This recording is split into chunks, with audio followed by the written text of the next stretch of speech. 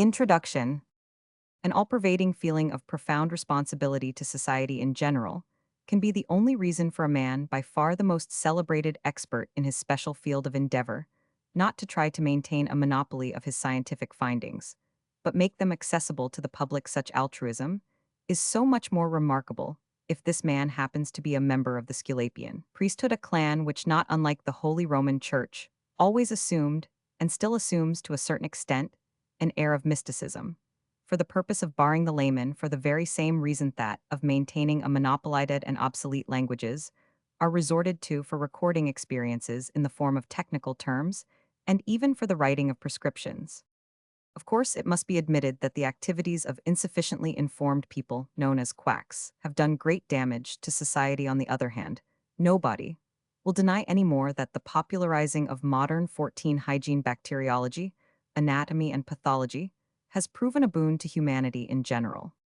It is typical of the father of psychoanalysis, imbued with a deep sense of fairness towards mankind, that he has never indulged in a narrow-minded professional point of view. The mere accident that it remained for the science of medicine to discover the psychology of the unconscious and psychoanalysis, as such, was not enough reason for Sigmund Freud to treat his discovery as a strictly medical preserve. Very helpful to Freud in this respect was the fact that he has a striking gift to make himself easily understood to the laity, in a manner usually not to be found in people specializing in the intricacies of science. Doubtless Sigmund Freud's astonishing gift to be his own best popularizer unquestionably takes root in his ability to fathom the soul of others, to speak to each and everyone in their own language, as it were. To my mind, Sigmund Freud's treatise on the problem of lay-analyses gives much 15 more than the title promises. This treatise is a complete outline, succinct and lucid at the same time, of psychoanalysis in its present state. If anybody would ask me today what book one could recommend to him for the easy understanding and grasping of the very essence of psychoanalysis, I should not hesitate to recommend The Problem of Lay-Analyses. This book, to my best knowledge and belief, appears to me exemplary in its lucidity. Freud unhesitatingly and strongly criticizes quacks who attempt to employ psychoanalysis without first being fully prepared for such work. To him, it does not make the slightest difference whether these quacks are medically trained men, most of whom have up to now given only scant sympathy to his teaching. Sir, medically unprepared layman Freud is of the opinion that it is not the medical training and the Roman 500 degree which makes a man a competent psychoanalyst, but rather inherent insight into the human soul, first of all into the unconscious layers of his own soul and practical training. According to Freud, there are just as many medical as 16 non-medical quacks exploiting psychoanalysis to the detriment of the general public and the new science as such. Moreover, at the present time, the relations of psychoanalysis to sciences in general are at least as close as they are to biology and medicine. It would therefore seem unfair to exclude non-medically trained men and women from the circle of psychoanalysts. Of course, Freud does not close his eyes to the danger lurking behind the possibility of confounding strictly organic diseases with so-called functional or nervous ailments only after it is ascertained beyond doubt by thorough medical examination that a patient is a subject for psychoanalytical treatment. Does Freud permit him to participate in the benefits of this therapy? The number of physicians is too limited, and their duties in general too manifold, to allow all of them to devote themselves to the study and the application of psychoanalysis to an extent which would actually exhaust the healing qualities of this new science. A whole army of psychoanalysts alone would be necessary. 17 to treat all those so-called incorrigible children whose ailings and failings constitute a grave danger for the coming generation. Great numbers of trained psychoanalysts would also be necessary to attend to such cases as penal and insane institutions offer for the purpose of gradually substituting sanitariums for penitentiaries. Criminal therapy on a psychoanalytical basis looms up to me as one of the biggest issues facing us at the present time. Another issue, less urgent perhaps, is the psychological readjustment that thousands upon thousands need in their relations to family, profession, and society. In general, this opens a tremendous field for the analytically trained social workers. Another field where applied psychoanalysis might become one of the indispensable necessities is the realm of education. All school teachers ought to have a thorough psychoanalytical training, so that we may entrust our children to them with more confidence. Finalist, but not least all professional men whose work in one way or another has 18 any bearing on the human soul, should be psychoanalytically trained anthropology, sociology, history. The psychology of art can no longer dispense with psychoanalysis.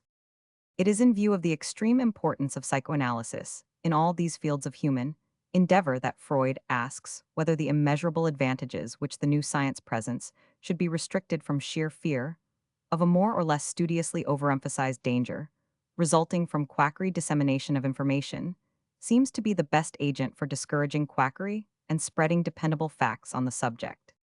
For the necessity of preparing an American edition of the problem of lay-analyses so soon after the publication of the German original, I myself may serve as a witness. It was my good fortune to accompany Dr. Freud on his now almost historical Argonaut's trip to America in 1909 and admire the courageous readiness with which America's outstanding leaders in the fields of psychology and neurology interested themselves in Freud's theories at that time. Freud and his teachings were still the bone of contention in the camps of European scientists. The Nestor of America's psychology, Dr. G. Stanley Hall, enthusiastically embraced Freud's teachings.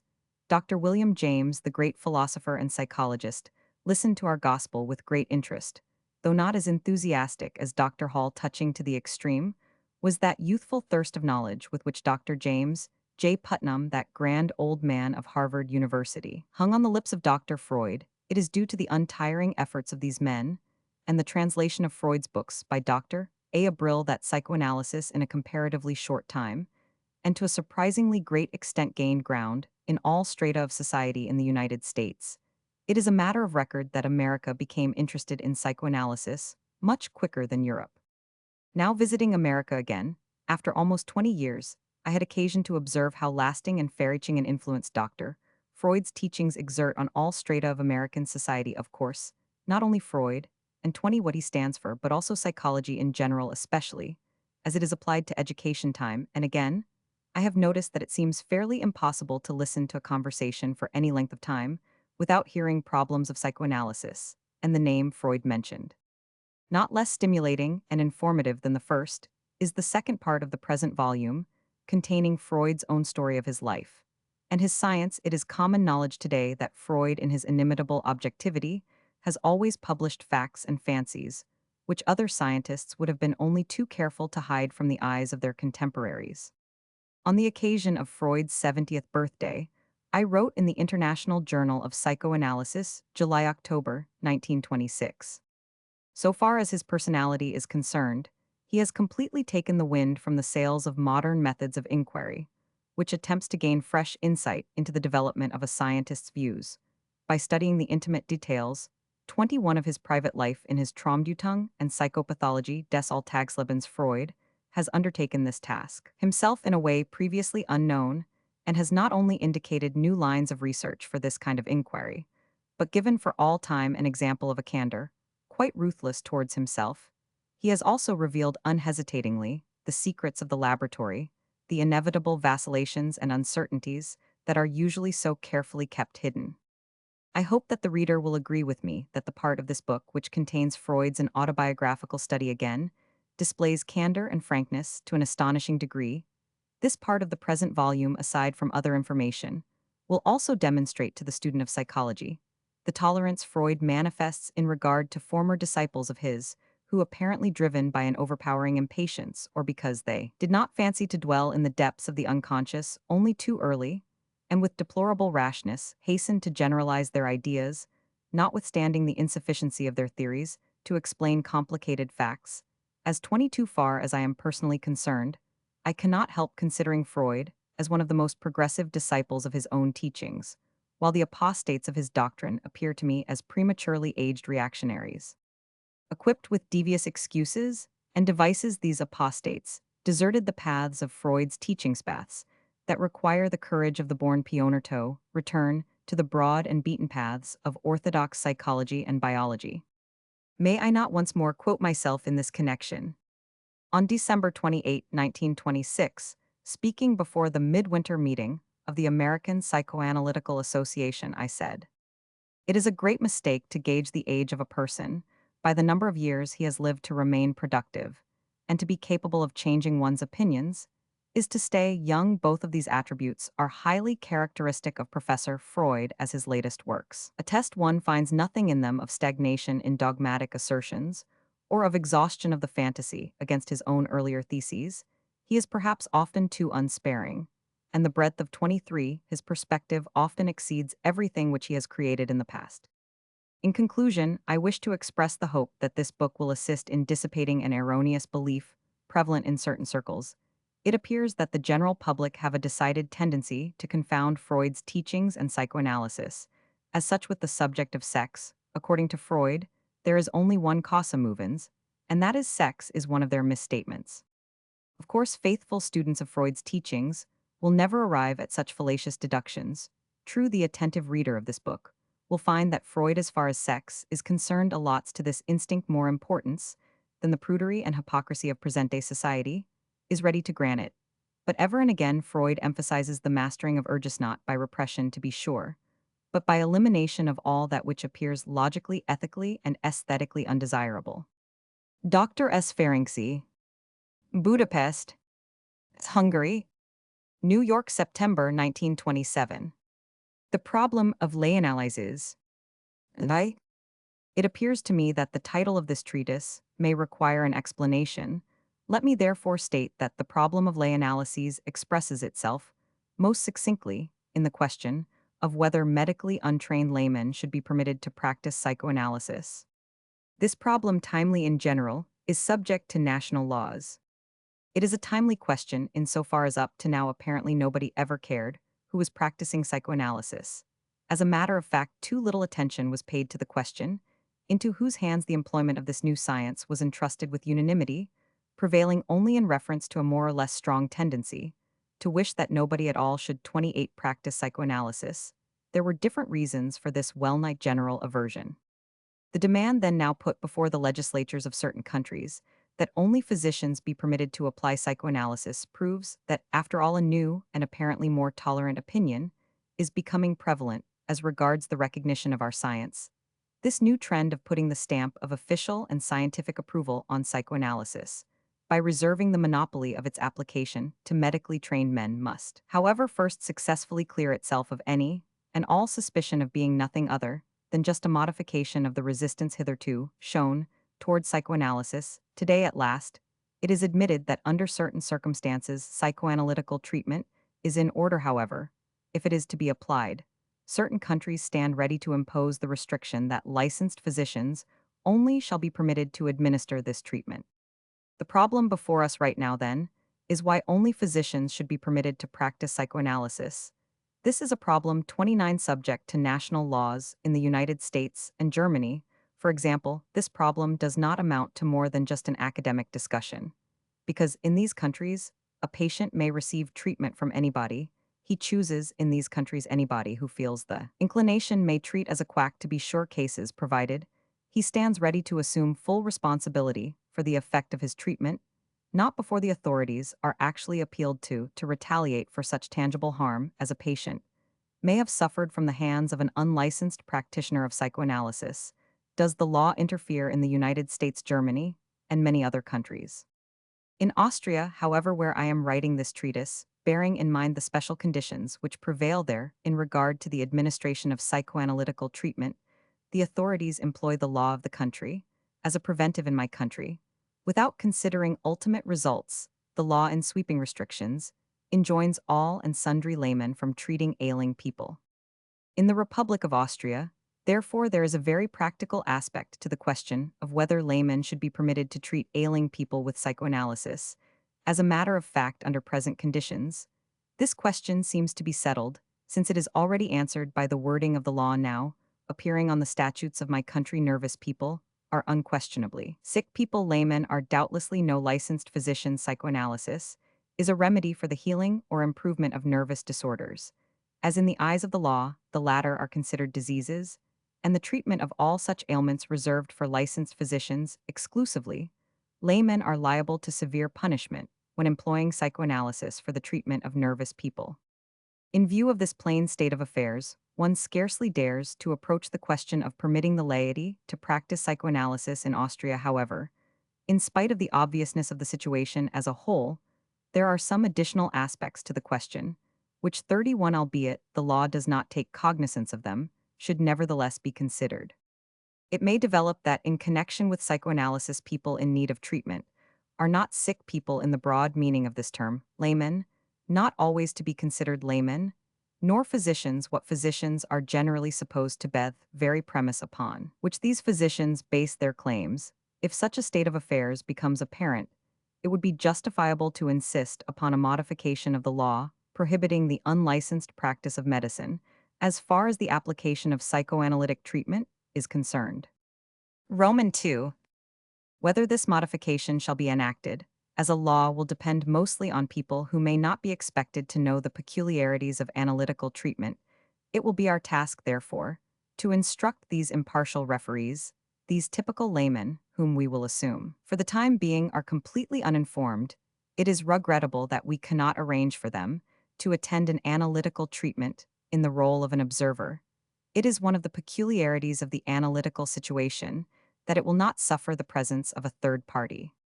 Moreover, individual sessions are liable to be very unequal as regards the information they may yield. Mr. Referee, happening in at an analytical session, would probably not profit to any great extent. As a matter of fact, he might altogether misinterpret that which is discussed between the analyst and the patient. 33. He may even become downright bored with the proceedings. Therefore, Mr. Referee must needs be satisfied with the information we shall presently impart to him, endeavoring to set it forth as lucidly as possible. Let us assume that the patient is suffering from attacks of moodiness, which he is unable to control, or else is the victim of a despondency so depressing as to paralyze his energy, causing him to lose all confidence in himself, manifesting extreme self-consciousness when among strangers without grasping the underlying elements of his case.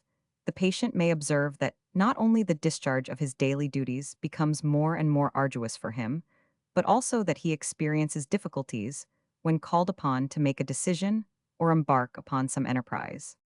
One, day utterly ignorant of the exact cause, succumbs to an attack of fear. From then on, he is unable to cross a street alone or board a train without fighting off a certain inarticulate fear. This condition, as a matter of fact, may even become so pronounced as to render it absolutely impossible for him to 34 cross a street or board a train unaccompanied. Or what appears very peculiar to him, his thoughts wander. They are no longer subject to his will. They attach themselves to problems which in reality do not interest him at all, but which he is nevertheless unable to dismiss from his mind. He imposes perfectly ludicrous tasks upon himself, such as counting the windows along the street, when attending to simple functions such as mailing a letter or turning off the gas. Doubts harass him a few moments later as to whether he has really dropped the letter into the mail box and whether he actually turned off the gas. Perhaps such a condition is merely annoying at first, but it becomes intolerable when in advanced stages it proves impossible to shake off such preposterous ideas as having flung a child under the wheels of a car, or thrown somebody from a bridge into the river, or being haunted by the terrifying doubt of whether he is not in reality the murderer the police are trying to apprehend for the latest spectacular crime. All these delusions are utter nonsense, as he himself very well knows. He has never done any harm to anybody. But if he really were a fugitive from justice, this obsession, this feeling of contrition could not be stronger. To take another Cassetha's time of a female patient who is suffering in an entirely different way, presenting entirely different symptoms, we will assume that she is a pianiste who suddenly experiences cramps in her fingers and discovers herself unable to play. As soon as she thinks of attending a social affair, she immediately feels the necessity of obeying a recurrent natural need, making it impossible for her to leave her own house. Thus, she has been forced to give up mingling with her friends or attend dances, the theater, or concerts. At the most inopportune moments, she becomes the victim of headaches or other painful sensations. Eventually, after meals, she feels impelled to yield to nausea condition, which if prolonged may become dangerous. Finally, she becomes absolutely unable to 36 stand any of those little excitements which cannot be eliminated from daily life. Upon such occasions, she readily faints, as these spells are frequently complicated with muscular spasms. Such attacks assume the aspect of dreadful afflictions. Still other patients become subject to disturbances in a sphere where bodily functions coordinate with manifestations of sentiment. If men they find themselves unable to give physiological expression to those tender urges that induce them to gravitate towards the other sex on the other hand, all these physiological reactions may be at their command when not aimed at the person they cherish most, then there are still other cases when bonds of sensuality will tie them to persons whom they actually despise, and of whom they have the most earnest desire to free themselves, or their sensuality imposes urges upon them whose fulfillment causes them to shudder. If they be women, such patients, on account of fear or disgust, or from some other restraint of unknown origin, become unable to perform 37 those functions, which their sex imposes upon them. In cases where they have yielded to the prompting of passion, they discover that that gratification is withheld from them, which nature normally offers as a reward for such complacency. Sooner or later, all such persons come to consider themselves as sick and appeal to physicians, expecting to be cured of their nervous ailments. Physicians have classified these manifestations, diagnosing them differently according to their own personal point of view. These ailments are listed under such terms as neurasthenia, psychasthenia, phobias, and neuroses of different kinds. And with that sweeping term hysterics, the parts of the body inducing such disturbances are examined: the heart, the stomach, the intestines, the sex organs, and all are found to be in the best of condition. The physician then advises the patient to change his mode of living, to take a vacation, to exercise, thus, with perhaps the aid of mild stimulants, the patient's condition may or may not be temporarily relieved. Eventually, the patient is informed that there are certain practitioners who specialize in the treatment of just such ailments, and thus they come to be psychoanalyzed. Mr. Referee, whom we will assume is present, has impatiently listened, while we have given an account of the nervous disturbances with which one may be afflicted. Mr. Referee suddenly becomes attentive, expressing his growing interest in these words. Well, now, at last, we shall see what the psychoanalyst will do with the patient, whom physicians could not help. To all appearances, nothing takes place between patient and psychoanalyst, except that they talk with each other. The psychoanalyst does not take recourse to any instruments while examining the patient, nor does he write out prescriptions. If it can be arranged, he will not even take the patient out of his usual surroundings or upset his daily routine in any way while treating him. Such a procedure is, of course, not of indispensable necessity, quite frequently proving impossible to arrange. Usually, the analyst simply makes an 39 appointment with his patient, then lets him talk, listens to him, lets him talk again, and listens once more. Mr. Referee now clearly manifests relief, but at the same time his face also assumes a disdainful expression. Apparently he thinks is that all words, words, words, as Prince Hamlet says, is psychoanalysis perhaps some sort of magic right, employing mere words with which to chase away a patient's ailment. Quite right, it surely would be magic if it would only work faster. One of the indispensable essentialities of magic is quickness, sudden results. But psychoanalytical treatment demands months, sometimes even years, proceeding at such a snail's pace. It loses the character of anything resembling magic.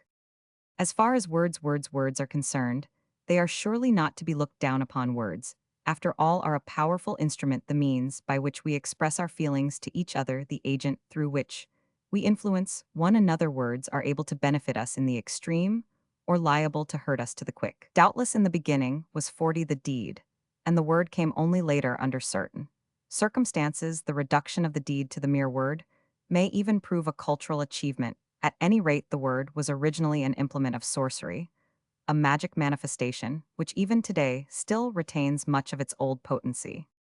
Mr. Referee now remarks, assuming that the patient is not any better prepared for the understanding of psychoanalytical treatment than I myself, how are you going to induce him to believe in the magic of the word, that is, to deliver him from his sufferings? Of course, some preparatory work is necessary, but that is easily accomplished in a simple manner. The patient is asked to be absolutely frank with the psychoanalyst, not to withhold intentionally anything that crowds itself into his mind, and to overcome gradually all such influences as may exert themselves to prevent certain of his thoughts or memories from being communicated to the psychoanalyst. There is not one of us but does not know 41 that there are certain things which we hate to tell anybody else, or which we are utterly unable to express at all. These are the so-called most intimate things. We also surmise this proves the great progress that has been made in the psychological understanding of ourselves, that there are some other things which we hate to admit to ourselves, which we try to hide from ourselves, and which once they are accidentally touched upon, we immediately endeavor to crowd out of our thoughts. Doubtless, the root of a very remarkable psychological problem manifests itself in the fact that there are certain of our thoughts which we try to hide from our very own self, that would seem to indicate that our very own self is not an indivisible unit, as we have always considered it, rather, that there is a certain something which may rise in opposition to our very own self vaguely. Then, we surmise that our own self and our soul life may be two different things. If now the patient submits to the demand of psychoanalysis to express everything in words that comes 42 to his mind, he comes to believe that an interchange of thoughts under such extraordinary conditions is liable to lead to extraordinary results. I understand you very well, Mr. Referee, says you simply assume that everybody suffering from a nervous disturbance is harboring something that depresses him, some dark secret perhaps. And by inducing him to impart this secret to you, you relieve him of that depression, thus alleviating his suffering. That after all is the very principle of the confessional, which the Catholic Church has employed for centuries to wield her influence over her communicants. Yes and no is our answer to this. The confessional, to a certain extent, may be considered as belonging into the realm of psychoanalysis leading up to it, as it were. However, the confessional as such is far removed from coinciding with the very being of psychoanalysis, and it is unable to explain the results of psychoanalytical treatment. In the confessional, the sinner tells what he knows, but in the analysis, the neurotic is expected to reveal 43 much more. Besides, there are no known cases where the confessional proved effective enough to remedy direct symptoms of ailments. Then, I don't understand you. After all, Mr. Referee interjects. What do you mean by stating that the neurotic is expected to reveal more in the course of psychoanalytical treatment? Of course, I can very well imagine that you, as a psychoanalyst, may wield a greater influence over your patient than the father confessor over a penitent, for the simple reason that you become better acquainted with him, employing your growing influence to talk unhealthy thoughts out of your patient, as it were disseminating his apprehensions and so forth. Frankly, it appears most remarkable to me that by such a procedure it should be possible to alleviate purely physical manifestations, such as nausea, diarrhea, and cramps. I know that such results are possible by taking recourse to hypnosis. Most probably through prolonged association with your patient, you gradually succeed in establishing hypnotic relations between you and him. By 44, this I mean that you inadvertently come to exert upon him a suggestive influence. Thus, the miracle wrought by your therapy is nothing other than the result of hypnotic suggestion. However, as far as I know, results by hypnotic therapy are procured much quicker than by psychoanalysis, which you yourself admit takes months and sometimes even years. After all, Mr. Referee does not seem to be so utterly uninformed and helplessly at sea as we had considered him in the beginning. Doubtless, he is eagerly bent upon grasping the essence of psychoanalysis on the basis of certain knowledge which he has acquired. He endeavors to connect psychoanalysis with something he already knows. Thus, he forces upon us the difficult task of explaining to him that he will never succeed in comprehending psychoanalysis in this way, because psychoanalysis is a process sui generis, something new and peculiar, understandable only with the assistance of new conceptions or presumptions. However, we still owe our inquisitive friend a reply to a point raised by him. What you, Mr. Referee, mentioned before about the personal influence exerted by the psychoanalyst on his patient should not go without comment. Such an influence actually prevails in the analysis, playing an important role. However, this influence is utterly unlike the influence induced by hypnosis. I shall have to prove to you that the situations in these two cases decidedly differ from each other. However, for the time being, the statement may suffice that this personal influenceth is suggestive element, if you wish, is not drawn upon for the purpose of suppressing symptoms of nervous afflictions, analogous to treatment by hypnotic suggestions. Besides, it is absolutely wrong to assume that this suggestive element is the agent and promoter of analytical treatment. It may be that such is the case right at the beginning of the treatment. Later, however, this very same suggestive element proves itself an opposing factor, forcing us to resort to extensive countermeasures. Just let me explain to you how thoroughly opposed the technique of analysis is to anything 46 and everything resembling the hypnotic technique of diverting or dissipating a patient's apprehensions. assumed that our patient is obsessed with an intense feeling of being guilty of, say, some horrible crime, we do not advise him to stifle the qualms of his conscience, simply on the strength of the fact that there is no doubt as to his innocence he himself has already proceeded along this trend of reasoning, but to no avail on the contrary. We try to impress him with the possibility that there may be something tangible at the bottom of so profound a feeling of guilt, and that it may be possible to detect this disturbing something.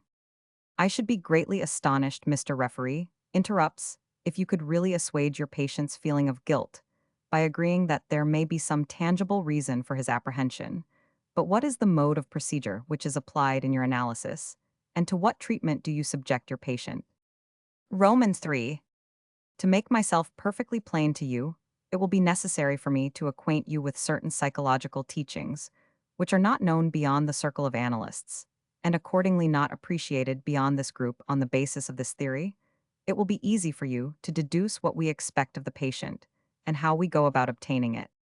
In explaining matters to you, I will allude to our theory dogmatically, as if it already were an accepted doctrine. Nevertheless, I do not want you to assume that our theory, as I shall presently put it, before you came into being as a fully developed, well-rounded out philosophical system. The development of our theory came about only very gradually, little by little, and was built up through continuous contact with observations. Moreover, our theory, in accordance with these observations, was continually modified until at 48 finally evolved in a manner apparently satisfactory for our purposes. Only so short a time as a few years back it would have been necessary for me to express this theory in somewhat different terms, and even today I cannot guarantee that the terms I am using are definitely fixed and will not be modified again. You know very well that scientific truths do not burst upon us with the unexpectedness of a sudden phenomenon. As a rule, any science, long after its early stages, lacks the character of definiteness, unchangeability, and infallibility, for which our human way of thinking longs so intensely. However, any science, as it presents itself to contemporaries, is science as its best so far as contemporaries are able to judge. My introductory remarks, I hope, will assist you in gaining a correct perspective in reference to psychoanalysis, especially when I ask you to bear in mind that our specific science is still very young, hardly as old as our century. As a matter of fact, and deals with about the most difficult matter presenting itself to human research. Let me therefore 49 encourage you to interrupt me unabashedly in my explanations when you do not grasp the full meaning of my words and require further elucidation. I am already interrupting you even before you really start. You say that you are going to acquaint me with a new psychology, but I was always under the impression that psychology as such is no new science. As a matter of fact, it seems to me, there always has been enough psychology, and enough psychologists in college. I learned of the great things achieved in this realm of human endeavor. Far be it from me to deny these achievements, however, scrutinizing them closely, you will find that they rather belong in the category of sensory psychology. A doctrine of soul life never had a chance for development, because its conception was obstructed by one very essential misunderstanding. After all, what does psychology embrace today, as it is taught in colleges? Aside from a few important sensoromotoric perceptions, there are just a number of classifications and definitions referring to certain processes of the soul, which, thanks to the fact that these terms have become a part of our living language, are now the common property of all educated people. To all appearances, such limited information does not enable us to clearly grasp our soul life. Did you ever notice that every philosopher, poet, historian, and biographer evolves his own psychology based on individual presumptions in regard to the connection and the ultimate purpose of psychological phenomena, all of which are more or less acceptable but altogether and equally unreliable seemingly? A common foundation is missing. Thus it happens that in the realm of psychology, there is an utter lack of respect and authority. There obviously anybody is permitted to poach or freelance to his heart's content. If you touch upon a question of physiology or chemistry, nobody will dare speak up, unless he is in possession of authentic information. However, when discussing psychological questions, you may expect everybody to venture an opinion or raise his voice in protest. 51.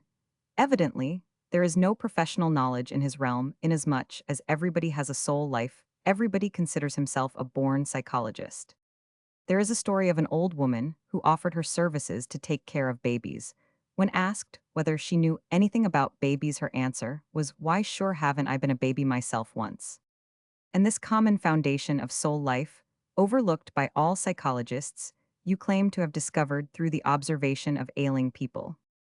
I do not believe that the origin of our findings minimizes their value. Embryology, for example, would not enjoy any confidence as a science if it were unable to explain clearly the origin of prenatal deformities.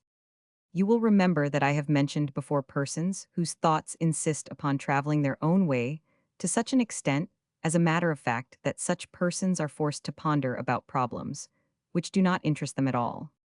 Do you believe that psychology, as generally 52 taught, will be in a position to render even so much as the slightest assistance for the explanation of such anomalies? And after all, there is not one of us whose thoughts during the night do not travel their very own way, creating visions, which we are unable to interpret, which we are at a loss to understand, and which frequently appear to be to an almost disquieting extent products of morbidity. I am now referring to our dream life among the majority of people. The opinion always prevailed, and still prevails, that there is an inherent meaning to dreams, that some attention ought to be paid to our nocturnal visions, that a certain interpretative value is attached to them. Orthodox psychologists have never been able to interpret the meaning of dreams. To them, dreams were something with which they did not know what to do, and as soon as orthodox psychology tried to interpret our dream life, their explanations ventured far afield from psychology proper. Dreams, according to them, were nothing other than the result of physiological sensations originating from an unequal soundness, 53 of sleep, in different parts of the brain. I venture to state right here that any psychology unable to explain the essence of our dreams is also inapplicable to the understanding of normal soul life and cannot be expected to be recognized as science. You are becoming so aggressive that I surmise one of your sensitive spots has been touched upon. I have heard before that in psychoanalysis, great value is attached to dreams, that dreams are interpreted, and behind them, old memories of actual events are sought. On the other hand, I also know that the interpretation of dreams is left to the arbitrary conception of the analyst, and that the analysts between themselves have frequent squabbles in regard to the question of how to interpret a certain dream and the justification of arriving at certain conclusions. If this is really the case, I do not think you should stress the advantage of psychoanalysis in regard to orthodox psychology. There you have said something very appropriate. It is only too true that the interpretation of dreams in theory, as well as practice of 54 psychoanalysis, has achieved incomparable importance. If at this point I appear to be aggressive to you, this must be looked upon as a defense mechanism when I reflect upon all the nuisance brought about by some of our analysts. In connection with the interpretation of dreams, I could despair. I feel like quoting the pessimistic truism of our great satirist Nestor, who once said any progress is only half as great as it seems to be in the beginning. But haven't you noticed that we mortals are always bent upon confounding everything and distorting it? Nevertheless, with a little caution and self-training, most of the dangers lurking behind the interpretation of dreams can be avoided. But it will never be possible for me to get down to the explanation of our new science, which I promised you if we continually digress. If I understood you correctly, you were going to speak about the fundamental presumptions underlying the new psychology. It was not my intention to start with that 55. Rather, I intend to tell you what we have learned of the soul apparatus in the course of our analytical studies. What do you mean by soul apparatus, and what is it made of, may I ask? You will soon enough see what the soul apparatus is. It is irrelevant to ask of what material it is made, as this question has no psychological interest as far as psychology is concerned. The question of material is just as unimportant as the question would be in the realm of optic of whether a telescope is made of metal or cardboard. The question of matter does not enter here at all, but there is great importance attached to the aspect of space. This obscure soul apparatus, which serves as the agent for all processes of our soul, is conceived by us as an instrument consisting of several parts. Each of these parts we shall call a stage. There is an individual function attached to each of these stages, and all of them are correlated to each other in reference to space aspects of space, like near and far and above and below, for the time being only serve to illustrate the regular sequence of 56. The functions allotted to the different stages of the soul apparatus. Do you still follow me? Hardly, however, I hope I will understand you eventually. At any rate, your explanation appeals to me as a somewhat peculiar description of the anatomy of the soul, which according to biologists is non-existent. I will grant that what you call my somewhat peculiar description of the anatomy of the soul is merely a parallel drawn upon for the purpose of elucidation, as is so often done in sciences in the early stages of a new science. Such parallels have always been quite primitively open to revision, as it were. I consider it superfluous to strengthen my argument by referring to the frequently applied, if as is quite popular in such cases the actual value of such if argumentations fiction the philosopher Wehinger would call it greatly depends on how advantageously this argumentation may be applied to the case in question.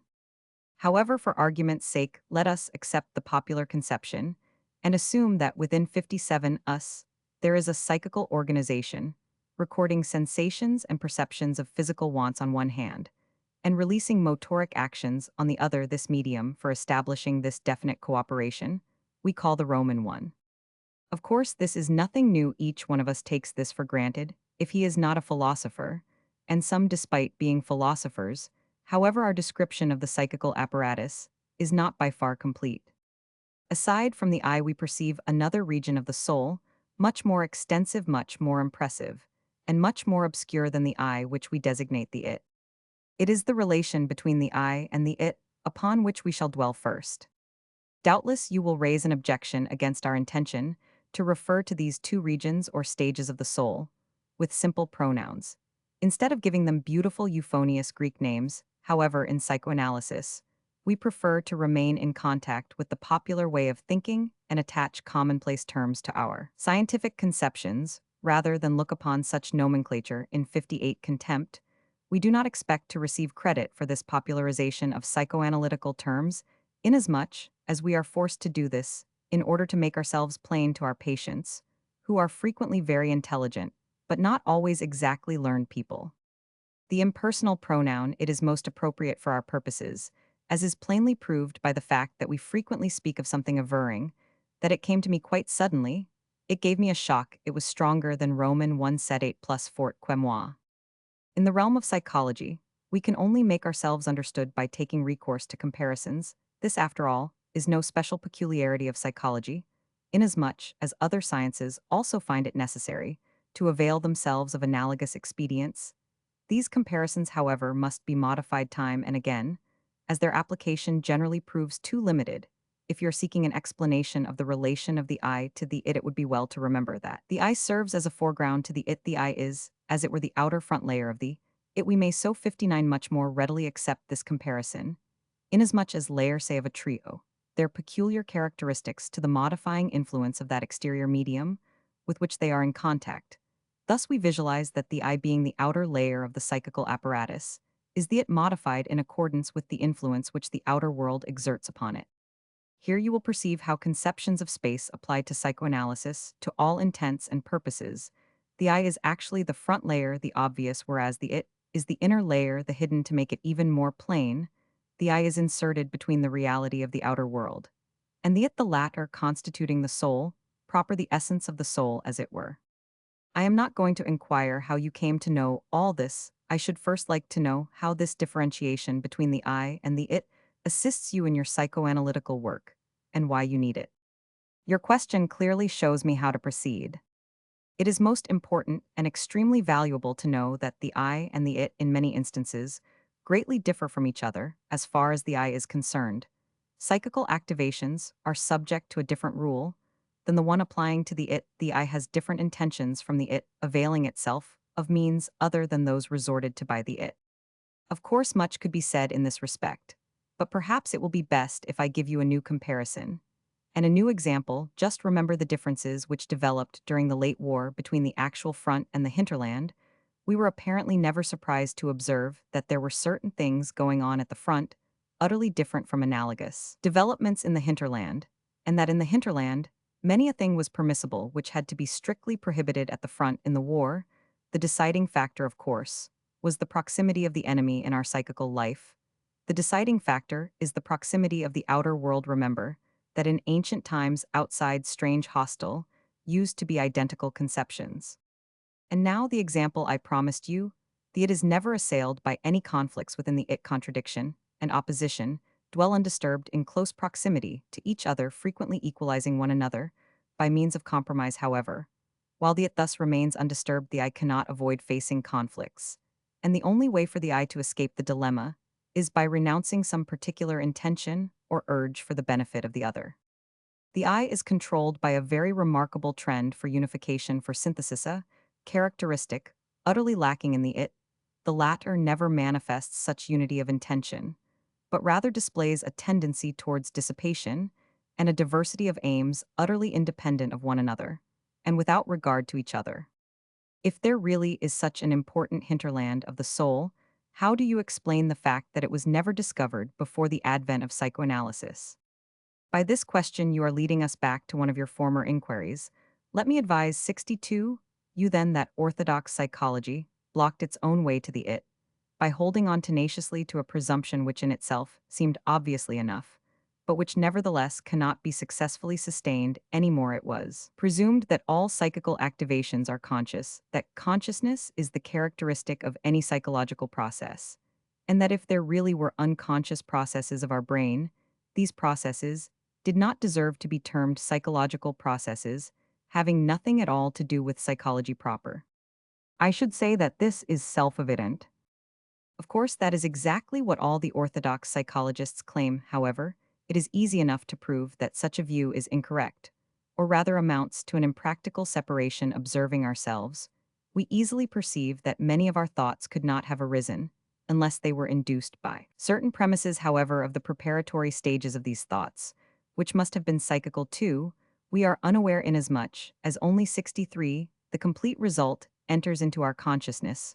Once in a while, it may be possible for us to reconstruct the development of a thought by retrospective contemplation. Most probably, our attention had been diverted, so that we missed observing the development of the thought in the making, so to speak. That's just an obvious excuse insufficient to obscure the fact that quite frequently psychical activations and, often highly complicated ones too, may occur in our soul life, without our becoming actually aware of them. Alas, you may be ready to accept the hypothesis that just a little more or less of your attention may prove sufficient to transmute a non-psychical action into a psychical one. But why squabble? The existence of unconscious thoughts has been proven in hypnotic experiments time and again, to the satisfaction of everybody. I don't wish to deny that, and I actually believe I am now beginning to understand you at last. What you're terming the I is the 64 conscious, while the it describes the so-called subconscious, which is so much discussed just now. But why pray this masquerade of new terms, if I may ask? This is no masquerade inasmuch as other terms cannot be employed here properly. Besides, let me ask you not to substitute literature for science. If somebody refers to the subconscious, I don't know whether he is alluding to it as a stratum, that is something dwelling in the soul beneath the conscious, or whether he refers to it as to quality that is another consciousness, a subterranean one. So to say, to be sure, the greatest probability seems to be that anybody juggling such terms is himself not at all sure of what he really means. The only permissible differentiation is one between conscious and unconscious. Nevertheless, it would be a severe error to believe that a differentiation between conscious and unconscious would be analogous to a differentiation between the I and the it. It would be too wonderful if it were as simple as all that, and it would be easy going for our theory then. But it is not so. 65 simple. Correct only is that everything that occurs within the it is and remains unconscious, and that only activities of the I may become conscious. However, not all these activities are conscious, nor are they always conscious, nor do they necessarily have to become conscious. Parts of the I may remain permanently unconscious. The penetration into consciousness of a psychical process is quite complicated. I cannot avoid demonstrating to you dogmatically once more what our hypothesis is in this respect. You will remember that the I is the outer peripheral layer of the it. We now assume that on this outermost surface of the I, there is a peculiar device, a system, an organ, if you wish, by whose exclusive actuation that phenomenon is created, which we call consciousness. This organ may be actuated from the outside, that is, our sensory nerves may convey to it sensations of an outer world as well as from the inside, where first it may perceive the sensations from the it, and later on the processes of the Roman one. This is getting worse and worse, and more 66 and more beyond my understanding. Did you not invite me to discuss with you the question of whether or no medically trained layman should be permitted to apply psychoanalysis? Why then all these ramblings of vague and dark theories, whose correctness you will be unable to prove to me? Only too well do I realize that I cannot convince you, as that would be beyond all possibilities. I have therefore surrendered such intentions. Even when instructing our own disciples in the theory of psychoanalysis, we always observe how little impression we make on them in the beginning. They accept the analytical teachings with just as much equanimity as any other abstractions which have been fed to them. Some of them may have the earnest desire to be convinced, but there is no trace that they ever really are convinced. We demand that anyone who intends to analyze somebody else should first submit to an analysis, only if in the course of this self-analysis, it is usually incorrectly Calida 67, disciple experiences the truth of psychoanalytical teachings on his own body or, rather on his own soul then. And only then he gains those convictions which later on will guide him in his work as an analyst. How then may I expect to convince you, Mr. Referee, of the correctness of our theories, especially as I can only give you an incomplete abbreviated, and therefore none too lucid outline of psychoanalytical teachings, without your being able to corroborate it through your own experiences? But such is not my intention at all. We are not discussing here the question of whether psychoanalysis is sense or nonsense, nor whether the premises of psychoanalysis are correct or full of grave fallacies. I am simply presenting our theories to you, because in this way it seems easiest to me to explain to you what is the real essence of psychoanalysis, what are its premises in reference to individual patients, and just what the treatment is that is administered to them in this way. The problem of lay-analyses is projected in a striking 68 light. If you have followed me up to now, you may rest assured that the worst is over, and that from now on everything will be much more comprehensible to you. And now let me pause for a moment. Roman 4. Expect that on the basis of psychoanalytical theories, you will explain to me how the development of a nervous ailment may be conceived. I shall try for this purpose. However, it is necessary that we study our eye in it from a new point of view. We shall have to look upon these two factors as to their dynamic values, that is, in regard to the forces active in and between them. You will remember that previously we restricted ourselves to the description of the psychical apparatus. I am only hoping that things won't be so impossible to grasp. I do not think so. As a matter of fact, I believe that you will soon comprehend the whole system. To start with, let us assume that those forces which actuate the soul apparatus are generated by the different organs of our system 70 as the result of important needs of our body. Don't forget what the poet-philosopher Schiller once said. Until philosophy sublime supremely rules the course of time, the world in oldest fashion, by hunger moves and passion. Hunger and passion are two very powerful agents. The needs of our body which stimulate the soul into action actuate the soul, as I referred to it before, call urges. It is these urges which fill the it. All energies generated by the it were incepted by these urges. The powers of the I have no other origin either, inasmuch as they are derived from the it. What now do these urges want? They want to be satisfied, that is, they endeavor to create such situations whereby the needs of our body are gratified. As soon as any tension created by our urges slackens simultaneously with the satisfied cravings of our body, our consciousness experiences 71 a pleasurable sensation, whereas an intensification of our urges will soon enough result in decided displeasure. In accordance with these fluctuations of pleasurable and distressing sensations, our soul apparatus regulates its activity, thus the rule of the pleasure principle manifests itself. Intolerable conditions develop in case the urges of the it are not satisfied. Experience proves that situations of complete gratification can only be achieved in contact with the outer world. Thus that part of the it which faces the outer world, Roman 1e, the I assumes its functions, while the driving power is produced by the it is the I, which then assumes the management, takes the steering wheel in hand, so to speak, without which the coveted goal could never be reached. It is characteristic of the urges of the it that they are always bent upon immediate rash gratification, without ever attaining their ends, but frequently exposing themselves to severe harm. Therefore, it devolves upon the I to forestall such failure by mediating between the reckless demands of the it and 72, the practical outer world.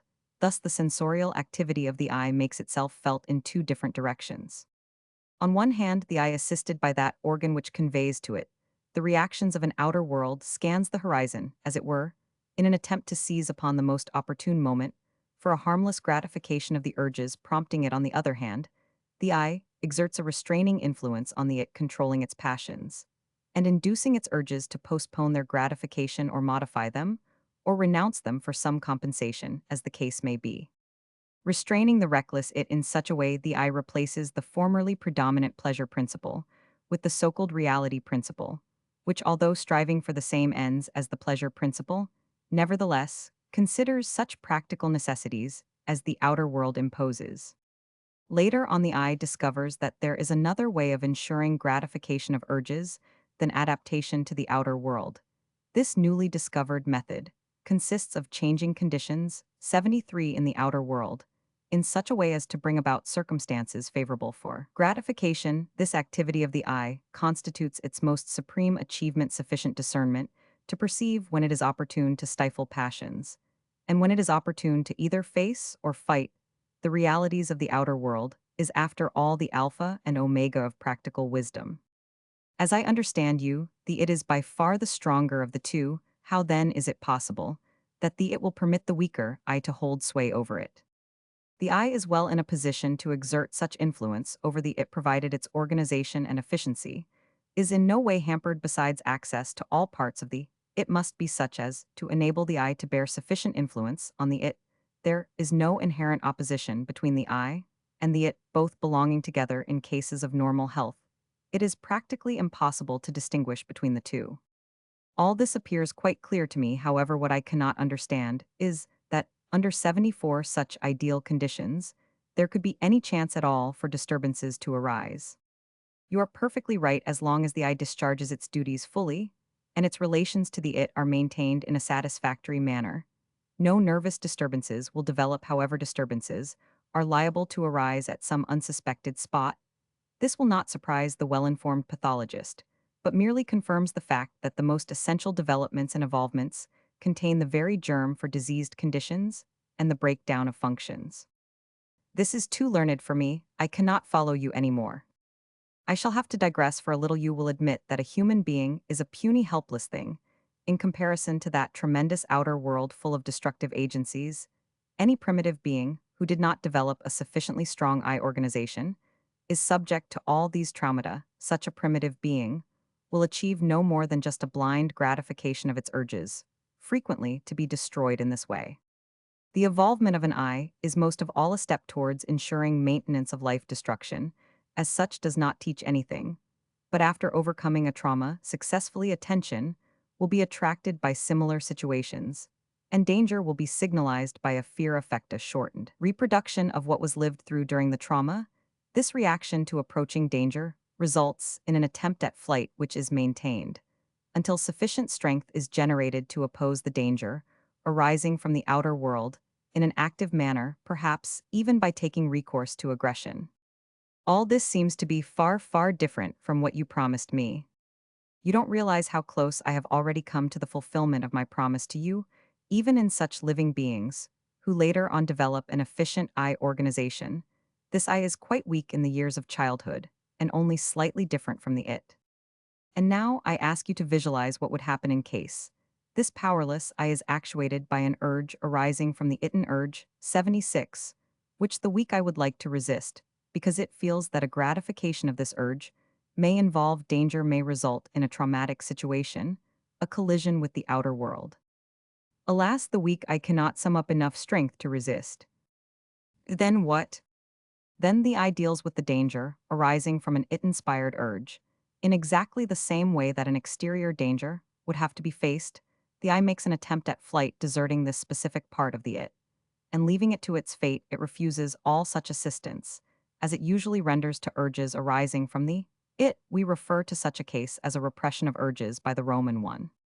For the time being, danger is thus parried, but to confound inner and outer world is certain to invite punishment. Running away from oneself is a thing that cannot be done in a case of repression. The I succumbs to the pleasure principle, which it otherwise strives to correct. Thus it is the I upon which damage is inflicted in such cases of repression. This damage consists of the I-77 experiencing a lasting restriction in its own sphere of rule. The repressed urge is now isolated, left to itself, unapproachable. and cannot be influenced. The repressed urge now goes its own way frequently, even after the I has attained power. It proves impossible to release this repression. With its synthesis disturbed, a part of the it remains forbidden ground to the Roman one. The isolated urge does not remain idle, however, because normal gratification was denied. It contrives to compensate itself by engendering psychical derivatives, which take its place and connecting with other psychical activations, estrange them to the Roman one. Finally, in the form of an unrecognizable substitute, the isolated urge penetrates to the I and to consciousness, presenting itself as what is known as a symptom. We now become aware of what a nervous disturbance is. We perceive an I hampered in its synthesis, unable to exert any influence on certain parts of the it. In addition, the I must renounce some of its inherent activities to avoid new collisions with the repressed 78 urge. We perceive an I exhausting itself in mostly unavailing defensive measures against symptoms that are nothing other than results of the repression. Moreover, it becomes evident now that, in the it, some urges have assumed independence. They aim at their own gratification, without any concern for the whole subject, only to such primitive psychology as reigns in the lowermost depths of the it. Observing such a state of affairs, we face the quite simple situation in which the I, attempting to repress certain parts of the it, proceeded in an utterly unsuitable manner. Consequently, the I has failed in its intention, and now the it is taking revenge on the Roman one. This revenge of the it on the I resulted in nothing less than a neurosis. Accordingly, a neurosis is the result of a conflict between the I and the it, a conflict as investigations will show first upon the I, because the latter insisted on maintaining its state of pliability. In reference to an outer world, the conflict in fact is one between the it and the outer world. However, because the I, faithful and true, takes sides with the outer world, it becomes entangled in this conflict of the it with the outer world. Note that the condition of nervous disturbances is not induced by the conflict between the I and the it, but rather by the fact that the I, for the purpose of settling this conflict, availed itself of the unsuitable agent of repression. As a rule, conflicts between reality and the it are unavoidable, and it is a routine task for the I to act as a mediator in such cases, that in the case of this specific conflict, which we have under observation just now, the I took recourse to repression as agent, is due to the fact that at this time, the I was powerless and immature. After all, repressions of lasting importance occur exclusively during early childhood.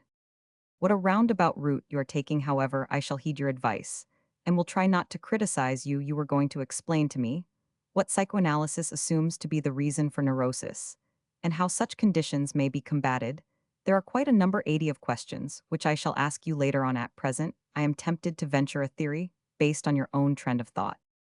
You have pointed out to me this interrelation between outer world and the I, and the it as an indispensable condition for the development of a neurosis. You have mentioned the fact that the I, on account of its dependency on the outer world, opposes the it. However, is not some other course for the I possible? For example, could not the I in such a conflict be simply swept off its feet by the it, so to speak, renouncing all dependency on the outer world?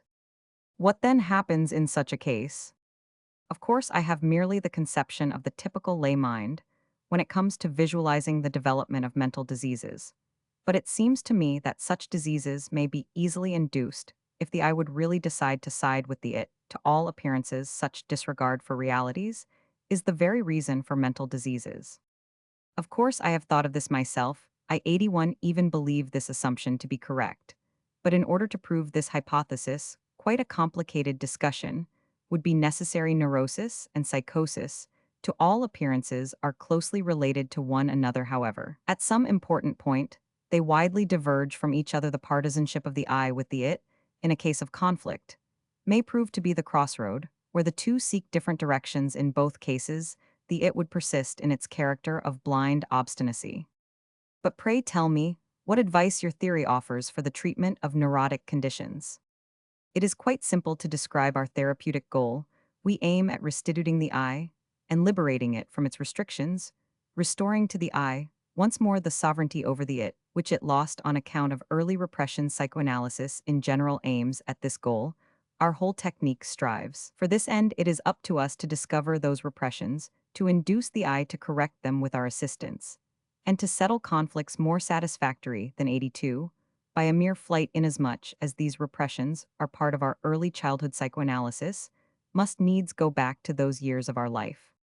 The way to those mostly forgotten conflict situations, which we must revive in the memory of our cases, is pointed out to us by symptoms, dreams, and free associations of the patient, of course. All these hints must first be interpreted, translated, as it were, because these symptoms and dreams, under the influence of the psychology of the it, have assumed various disguises, which it is our purpose to penetrate.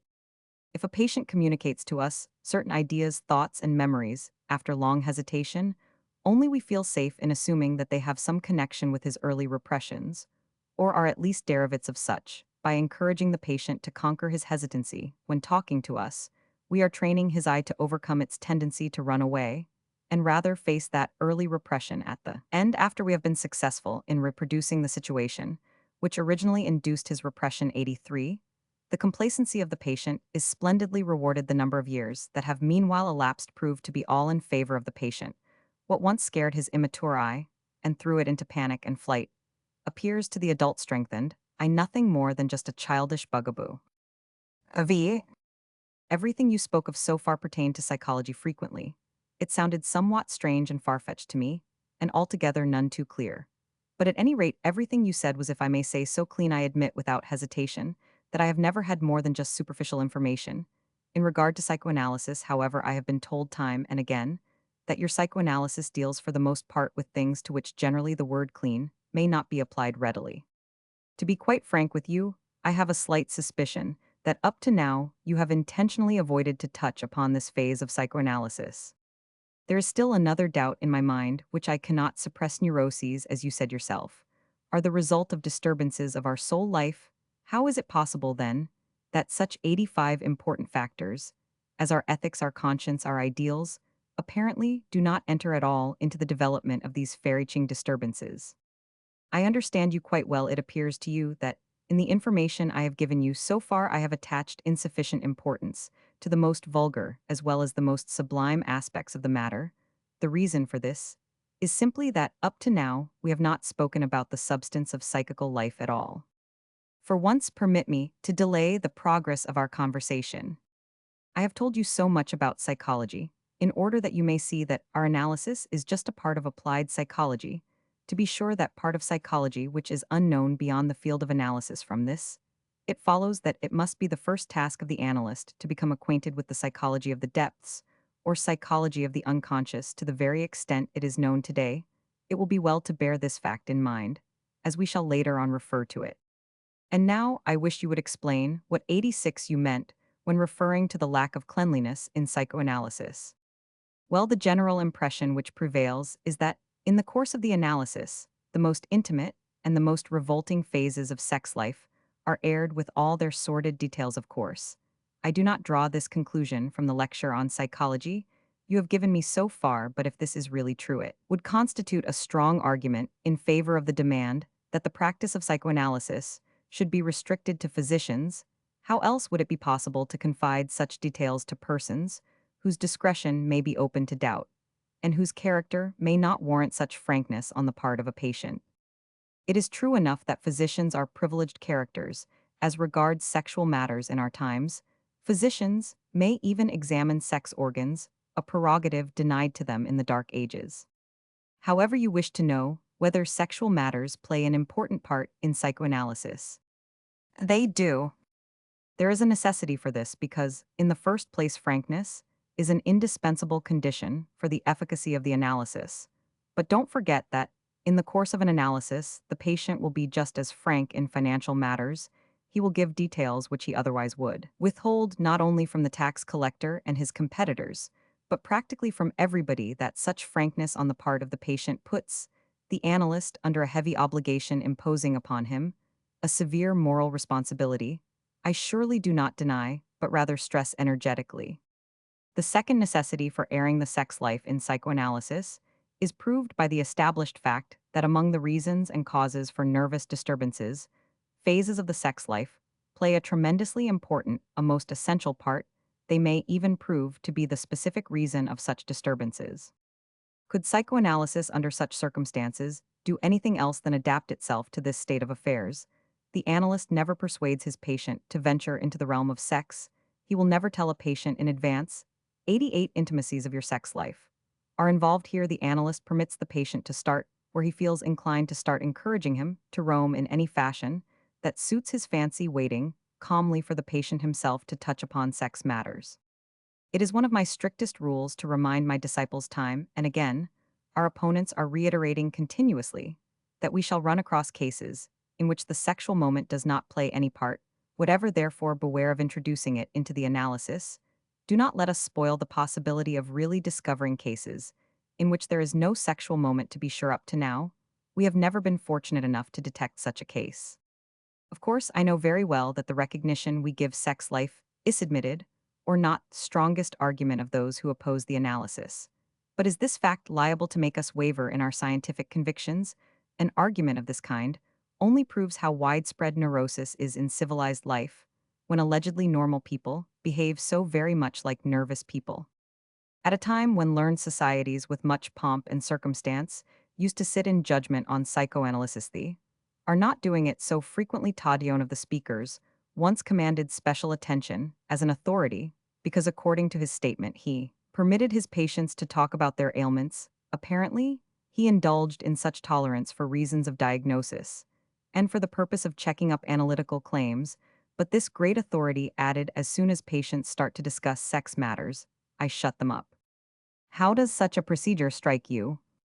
I regret to report that the learned audience applauded the great authority fervently instead of denouncing him, which would have been more fitting. That loose logic in which the aforementioned authority permitted himself to revel, I can only explain by assuming that he was all puffed up with that strength which the knowledge of mutual prejudice lent him. In the course of years, some of my disciples, following a popular trend, undertook to liberate the world from the bonds of sex, which 90 psychoanalysis is supposed to force upon it. One of them came out with the pronunciamento that sex, in the broad meaning of the term, does not mean sexuality as such, but rather something abstract, something quite mysterious. Another even emphatically declared that sex life was just one of the different phases in which man manifests his inherent driving force for power and rule. These new doctrines received public acclaim, at least for a time. I strongly feel like taking sides in this issue. It seems somewhat far-fetched to me to insist that sexuality is not a natural, innate necessity for all living beings, but rather the expression for something else. Just look upon the animal world. That does not matter. There is nothing absurd enough that society would not gleefully swallow, if it only pretends to be an antidote against the overpowering might of sex. By the way, may I not tell you that, to my mind, your present status as an impartial listener, a lay arbitrator, as it were, should not permit you to betray the strong prejudice you 91 yourself are manifesting in regard to the great part the sexual moment plays in the development of neurotic conditions. Do you not think that such a strongly emphasized prejudice may make it impossible for you to render a just verdict? I am very sorry to hear you say that apparently you have lost confidence in me, but pray tell me, why did you not appeal to some other impartial referee? For the simple reason that this other impartial referee would not have thought any differently from you, and in case he would have been ready to admit at once the importance of sex life, everybody would have held he is no impartial referee at all. He is one of your own camp followers. No, I am not the least discouraged, and I am not abandoning hope that I shall ultimately succeed in influencing your views. I will admit, however, that the present case is different from the one I have previously alluded to. As far as orthodox psychological argumentation was concerned, it did not matter much for me whether you believed what I 92 said or not. It was merely important to impress you with the fact that purely psychological problems were being dealt with. However, when the question of sex is raised, it seems important to prove to you that the strongest reason for your opposition is nothing but a general animosity toward sex, which you have in common with many others. Do not forget that I lack the experiences upon which your firm convictions are based. Very well, then, I shall proceed. Sex life is not only something piquant, but also a very serious scientific problem. Many new facts had to be ascertained in this phase of life. Many peculiarities I have already explained to you, that it is necessary for the analysis to go back to the years of early childhood. Because at this time, with an immature eye still weak, the essential repressions of a patient are incepted. But childhood has no sex life. Sex life enters with puberty, only is the general claim. Wrong. We have discovered that sexual tendencies permeate life from very birth, We also ascertain that it is to combat these urges that the infantile eye resorts to repressions. It is indeed remarkable. Is it not that even the wee babe fights against the very same sexuality, against which that learned great authority talked before an equally learned audience seen later on those of my own disciples, even who compiled some new theories? How is that possible? The most platitudinous explanation would be that our whole civilization unfolded at the expense of sexuality. However, there is much more to be said about this. That only now the sexuality of the child has been discovered ought to drive the blush of shame into our faces, of course. There were always some specialists of children's diseases, some baby-wise nurses, who knew about it. On the other hand, men calling themselves child psychologists in the face of these findings, raised a hue and cry, and wringing their hands in desperation spoke reproachfully of the defloration of childhood. Again and again, sentiment instead of argument, such tactics are generally resorted to in the course of political discussions. Of course, the sex life of the child is different from that of the adult sexual functions from the very beginning, until they assume those ultimate forms which are well known to us, undergo a process of complicated development. Many component urges, each driving in a different direction, eventually consolidate ultimately to serve the purpose of propagation. Not all of the individual component urges prove of equal value in view of the ultimate task. They are called upon to serve. Many of them have to be rerouted, refashioned, partially subdued. Such a protracted process of development cannot always be pursued smoothly without obstacles arising here and there, and without engendering partial fixations in the course of the earlier stages. Wherever in later life sexual functions are blocked by obstacles of some kind, sexuality libido, as we call it, will show a decided 95 tendency to gravitate towards such early fixations. The study of the sex life of the child and its transformations, until full maturity, has also yielded to us the key for the understanding of so-called sexual perversions. These, while generally spoken of with profound disgust up to then, had remained obscure as to their origin. Although this phase of sex life is extraordinarily interesting, it does not serve our present purpose to dwell upon it in detail. To understand all these ramifications of sex life, it is not only necessary to possess sufficient anatomical and physiological information, but also that knowledge which cannot be acquired in medical schools. Roman 1. A thorough acquaintance with the history of civilization and mythology. Up to now, I am still unable to gain a clear conception of the sex life of the child. I shall then dwell on this phase further. To be perfectly frank with you, I should really hate not to go into it further. The most remarkable thing in the sex life, 96 of the child to my mind, is the fact that its whole extensive development is completed in the course of the first 5 years of life. From then until the beginning of puberty, there is a time when sex remains latent, a time during which normally sexuality is not progressing, but rather losing in intensity. During these years, the child is liable to abandon and forget much that he has practiced and known before. It is during this period, after the first bloom of sex life has withered, that such conceptions of the I develop, as shame, disgust, morality, destined to serve as support later on in the storm and stress of puberty, and to direct newly awakened sexual tendencies. This new second phase of sex life plays a very important part in the inception of nervous disturbances. Apparently, it is only in man that this twofold onset of sex life prevails. It is perhaps this which is one of the contributing factors to the truly human prerogative to indulge in neuroses. Before the advent of psychoanalysis, the early period of sex life had been overlooked. 97, just as had the unconscious background of conscious soul life. If you should now suspect that both belong together, you have guessed correctly. There is abundant material of the greatest interest as to contents, manifestations, and performances of this early period of sex life. Material, as a matter of fact, that would prove most astonishing. For example, it will amaze you, no doubt, when I tell you that the baby boy is frequently afraid of being devoured by his father. Does it not surprise you that I list this fear among the manifestations of sex? Let me remind you here of the mythological character of the god Cronus, who eats his own children. How this myth must have astounded you when it was related to you for the first time. Most probably, you, like the rest of us, did not pause to ponder over it. Today, we frequently recognize in such fairy-tale characters as the carnivorous wolf in Little Red Riding Hood, the child-devouring father in disguise. Let me assure 98 you that mythology, as well as the world of fairy tales, can be understood only on the basis of the sex life of the child. It may also surprise you to learn that the male child is beset with fears of having his father rob him of his sex organ, and that this fear of being castrated is of the greatest influence in connection with the general development of a male child's character and his sexual tendencies in later life. Here is another case where psychoanalysis may draw upon mythology for support.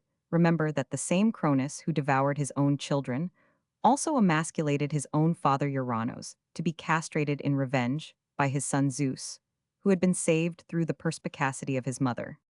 In case you are inclined to believe that all that which has been said about the early sexuality of children is just a phantasmagoria of the wild fancies of a psychoanalyst, you must nevertheless admit that these wild fancies are very similar to those ideas, which permeated the fantasy of primitive man of 99, which myths and fairy tales are the tangible record.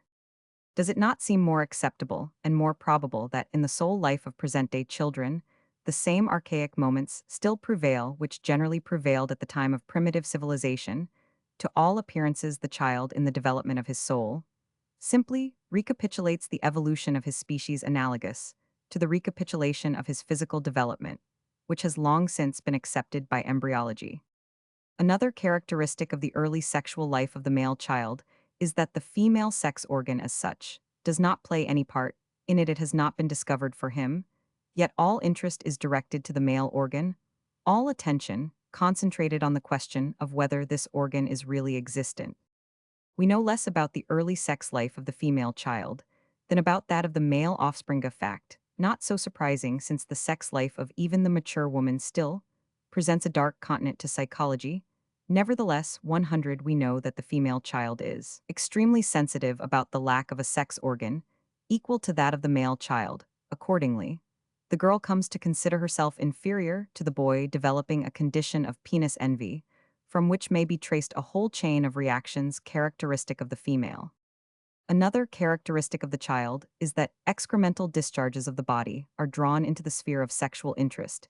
To be sure, education eventually draws a strict line of demarcation here later in life. However, this demarcation line is wiped out when the stage of off-colored jokes sets in. Although this may be distasteful to us, it is nevertheless well known that the child requires some time before he develops a sense of disgust. Even those who insist upon the seraphic purity of a child's soul have never dared to deny this fact. No other manifestation in the sex life of the child is more important than the fact that sexual desires of a child always aim at persons most closely related to him. Such inclinations lean primarily toward the father, and the mother secondarily toward sisters and brothers. 101. While for the boy, the mother is the first object of love, for the girl, it is the father, unless by sexual tendencies favor different inclinations, that parent toward whom the sexual tendencies of the child do not gravitate comes to be considered a disturbing rival, and thus not too rarely becomes the object of intense enmity. Be sure to understand me correctly. I do not mean to say that the child is bent upon receiving from the favored parent only such demonstrations of affection, which we adults are wont to consider the very essence of a beautiful relationship between parent and child. In the light of psychoanalysis, there is no doubt that the child desires much more than merely these demonstrations of parental affection. As a matter of fact, the child desires that which we conceive as sensual gratification, though naturally only to the limited extent of the child's understanding. It is obvious enough that the child never surmises the real facts as to the actual physical relations of the sexes, but this ignorance is compensated by impressions and experiences. 102 deducted from his own observations. Usually a child's desires culminate in the wish to give birth to a baby or beget one in some vague manner. Even the little boy in his ignorance has this desire to give birth to a child. Such manifestations in their entirety are termed in accordance with Greek mythology Oedipus complex. Normally, an Oedipus complex should be abandoned or thoroughly changed simultaneously with the termination of early sex life. The results of this transformation of the Oedipus complex are destined to bring about great achievements to play a big part in later soul life. As a rule, this transformation is not thorough enough, therefore, during the period of puberty, the Oedipus complex may be revived, in which case it is liable to induce dire results. I am very much surprised that you are still silent. Could this mean agreement? No doubt if psychoanalysis maintains that the first sexual desires of a child are of incestuous 103 nature, to apply a technical term, there is no question that psychoanalysis has again trodden upon humanity's holiest feelings, thus once more incurring accusations, disbelief, and opposition. Psychoanalysis always had to face grave incriminations, but nothing has robbed psychoanalysis of a favorable opinion on the part of its contemporaries, more than the conception of the Oedipus complex, as a general human characteristic decreed by fate. To be sure, Greek mythology must have similarly interpreted the Oedipus situation, but the majority of our contemporaries, they learned, or not prefer, to believe that nature herself has endowed us with an inborn disgust as a protection against the possibility of an incestuous trend. But here we may refer to history for corroboration. When Caesar met Egypt's youthful queen soon to play such an important part in his life, Cleopatra was married to her younger brother Ptolemy. This was nothing extraordinary in Egyptian dynastic tradition. The Ptolemies, originally of Greek extraction 104, had simply continued a custom, practiced for thousands of years by their predecessors, the old pharaoh's incestuous relationships, a common practice at that time, were after all only between brother and sister, which even today evokes a comparatively mild judgment. But let us turn to our most important witness mythology for conditions, as they prevailed in primitive times. Mythology records that the myths not only of the Greeks, but of all nations supply an overabundance of amorous relations between father and daughter, and even between mother and son. Cosmology, as well as genealogy of royal families, was founded on incest. According to your mind, what was the underlying reason for the creation of this lore? Was it to brand gods and kings as criminals to invite the disgust of mankind upon their heads? It was rather that the gratification of incestuous desires in ancient human heritage, never completely overcome, was still permissible for gods and their offspring, although renounced by the majority of common mortals. From this, it would appear that incestuous desires in the childhood of the individual are in complete harmony with the teachings of history and mythology. I am glad that you did not stand by your original intention to withhold from me all this information in regard to the sex life of the child, inasmuch as it throws a very interesting light on the more primitive stage of humanity. I was afraid that in so doing I might digress too far, but after all it may prove of advantage that you have these informations now. But tell me, what proofs have you from an analytical point of view of the sex life of the child? Is your conviction founded merely on the corroboration that mythology and history offer? Not at all. Our conviction rests upon direct observations. Here is how we arrived at our conclusions. In the first place, sex life of childhood was revealed to us in the analysis of adults who volunteered this information. Then, we proceeded to analyze children, and it was no small triumph when we succeeded in 106, proving everything which we had deducted from the information of adults, despite the fact that as regarded the adults 20 to 40 years had passed, during which time these memories had been submerged and undergone substantial changes. What you really ventured to analyze little children tots of less than 6 years, how could such a thing be done at all? And wasn't that hazardous as far as the children were concerned?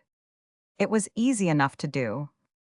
You would hardly believe what takes place in the brain of a child of 4 or 5 years at this age. Children are mentally very alert for them. The period of early sexuality is also a period of intellectual bloom. I am under the impression that children with the beginning of the period of latency experience a mental letdown, grow temporarily dull. So, to speak, during this period, many children also begin to lose their physical charm.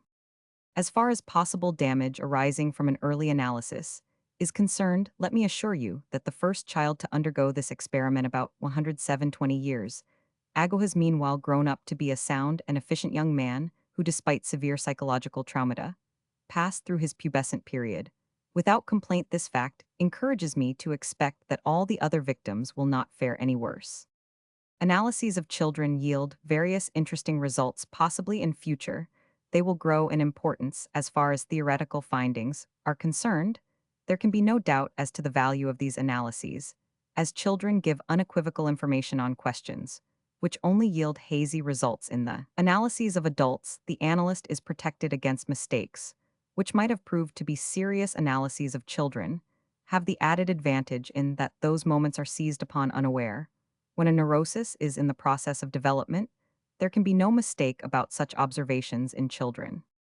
To be sure, in the interest of the child, it is necessary to combine analytical influence with educational measures. This is a technique still to be perfected. There is practical interest attached 108 to this problem, because observations prove that a great number of our children during their period of development pass through a clearly discernible neurotic phase. Ever since we perceived these things more keenly, we have been tempted to venture that neurotic conditions of children are not the exception, but rather the rule. It appears that in view of infantile tendencies to neuroses, such trend of developments cannot be avoided in the course of civilizatoric progress. In most cases, such neurotic taints are spontaneously thrown off during childhood. The question remains, however, whether traces of them are not frequently left, even in such individuals as are considered of average health. On the other hand, there is no neurotic adult in whom infantile tendencies toward neuroses cannot be discerned, although originally, they may not necessarily have been so very obvious. Analogous to the specialists for internal diseases claim, I believe that every individual during the time of his childhood passes through a tubercular condition. Let me return to your question of proofs. From direct analytical observation of children, we concluded that, in general, the information which adults had given us in reference to their childhood had been correctly interpreted by us in some cases. It was even possible to obtain confirmation of a different kind, for example, from material unearthed by the analysis. It was possible to reconstruct certain occurrences and impressive events of childhood, of which the conscious memory of the patient was no longer aware. Fortunate accidents or information supplied by parents and educators yielded unquestionable proof that the analyst had correctly reconstructed these impressions and experiences of childhood. Such proof, of course, could not be obtained very frequently, but whenever it was obtained, it created an overpowering impression. You must know that the correct reconstruction of such forgotten experiences of childhood always results in a tremendous therapeutic effect, no matter whether such reconstructions may be objectively confirmed or not. The importance attached to these events is naturally 110, derived from the fact that these experiences occurred in early childhood, when they could still affect the feeble eye traumatically. What may those events be, which analysis must unearth for therapeutic purposes? Events of various nature. In the first place, impressions strong enough to permanently influence the awakening sex life of the child, such as observation of sexual intercourse between adults or personal sexual experiences with an adult or some other child. Occurrences, not at all rare, then overhearing the conversation of adults at a time when the child did not fully comprehend the significance, but which, when the child came to grasp the real meaning, conveyed to him knowledge to be coveted because of the air of secrecy and mystery attached to it. Furthermore, utterances and actions of the child himself, demonstrating a decidedly tender or else hateful inclination toward other persons. It is of special importance in the course of the analysis to revive cases of forgotten personal sexual indulgence and the interference of 111 adults which served to terminate these habits. It seems to be my turn now to ask a question which I have had on my mind for a long time. What do you call sexual indulgence of a child during his period of early sexuality, which, as you say, is a time that was completely overlooked before the advent of psychoanalysis? Of course, that which is usual and essential in this indulgence had not been overlooked. This is not so remarkable, because it simply couldn't be overlooked. Sexual tendencies of the child find their expression mainly in masturbation. That this childish naughtiness is extraordinarily common was always known to adults. It is considered a grave sin to be energetically suppressed. But please do not ask me how such immoral tendencies in children and children admit that they indulge in them, because they give them pleasure. Reckon coexist with that inborn purity and nonsensuality of which we love to prate. You had better ask our opponents to solve this puzzle for you. A much more important problem is facing us now. What is the position to take towards sexual indulgence in early childhood? There is not the slightest doubt as to the responsibility incurred by suppressing such actions, and on the other hand, one dare not permit it to go on limitless. It appears that sexuality of children is unrestricted among peoples of low civilization, and in the lower strata of civilized people, such tolerance may amount to a strong protection against the possibility of neuroses cropping up in later years. But the question is whether there does not then remain a concurrent extraordinary loss in regard to an individual's aptness for cultural achievements. It seems we are facing a case of Scylla and Charybdis there. However, I shall leave it to you to decide whether such interest as the study of sex life may have for neurotics would tend to create an atmosphere favorable for the awakening of libidinous desires. Romans 6. I think I know now what your intentions are. You wish to show me just what knowledge is necessary for the practice of psychoanalysis, so that I may be able to judge whether physicians alone shall be permitted to apply this method. Up to now, you have mainly discussed psychology and a little biology or sex science, without a decided medical slant. However, I may not have heard everything yet. Certainly not, there are still a number of gaps to be filled. But may I ask you a favor? Will you be good enough to describe to me how you imagine psychoanalytical treatment is applied? Just pretend as if it were up to you to analyze a patient. Well, I may make quite a mess of this. It is surely not my intention to settle the argument between us on the basis of such an experiment. However, I shall do as you ask. 114. After all, the responsibility falls upon your shoulders. Now then, I assume that the patient comes to see me and embarks upon a recital of his complaints. I promise him to cure, or at least improve his condition, provided that he will follow my instructions. Then I would ask him to tell me in all frankness what he knows, what ideas enter his mind. I should also request him to make a clean breast of everything, even though there may be things which he would hate to mention. Am I adhering to your methods? You are, but in addition, you should have the patient tell you all his thoughts, even if they seem unimportant to him or lacking in sense. Very well, the patient then starts to relate his story, and I listen.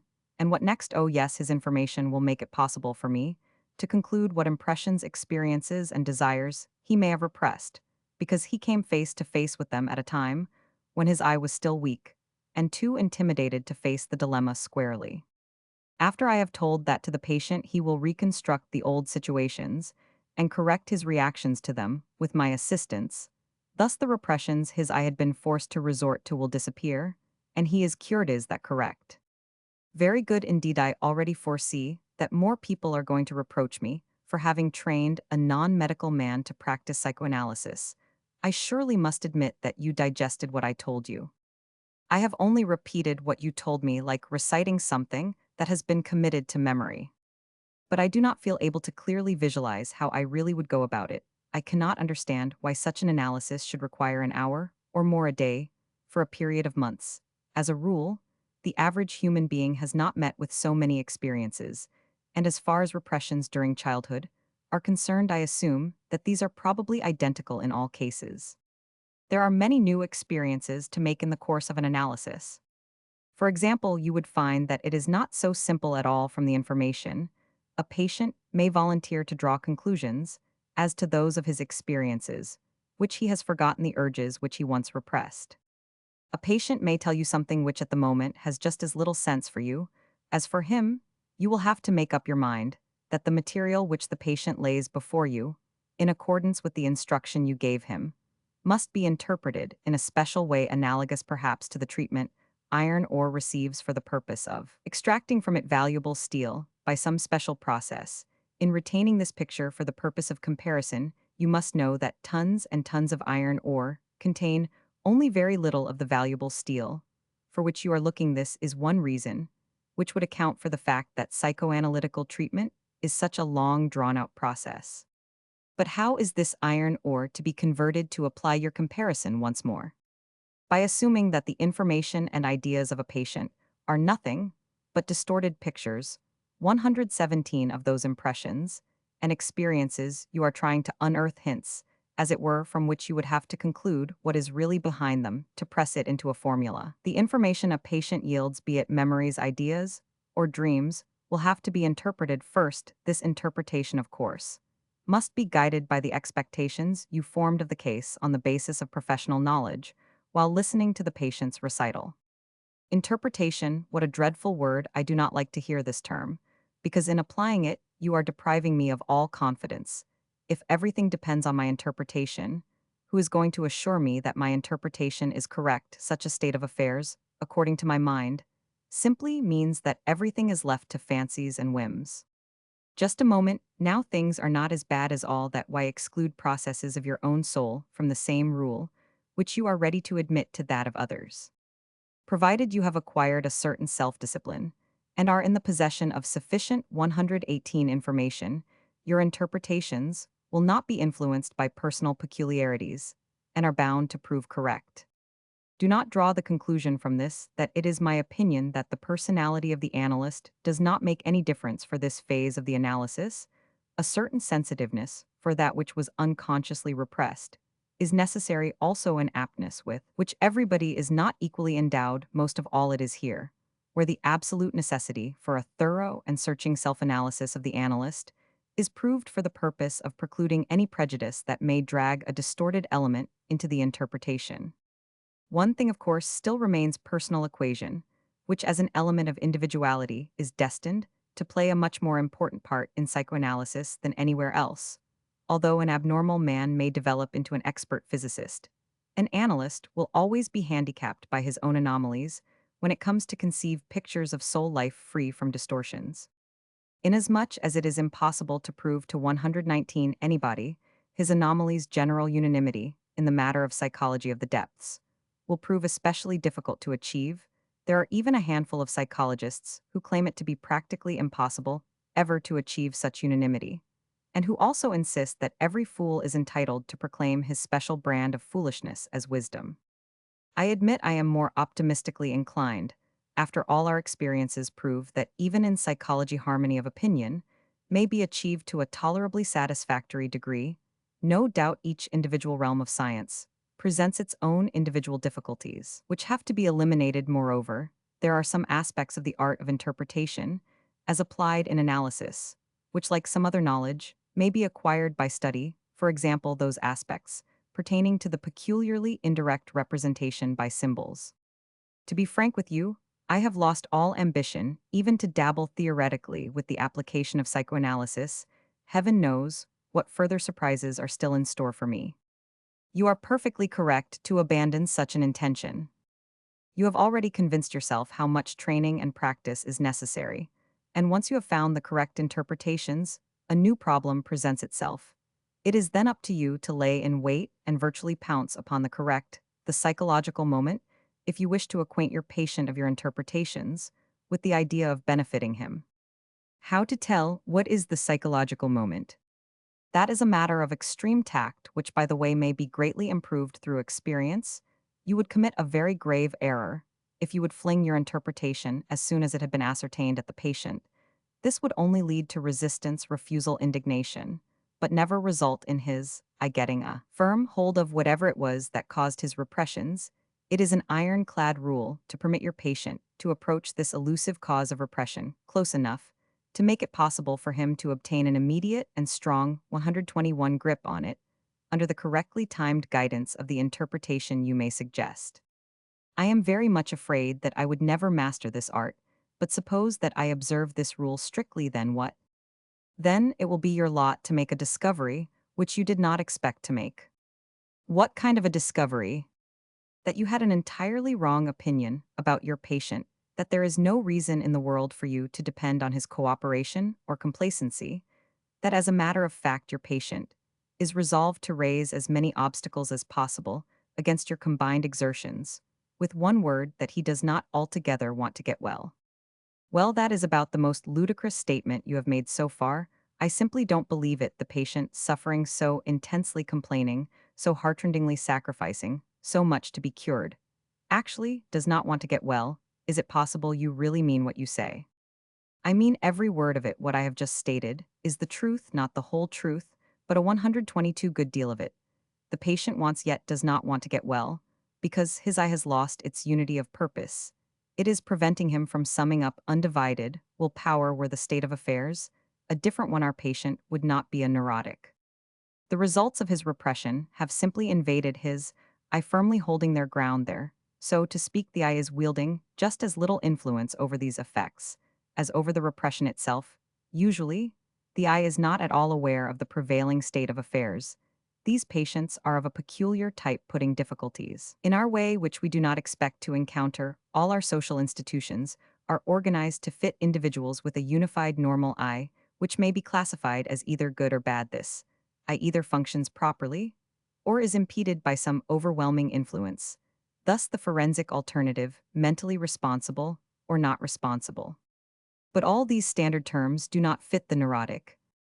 Doubtless, it is difficult to adapt the demands of social life to their psychological condition. 123. During the war, this was proved to a great extent. Were those neurotics who shirked from military duty, pretending illness simulants or not? They were both.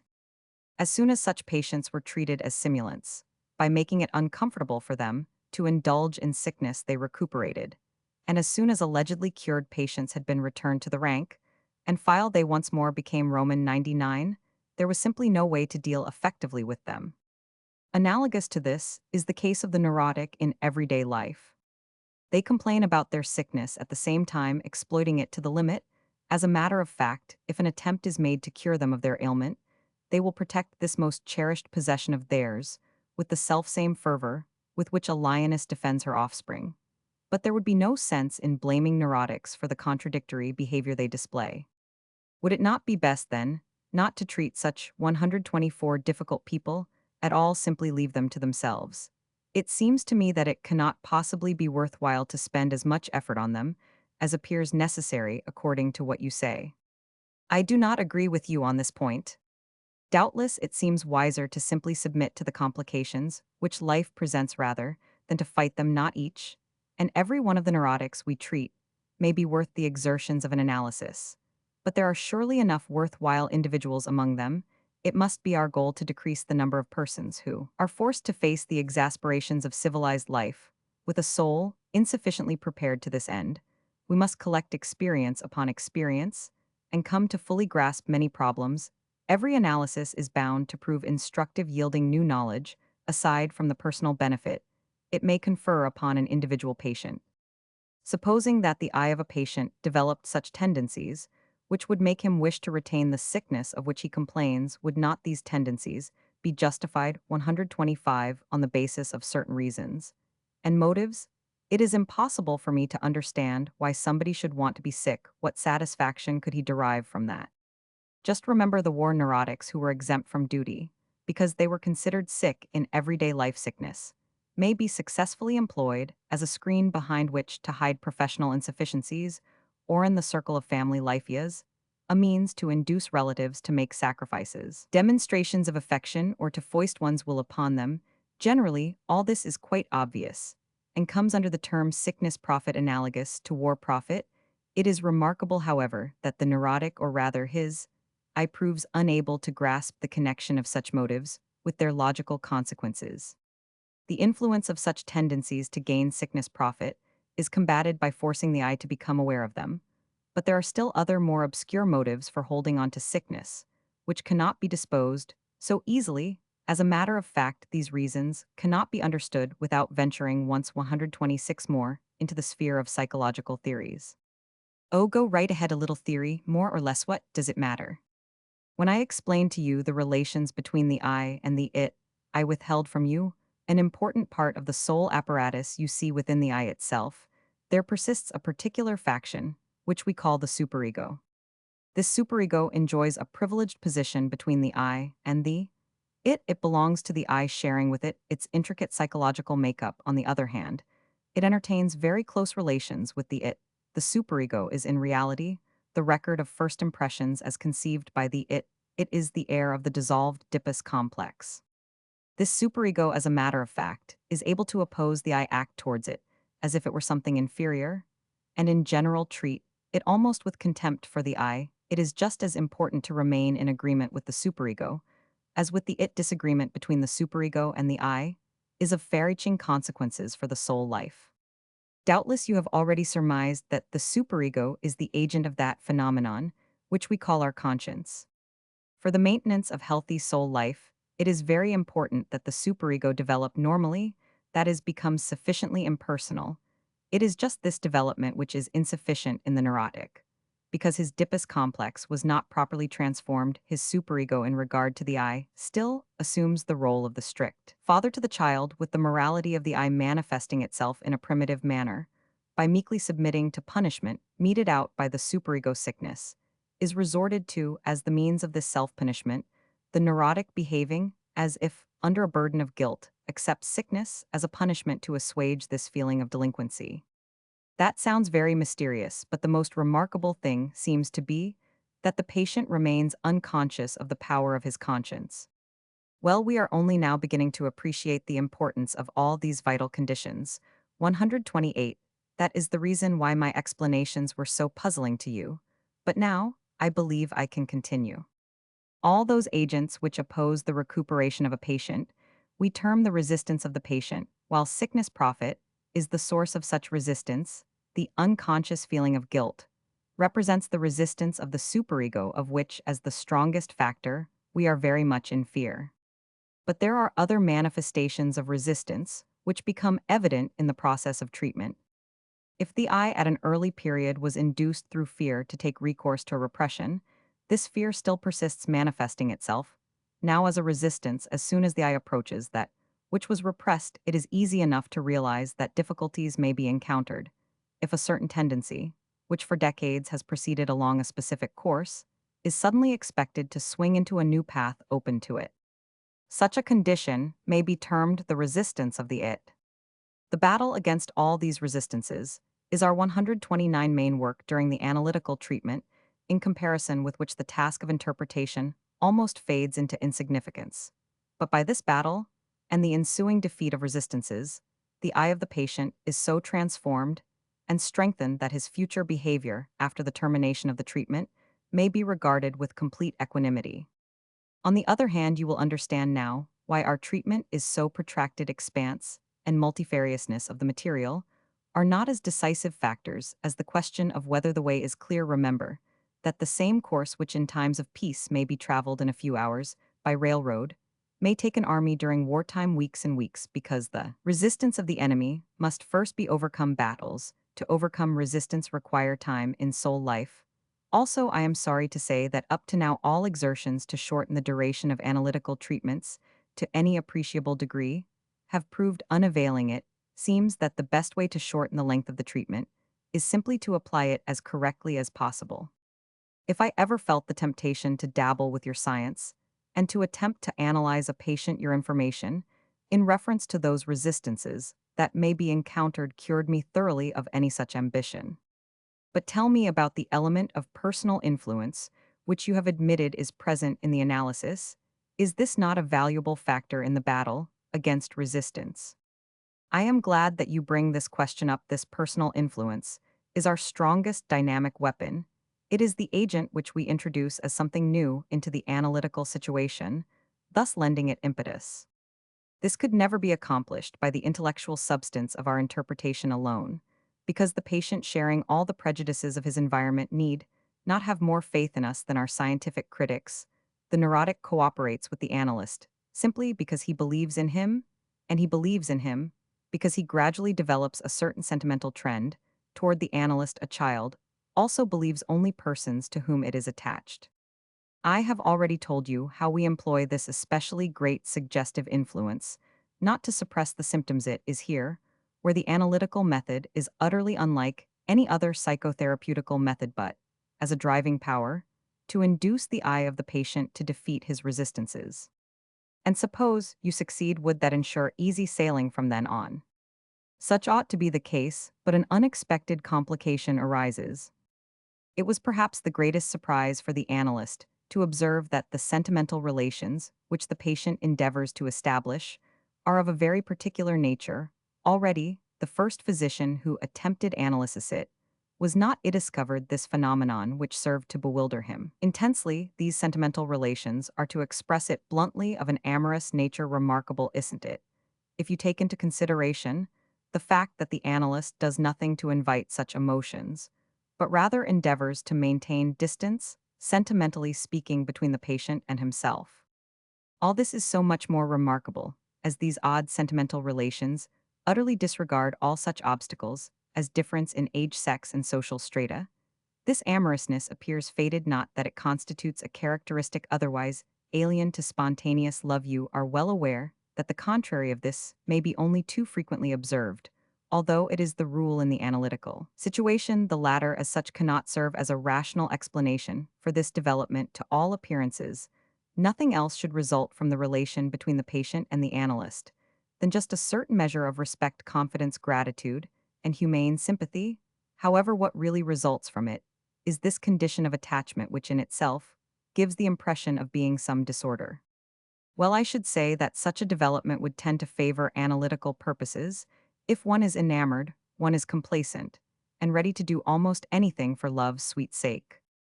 Of course, in the beginning, this condition favors the analysis, but later on, when these sentimental relations gradually become intensified, 133, displaying their inherent nature, difficulties crop up which do not promote the aim of the analysis.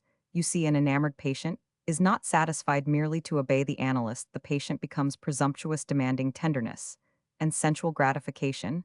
Eventually, jealousy develops, and the lovelorn patient gradually arrives at a stage where more and more clearly a preparedness for enmity and revenge is shown, simultaneously analogous to any other form of love. All other impulses of the soul are repressed, submerging the interest in treatment and recuperation. There is no doubt that love has assumed the place of the neurosis, and that our labors have simply resulted in substituting one disturbance for another. That sounds hopeless. What can be done? Perhaps analysis in such a case should be discarded. But since you say that every case yields this result, then analysis in general would have to be discarded. First, let us take stock of the situation in order to learn from it. Whatever is thus gained may assist us in mastering the situation. After 134 all, is it not quite remarkable that we should succeed in transforming a neurotic condition into a state of unwholesome attachment? Our conviction that neurotic conditions arise partly from abnormally directed sentimental tendencies gains unquestionable corroboration by our findings. Ascertaining these facts, we feel more assured and dare to make this enamored condition the object of analysis.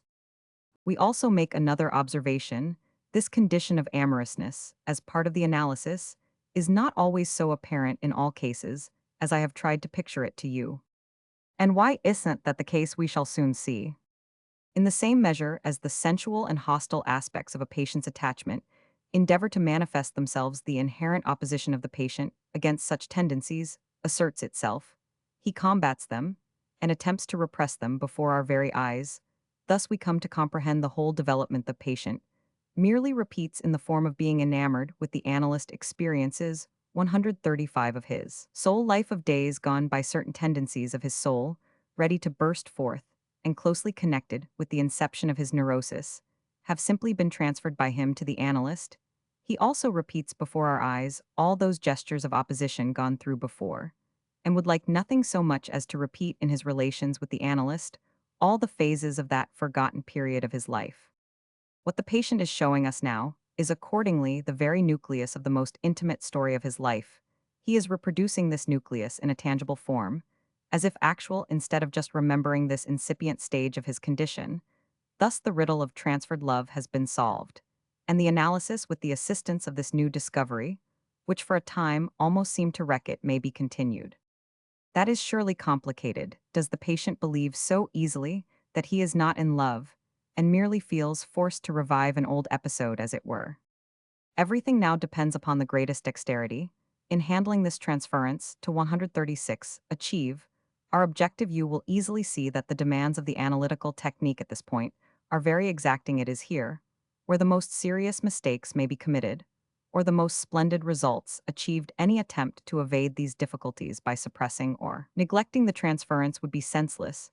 Such evasion would not be deserving of the term of analysis. To send a patient home as soon as the discomfort of a transference neurosis manifests itself would also be senseless, and would amount to cowardice. It would be approximately analogous to calling forth spirits, and then running away as soon as they put in their appearance.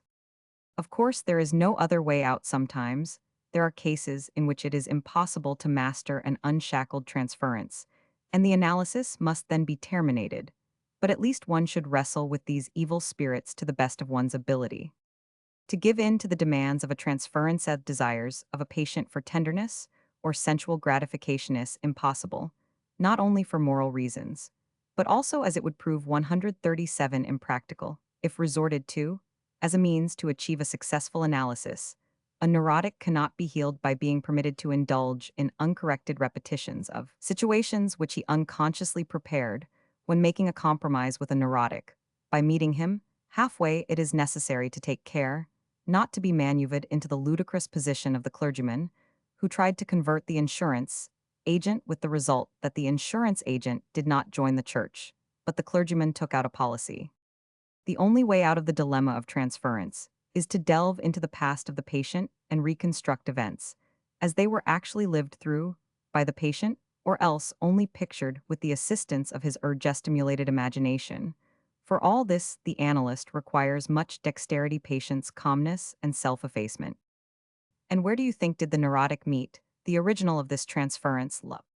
In his childhood, and as a rule in one of his parents, you will readily remember how much importance we had to attach to these 138 earliest of all sentimental relations. Here the circle is completed. You have finished then, to be frank with you. I am quite bewildered by all you have told me, but now pray tell me where to study all that is necessary to practice analysis. Two institutes serve this purpose by giving instruction in psychoanalysis. The first is in Berlin in charge of Dr. Max Eidegen of the local organization. The second is maintained by the Vienna Psychoanalytical Society. With great sacrifice, the authorities up to now have thrown many obstacles in the path of the young institute. A third institute will be opened in London by the local organization there and will be under the direction of Dr. E. Jones. In all these institutes, the disciples themselves are analyzed and are then given theoretical instruction in all subjects important for them. When permitted to analyze their first simple cases, they have the advantage of being under the supervision of more experienced analysts. The course usually requires about 2 years, but even after this period, a disciple 139 is still a beginner and not by far to be considered a master. What else the young analyst needs, he acquires thorough practice and by intercourse with older colleagues. The preparatory work for the analytical training is not at all simple. The work is hard, the responsibility tremendous. Whoever attended such a course has been analyzed himself, has grasped the psychology of the unconscious as far as it can be taught today, is sufficiently versed in the science of sex, and has acquired the difficult technique of psychoanalysis, including the art of interpretation, the method of combating resistances, and the manner in which to handle transferences, can no longer be considered a layman in the field of psychoanalysis. He is able to treat neurotic disturbances and will in time be in a position to achieve all that may be expected of this therapy. Romans 7. You have explained to me at great length what psychoanalysis is and what knowledge is necessary to practice it with a chance for success. It certainly could not have hurt me to listen to you. However, I do not see how your informations are expected to influence my personal view. Neuroses, it would appear, are a certain form of disturbance and psychoanalysis, a certain method to treat such cases, a special medical treatment, as it were. I understand that it is the rule that any physician who intends to specialize in the one phase or the other of his science is not satisfied with the training he received before winning his diploma, but rather goes on studying the intricacies of his special field. This is especially a necessity in case he intends to establish himself in a big city, the only place which opens a satisfactory field for specialists. Anybody, 141, who is going to specialize in surgical work will practice for a few years in the surgical ward. Corresponding specialized work will be taken up by the eye or the nose and throat specialist, and the psychiatrist may forever remain on the staff of a city or county institution or a private sanitarium.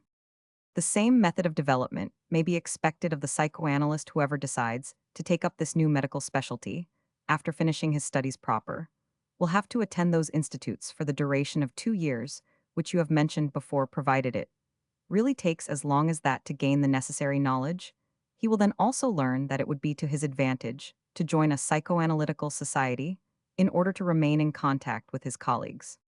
I really cannot understand why there is any necessity for raising this question of lay-analyses. Any physician proceeding along the lines you suggested shall be welcome to us. As a matter of fact, 4/5 of those whom I consider my disciples are physicians. However, 142 permit me to enlighten you as to relations as they actually developed between physicians and psychoanalysis, and what development they appear to be taking in the future. Past developments do not give physicians any right to claim a monopoly of psychoanalysis. As a matter of fact, physicians in the past have done about everything to damage psychoanalysis, beginning with superficial mockery, and going even so far as to indulge in serious defamation. Of course, you may correctly say that all this belongs to the past and should not have any influence on the future. I fully agree, but I am afraid that the future will not live up to your expectations. At this point, permit me to interpret for you the term of quack, not in the way it is legally employed, but rather in the sense in which it should be logically applied. As far as the law is concerned, a quack is an individual who treats sick people without being in the possession of a diploma. I, however, would rather qualify the term quack in this way. A quack is anybody who undertakes the treatment 143 of a disease without having the indispensable knowledge and ability. On the basis of this definition, I venture to assert that not only in the European countries physicians, as far as psychoanalysis is concerned, constitute the majority of quacks, frequently physicians will employ psychoanalysis without having studied it and without sufficiently understanding it. Do not tell me that this would display a lack of conscience, which you would not suspect in any physician. You might be tempted to say that, after all, a physician ought to know that a medical diploma does not constitute a letter of marque, and that a sick person should not be considered outlawed. As far as a physician is concerned, it should be taken for granted that he is proceeding in good faith, even if he makes a mistake. However, facts are facts. Let us hope that it will be possible to explain these facts in a manner which you apparently wish. I, for my part, shall try to explain to you how it is possible that a physician in matters of psychoanalysis 144 takes liberties he would carefully avoid in any other specialized field. In the first place, it must be taken in consideration that the training the medical student received is almost the very opposite of that which would be required of him as a preparation for psychoanalysis.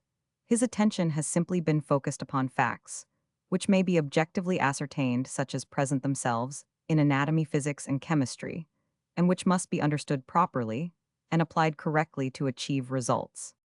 As far as the psychological aspects of life are concerned, no interest is created in the medical student. The study of higher mental achievements is not considered to belong within the field of medicine, but rather into the realm of another science. Psychiatry alone is supposed to attend to disturbances of psychological functions, and it is only too well known in which way and with what objective in view this is done. Psychiatry simply tries to discover the physical reasons for psychological disturbances, treating them in turn like any other ailment. Psychiatry is correct in that respect, and medical training apparently excellent. Should it be maintained that psychiatry is one-sided, it will be necessary to fix the point of view from which such a reproach may arise. Inherently, all science is one-sided, and must be one-sided inasmuch as any science is limited to certain subjects' points of view and methods. It is a nonsense which I do not wish to support that one science may be played against any other. Physics, after all, does not minimize the value of chemistry. It cannot replace the latter, nor be substituted for it, and surely psychoanalysis is especially one-sided as the science of the psychological unconscious. Thus, the right to one-sidedness should not be denied to medicine. However, a more practical point of view is gained if observations are not made as to scientific medicine, but rather as to practical healing. Sick people presenting complicated problems should impress upon us the fact that psychological manifestations, they ever so hard to comprehend, cannot be simply eliminated. 146 from the picture. The neurotic, more than any other patient, presents an undesirable complication. He offers a dilemma not less embarrassing to medicine than to law. However, as long as such cases exist, they are a responsibility especially of medicine. Nevertheless, medical training, sorry to say, is not paying sufficient attention to such conditions, doing nothing for them, absolutely nothing at all. As there are very close interrelations between those things we consider physical and those which we look upon as psychological, it may be expected that the day will come when organic biology and chemistry will finally approach the understanding of neurotic manifestations. This day, to be sure, seems to be in the distant future. At present, such ailments are still unapproachable from a medical angle. If medical training would only deny information to the student in the field of neurosis, this would be tolerable, but medical training is doing more. It implants into the young student an incorrect and harmful point of 147 view. Physicians whose interest for psychological facts has not been awakened have naturally a tendency of making little of such facts, going even so far as to decry them as unscientific. Conditions of neurotic character are hardly ever taken seriously by them, while their lack of knowledge serves to breed disrespect for psychological research. Thus, neurosis is not accorded sufficient attention. Of course, these neurotics must be treated when they consult physicians, and new discoveries must be tried out right along. But why go in for a protracted period of preparation? It can be done without that. After all, who knows whether there is really any value to that which is taught in psychoanalytical institutes? Thus, as usual, lack of information results in a most daring spirit of enterprise. Only true initiates are modest because they realize how insufficient their knowledge is. From all this, it follows that it is impossible to draw upon a comparison of psychoanalysis with other branches of medicine, as you attempted to do. As far as surgery and ophthalmology are concerned, medical schools and postgraduate courses offer sufficient opportunities for training. The psychoanalytical institutes are limited in number, young in years, and lack the aureola of authority. Medical science has not recognized them, nor does it give a hoot about them. On the other hand, the young physician, who has been forced to believe his teachers to such a degree that he hardly ever had a chance to form his own judgment, will only be too glad to try his hand at playing the critic in a field where there is no established authority as yet. There are still other circumstances which favor the mushroom like increase of young physicians as psychoanalytical quacks. If a physician would undertake cataract operations without sufficient training as an eye specialist, he would soon enough lose his patients. Compared to this, the application of psychoanalysis hardly involves any danger. The public, generally observing effective cataract operations, expects results from a physician pretending to be an eye specialist. However, 149, if a nerve specialist does not achieve results apparently, nobody is surprised. We surely have not been spoiled by the efficacy of therapeutical treatment of nerve cases, and it seems to suffice that the physician tried everything. Nature must simply assert herself, and time exert its healing propensities. If the patient happens to be a young girl, it is first the menstruation which is expected to work wonders, then marriage, and in later years change of life. In the end, death itself may finally prove the great healer. Moreover, whatever the medical analyst employed in the treatment of such a case is so inconspicuous as to offer no cause for reproach. After all, he did not resort to instruments, nor did he write prescriptions. He just talked and talked, trying either to talk something into the patient or out of the patient. How could such treatment do any damage, especially as extreme care had been taken not to touch upon painful or exciting matters? The medical analyst, once he has thrown the strict instructions overboard that were given to him, will surely have tried to improve upon 150 psychoanalysis by extracting from it certain featureless poisonous fangs, as it were to make analysis more acceptable to the patient. How splendid, if he really went only as far as that, and not so far as to awaken resistances, which he would be unable to cope with. He would be apt to make himself disliked in such a case. Justice demands that it be admitted that an untrained analyst cannot do as much harm to a patient as an untrained surgeon. The possible injury may amount to unnecessary expenditure of money and time, and chances for a cure may have either been destroyed or else spoilt to a certain degree. In addition to this, the reputation of psychoanalytical therapy as a whole would suffer. All this is quite undesirable, but surely not as serious as the damage that may arise from the knife of a surgical quack. According to my observations, permanent aggravation of an ailment is not to be expected from the incorrect application of psychoanalysis. Reactions of an undesirable nature disappear quickly in comparison to the traumata inflicted by life itself, which resulted. 151 in the disturbances. A little incorrect treatment does not amount to anything. The unsuitable therapeutical attempt has simply not benefited the patient. I have listened to your description of the quack without interrupting you, and have gained the impression that your position in regard to physicians is barbed with hostility. The reason for this enmity is obvious from the many hints you have dropped. At any rate, I am of the opinion that as long as psychoanalysis is to be employed, it should be only by such persons as are thoroughly trained for it.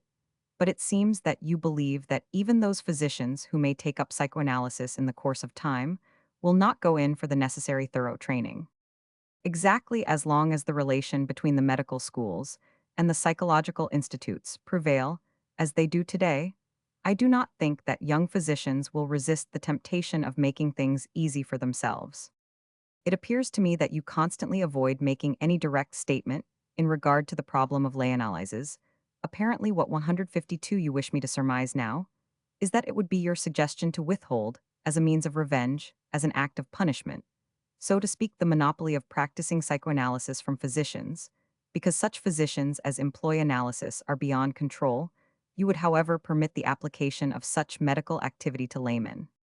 I am not so sure that you surmised my motives correctly. Perhaps I may later on be in a position to prove to you that my point of view is not as partial as all that. But be that as it may, I strongly emphasize my demand that nobody should be permitted to practice psychoanalysis unless he has obtained this privilege on the basis of thorough training.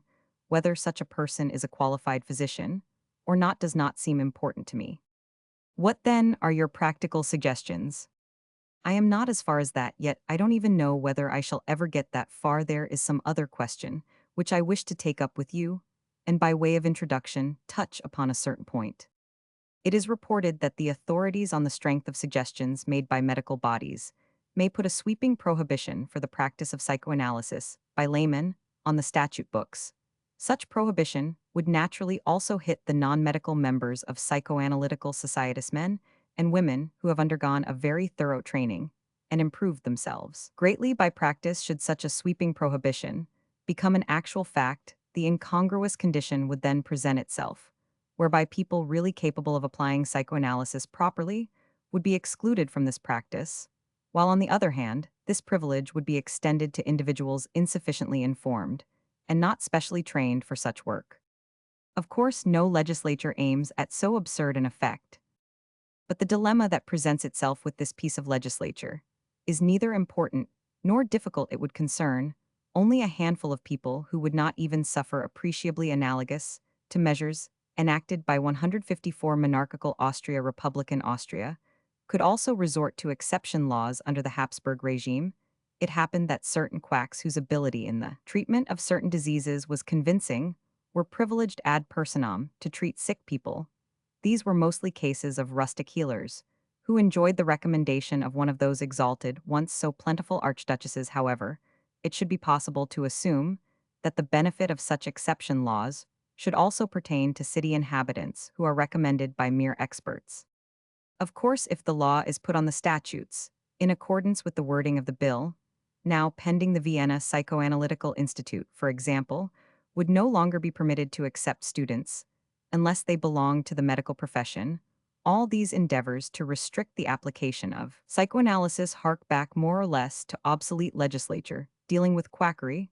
As such, this seems anachronistic inasmuch as at the time of the enactment of these anti-quackery laws, the 155 particular nature of neurotic disturbances had not yet been discovered, and psychoanalysis did not yet exist. I am now approaching the question which appears most essential to me.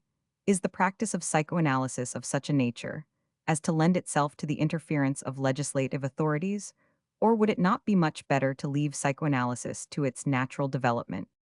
Of course, I shall not decide this question, but I am taking the liberty of submitting it to you.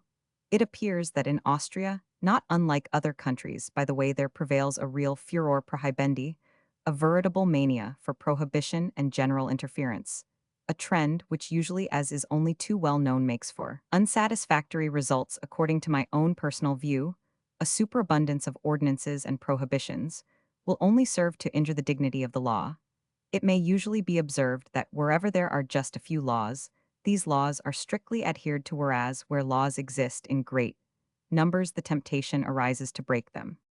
Furthermore, a man cannot be considered an anarchist simply because he believes that legislative statutesen, the view of their very origin, cannot very well be regarded as something holy that must never be touched. Legislative measures sometimes are insufficient or gradually become that at the same time outraging our innate sense for justice and common sense. Then the time is on hand where there is no other means of correcting such unbearable conditions than to simply trespass against such laws. It seems advisable, for the purpose of maintaining respect for laws and ordinances, not to enact any which may be difficult to enforce. Much of what has been said here about the application of psychoanalysis by physicians would have to be repeated with regard to lay-analyses, proper, which the legislatures of some countries are now prepared to prohibit in view of the fact that the application of the analysis is a very simple procedure, consisting merely of conversation, without resorting to instruments or prescriptions. It would be rather difficult to prove that a layman actually 157 employed psychoanalysis, if he stoutly maintained that he had merely benefited a person by administering a good talking to such assistance to a person in need of it could not very well be prohibited simply because a physician may once in a while resort to the identical thing. In English-speaking countries, Christian Science has gained tremendous popularity to my mind. It constitutes a dialectic abnegation of such evils as life presents. By resorting to the teaching of Christian religion, I do not hesitate to state that such measures strike me as a regrettable fallacy of the human mind.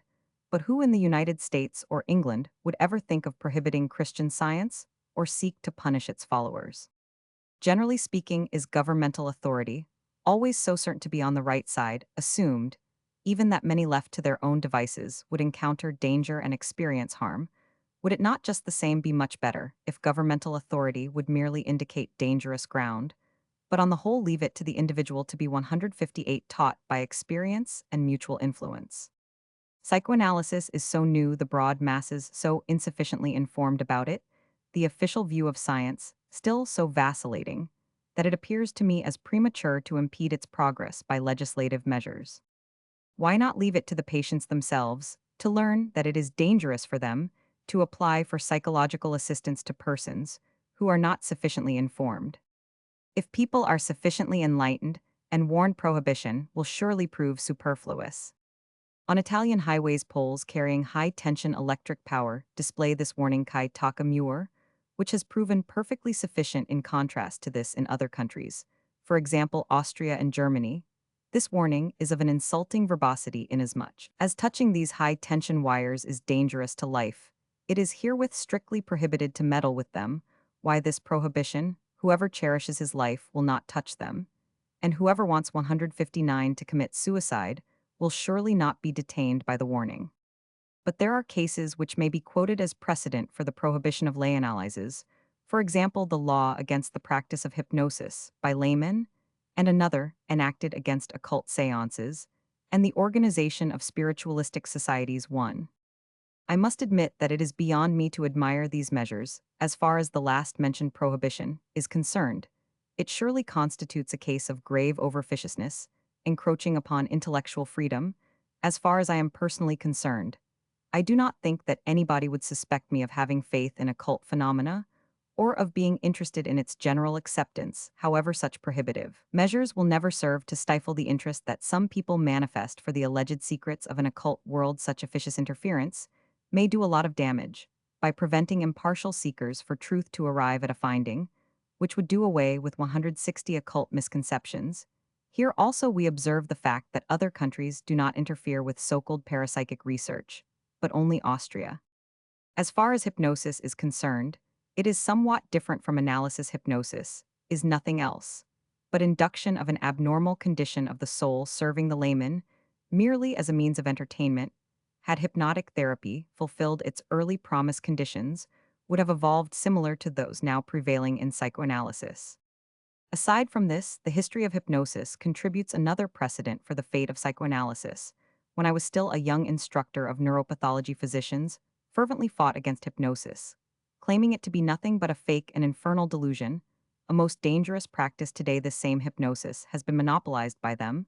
They are resorting to it as a method of examination. For some nerve specialists, hypnosis is their most important stock in trade. However, I have already told you that I 161 do not intend to discuss whether restriction by law or a hands-off policy would be the most correct procedure concerning psychoanalysis.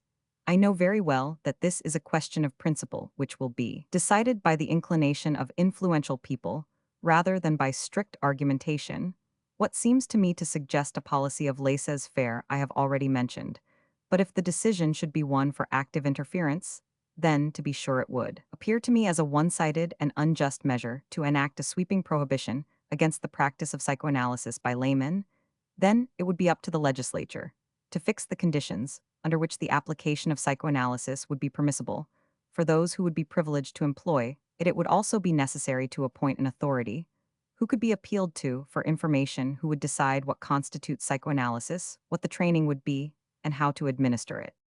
Thus things must either be left alone, or else order must be created, and the situation 162 in general clarified.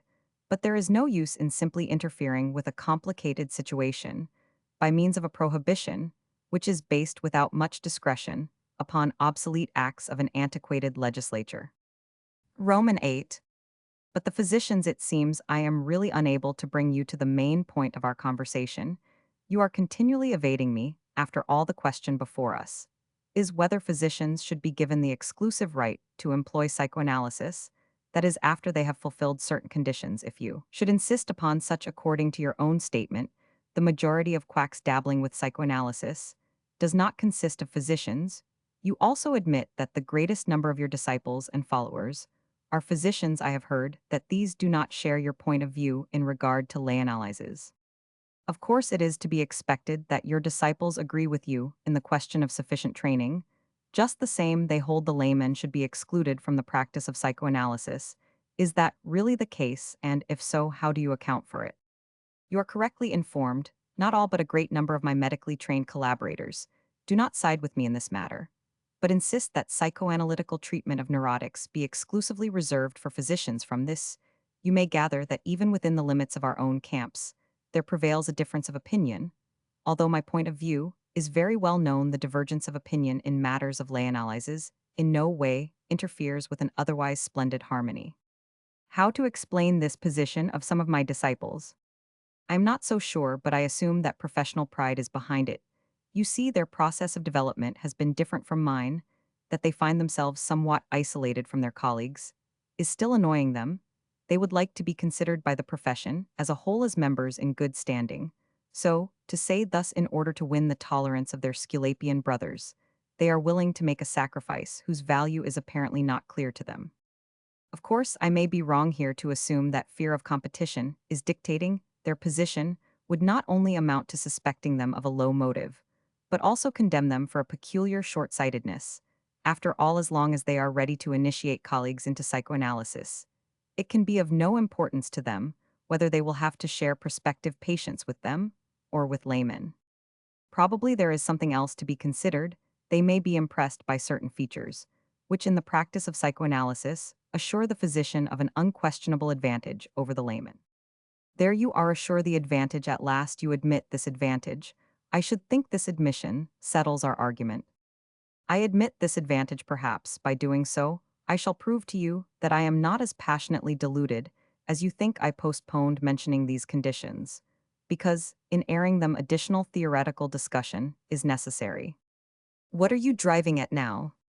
There is first the question of diagnosis. Before 166, admitting a patient suffering from nervous disturbances to psychoanalytical treatment, one naturally desires to have as much assurance as possible that this therapy is suitable in that particular case, that is, that the patient has a good chance of being benefited by psychoanalysis. This can only be the case if he is actually suffering from neurosis. I should think that would be easily ascertained by the symptoms he complains about. You are putting your finger just on the point where new complications may arise. It is not always possible to be perfectly sure of such a case.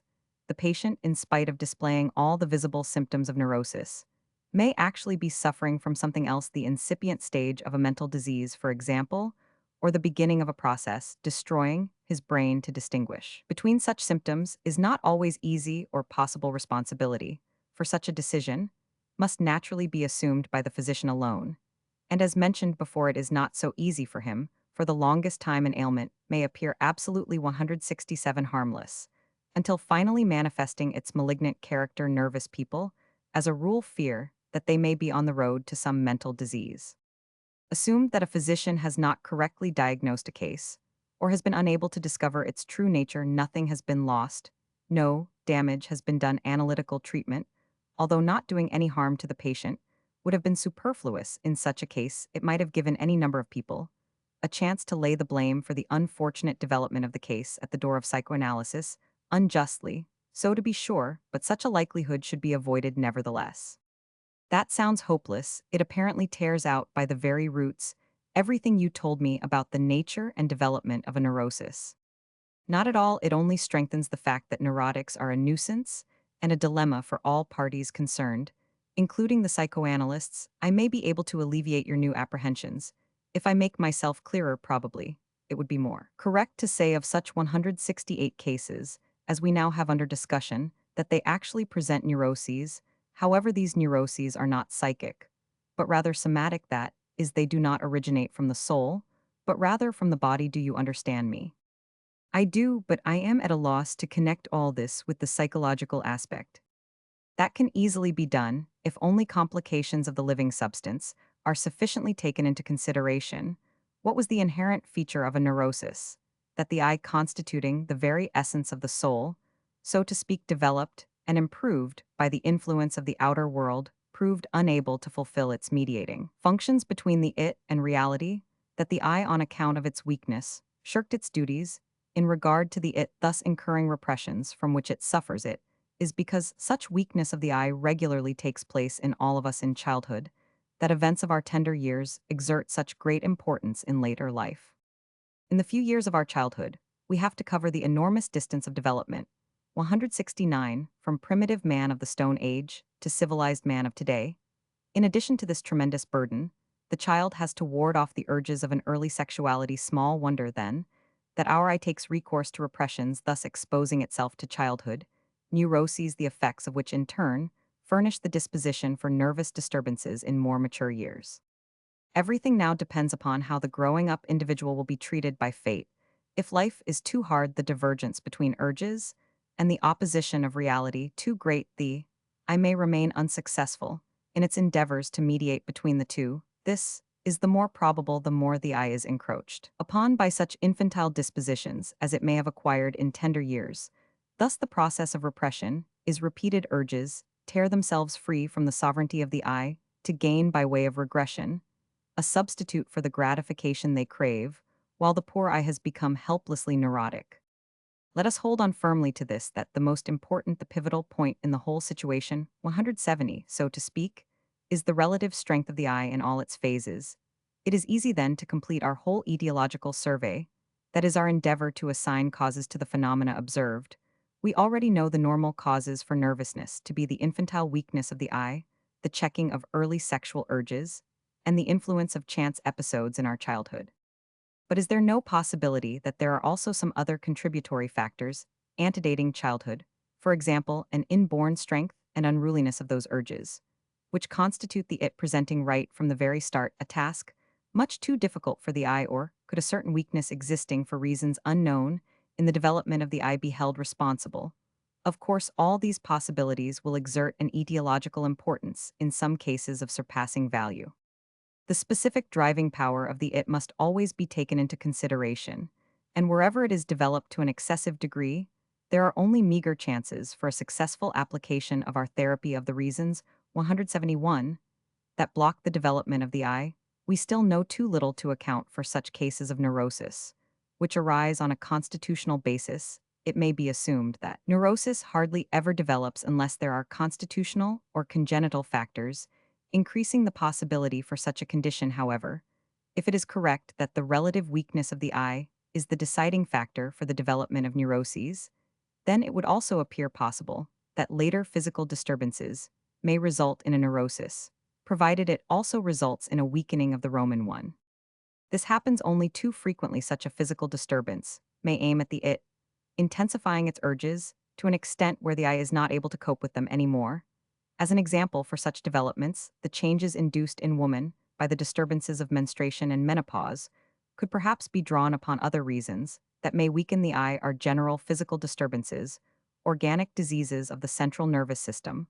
All of these may result in interference with those sources from which the soul apparatus 172 draws its strength to lead in turn to an encroachment of its more delicate functions, which are necessary to maintain unimpaired the whole I organization. In all these cases, neurosis presents about the same picture, however, while manifesting the same psychological mechanism. Neuroses develop on the basis of a multifarious, frequently highly complicated etiology, that is, they arise from a great number of various causes. That suits me better. At last you have spoken like a physician, and now I am waiting for you to admit that so complicated a condition as a neurosis should only be treated by a physician.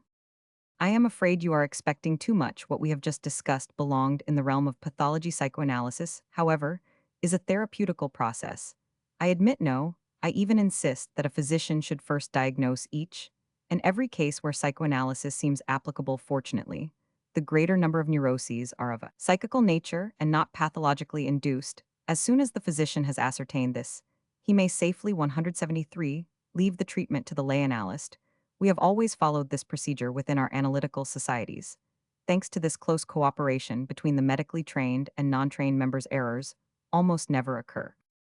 There is another emergency when the analyst has to invite the assistance of a physician.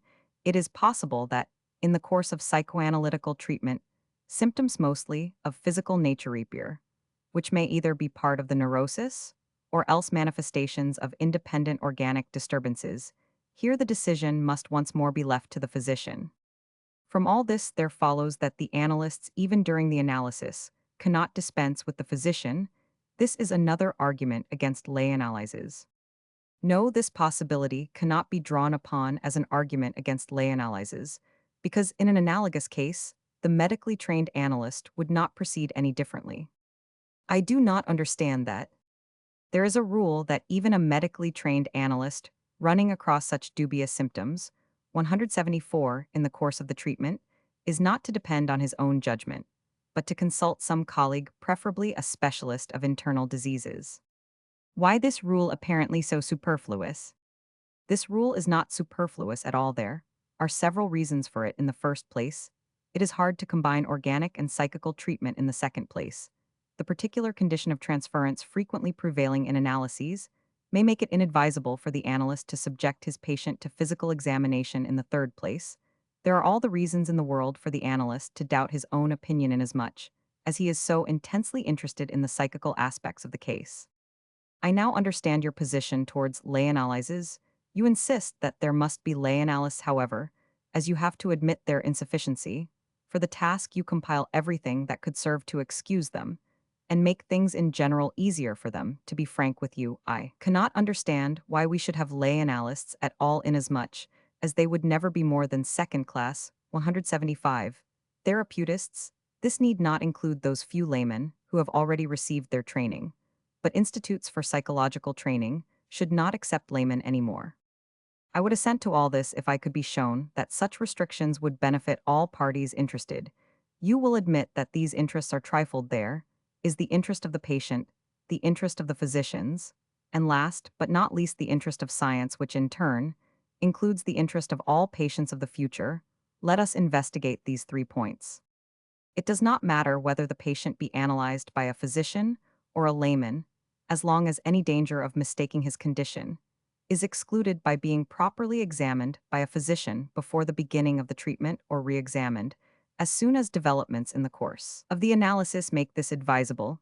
It is much more important for the patient that the analyst possesses those personal qualities which invite full confidence, and that he has that knowledge and experience which alone qualify him to apply psychoanalysis to some 176 people. It may seem that it might undermine the authority of the analyst to have his patient know that he is no physician and must obtain the advice of a medically trained expert in certain matters. However, although we have never kept a patient in the dark as to the qualifications of an analyst, we have come to the conclusion that the patients have no prejudice against a non-medically trained analyst. They are only too glad to accept the benefits of treatment, wherever they offer themselves, as a fact resented by the medical profession for the longest time. It also must be considered that analysts practicing today are men and women with academic training and degrees, pedagogues of great experience and impressive personality. The analysis to which all candidates of psychoanalytical institutes are required to submit is the best means of testing their personal suitability for the performance of so exerting an activity as an analysis presents.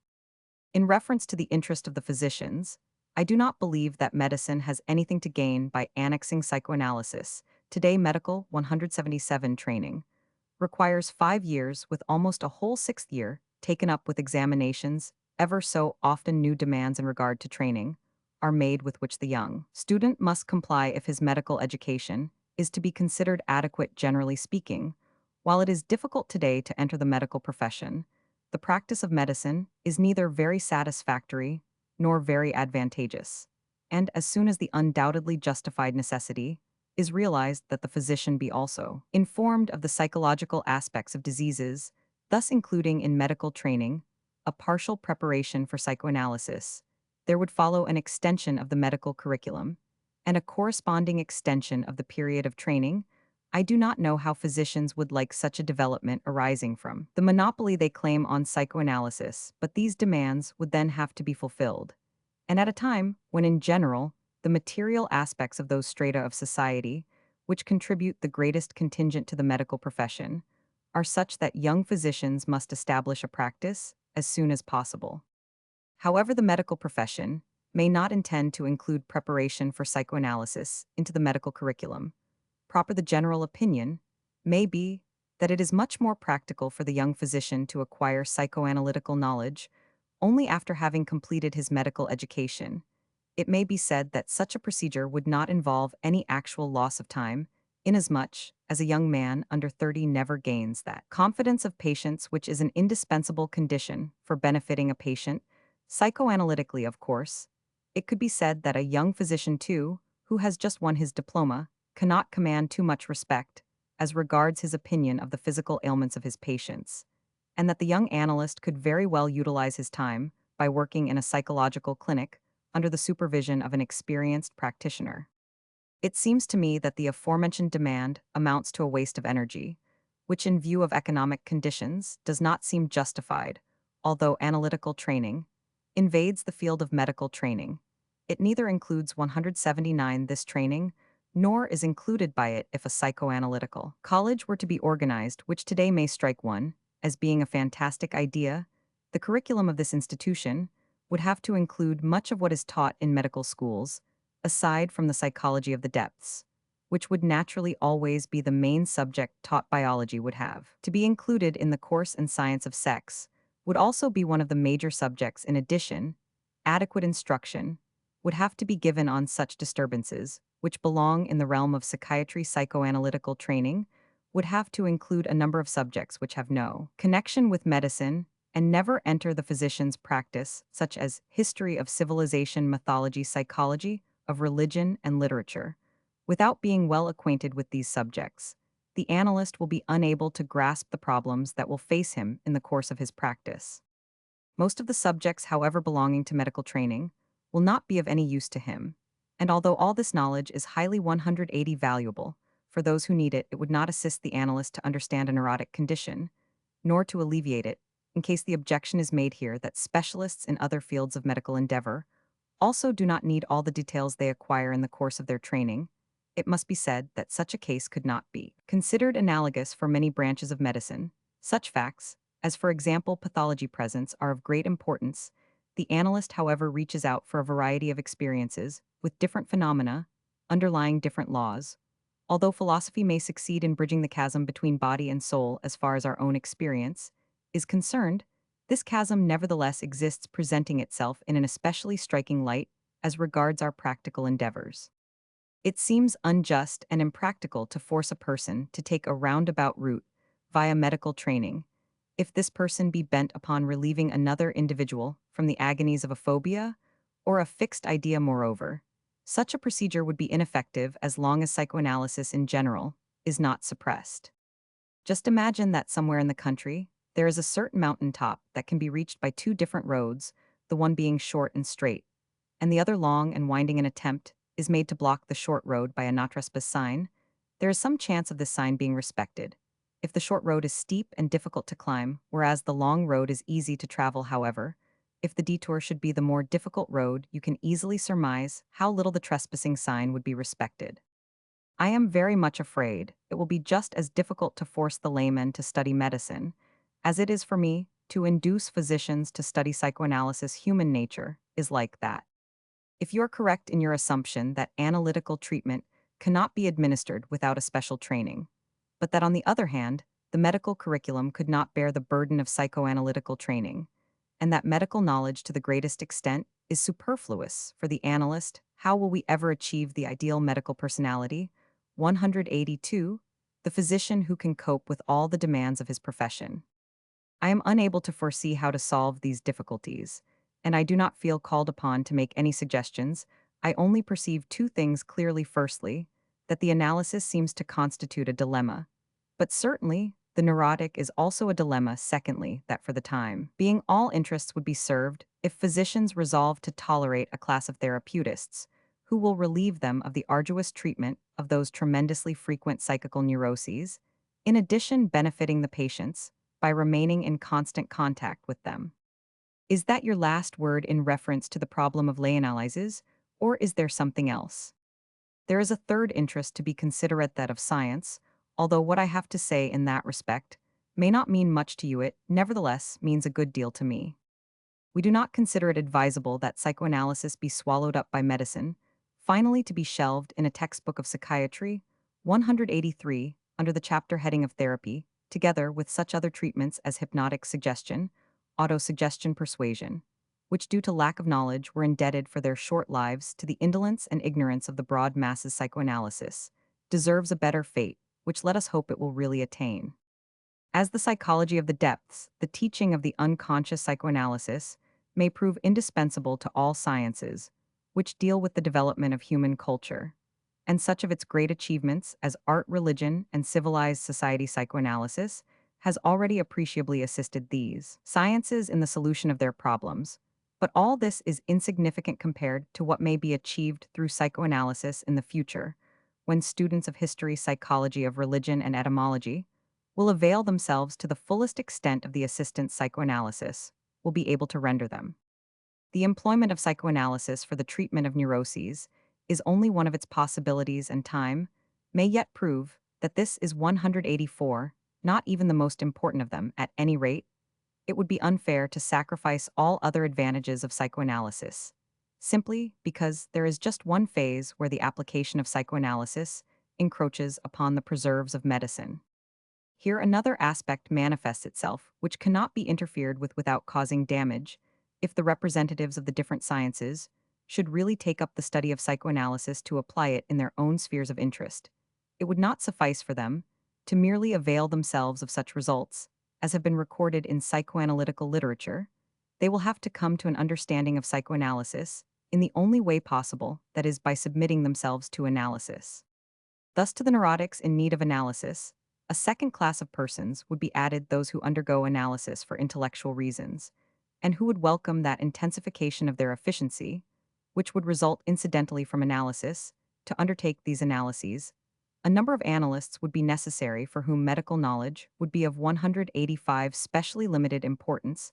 However, these instructor analysts, they ought to be calidaire, in need of an especially thorough training which they can only obtain if they are given opportunities to study interesting and convincing cases, inasmuch as healthy persons do not feel the necessity and curiosity to be analyzed. Neurotics would have to be the objects of study for the instructor analysts.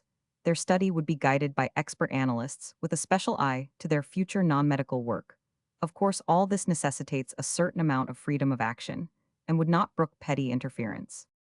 Perhaps you do not believe in these strictly theoretical endeavors of psychoanalysis, and are not ready to admit their importance in connection with the practical side of the problem of lay-analyses.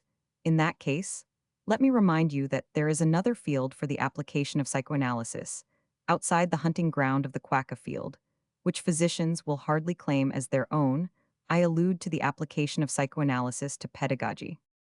As soon as a child manifests the first signs of an undesirable development, by being moody, stubborn, and inattentive, neither the child's specialist nor the school physician will be able to do anything for him, not even when a child shows such clear signs of nervous disturbances as timidity, lack of appetite, vomiting, and sleeplessness. A treatment which combines analytical influence with pedagogic measures and is applied by persons who are not above delving into the child's own world and who understand how to penetrate the soul life of the child, will succeed not only in dissolving nervous disturbances, but also in reversing incipient traits of character. The importance which we were forced to attach to apparently unimportant neurotic conditions of children, in view of the fact that they very often serve as a disposition for disturbances in later life, would prove that the analyses of children constitute a splendid means of prophylaxis. Although psychoanalysis still has its enemies, I do not know what means are at their disposal to hinder the activity of a pedagogic analyst or analytical 187 pedagogue, and I doubt whether this could be done so easily. To return once more to the problem of the analytical treatment of adults suffering from nervous disturbances, we have not yet exhausted all points of view. Civilized life of today exerts an almost unbearable pressure, which necessitates corrective measures.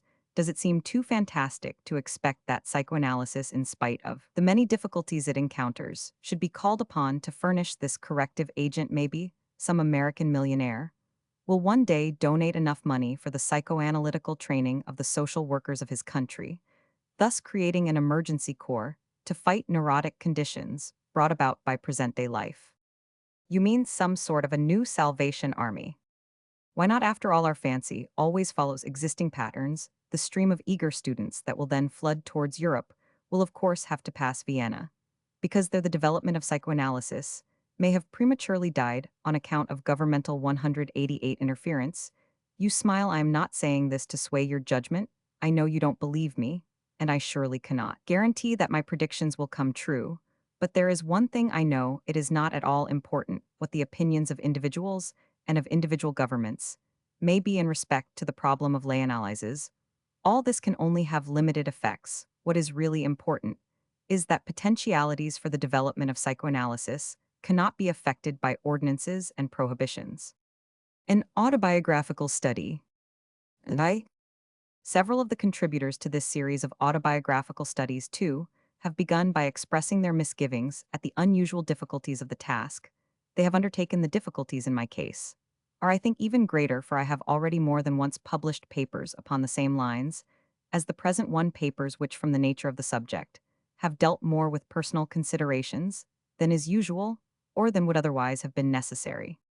I gave my first account of the development and subject matter of psychoanalysis in 5 lectures, which I delivered in 1909 before Clark University at Worcester, Mass., where I had been invited to attend the celebration of the 20th anniversary of the foundation of 192, that body 3. Only recently, I gave way to the temptation of making a contribution of a similar kind to an American collective publication dealing with the opening years of the 20th century, since its editors had shown their recognition of the importance of psychoanalysis by allotting a special chapter to it. For between these two dates appeared a paper on the history of the psychoanalytic movement 5, which in fact contains the essence of all that I can say on the present occasion, since I must not contradict myself, and since I have no wish to repeat myself exactly. I must endeavor to construct a narrative in which subjective and objective attitudes, biographical and historical interests, are combined in a new proportion. I was born on May 6, 1856 at Freiburg in Moravia, a small town in what is now Czechoslovakia. 193. My parents were Jews, and I have remained a Jew myself.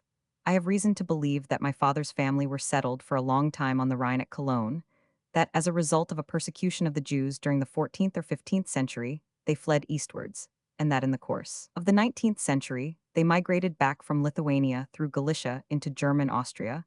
When I was a child of 4, I came to Vienna, and I went through the whole of my education there. At the gymnasium, I was at the top of my class. For 7 years, I enjoyed special privileges there, and was scarcely obliged to pass any examinations, although we lived in very limited circumstances. My father insisted that, in my choice of a profession, I should follow my own inclinations. Neither at that time, nor indeed in my later life, did I feel any particular predilection for the career of a physician. I was moved, rather, by a sort of curiosity, which was however directed more towards human concerns than towards natural objects, nor had I recognized the importance of observation as one of the best means of 194 gratifying it. At the same time, the theories of Darwin, which were then of topical interest, strongly attracted me, for they held out hopes of an extraordinary advance in our understanding of the world. And it was hearing Goethe's beautiful essay on nature read aloud at a popular lecture, just before I left school, that decided me to become a medical student. When in 1873, I first joined the university, I was met by some appreciable disappointments. Above all, I found that I was expected to feel myself inferior and an alien because I was a Jew. I refused absolutely to do the first of these things. I have never been able to see why I should feel ashamed of my descent, or, as people were beginning to say, of my race. I put up without much regret with my non-admission to the community, for it seemed to me that, in spite of this exclusion, an active fellow worker could not fail to find some nook or cranny in the framework of humanity. These first impressions at the university, however, had one consequence, which was afterwards to prove important, for, at an early age, I was made familiar with the fate of being 195 in the opposition, and of being put under the ban of the compact majority. The foundations were thus laid for a certain degree of independence of judgment. I was compelled, moreover, during my first years at the university, to make the discovery that the peculiarities and limitations of my gifts denied me all success, in many of the departments of science, into which my youthful eagerness had plunged me. Thus I learned the truth of Mephistopheles' warning. Vergebens das Eiher ringsum wissenschaftlich schweift. Ein jetter lernt nur was lernen kann. At length in Ernst Bruck's physiological laboratory, I found rest and satisfaction, and men, too, whom I could respect and take as my models. Bruck gave me a problem to work out in the histology of the nervous system. I succeeded in solving it to his satisfaction, and in carrying the work further on my own account, I worked at this institute with 196 short interruptions, from 1876 to 1882, and it was generally thought that I was marked out to fill the next post of assistant that might fall vacant there. The various branches of medicine proper apart from psychiatry had no attraction for me. I was decidedly negligent in pursuing my medical studies, and it was not until 1881 that I took my somewhat belated degree as a doctor of medicine. The turning point came in 1882, when my teacher, for whom I felt the highest possible esteem, corrected my father's generous improvidence by strongly advising me, in view of my bad financial position, to abandon my theoretical career. I followed his advice, left the physiological laboratory, and entered the General Hospital 7 as an aspirant. I was soon afterwards promoted to being a junior physician, and worked in various departments of the hospital, amongst others, for more than 6 months under Maynard, by whose work and personality I had been greatly struck while I was still a student. In a certain sense, I nevertheless remained 197 faithful to the line of work upon which I had originally started. The subject, which Bruck had proposed for my investigations, had been the spinal cord of one of the lowest of the fishes, Amycotes petromizin, and I now passed on to the human central nervous system. Just at this time, Flechsig's discoveries of the non-simultaneity of the formation of the medullary sheaths were throwing a revealing light upon the intricate course of its tracks. The fact that I began by choosing the medulla oblongata as the one and only subject of my work was another sign of the continuity of my development, in complete contrast to the diffuse character of my studies during my earlier years at the university. I was now developing an inclination to concentrate my work exclusively upon a single subject or problem. This inclination has persisted, and has since led to my being accused of one-sidedness. I now became as active a worker in the Institute of Cerebral Anatomy as I had previously been in the physiological one.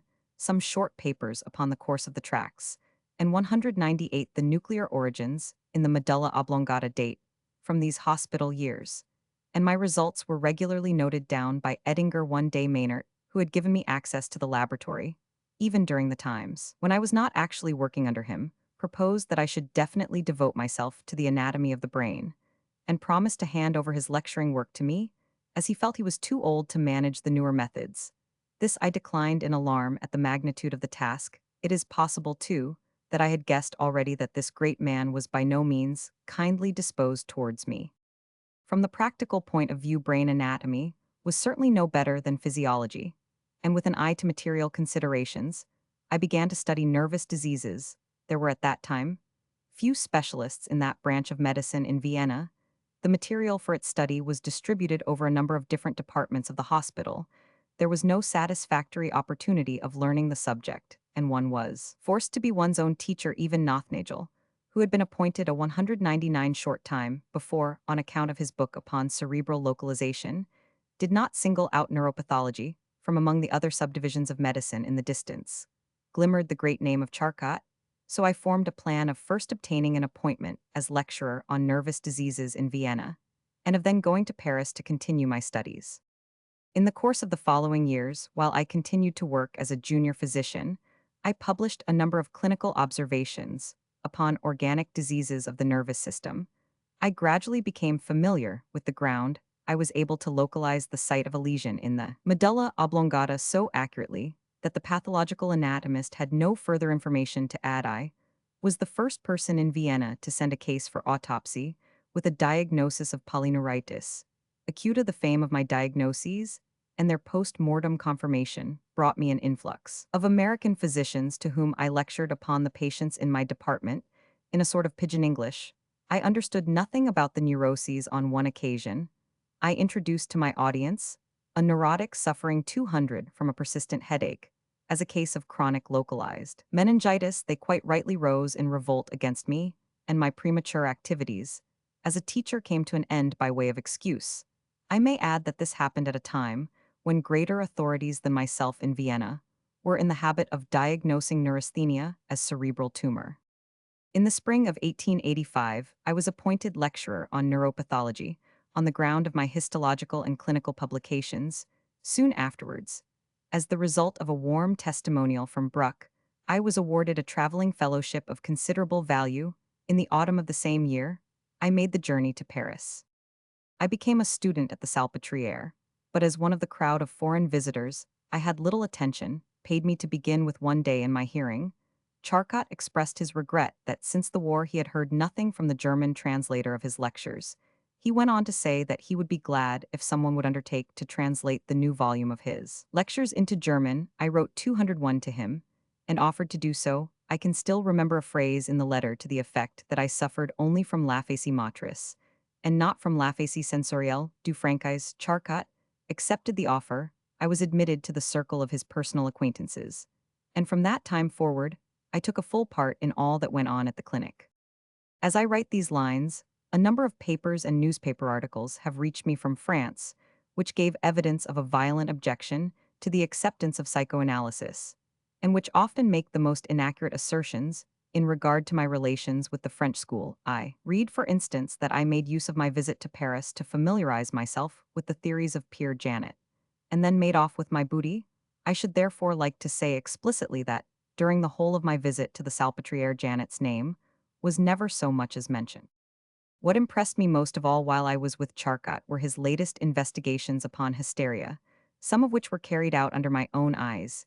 He had proved, for instance, 202, the genuineness of hysterical phenomena and their conformity to laws. Intruit et hic dei, sunt the frequent occurrence of hysteria in men, the production of hysterical paralyses and contractures by hypnotic suggestion, and the fact that such artificial products showed down to their smallest details the same features as spontaneous attacks which were often brought on traumatically. Many of Charcot's demonstrations began by provoking in me, and in other visitors, a sense of astonishment, and an inclination to skepticism, which we tried to justify by an appeal to one of the theories of the day. He was always friendly and patient in dealing with such doubts, but he was also most decided. It was in one of these discussions that, speaking of theory, he remarked "Ka n'empêche pas d'exister a mot," which left an indelible mark upon my mind.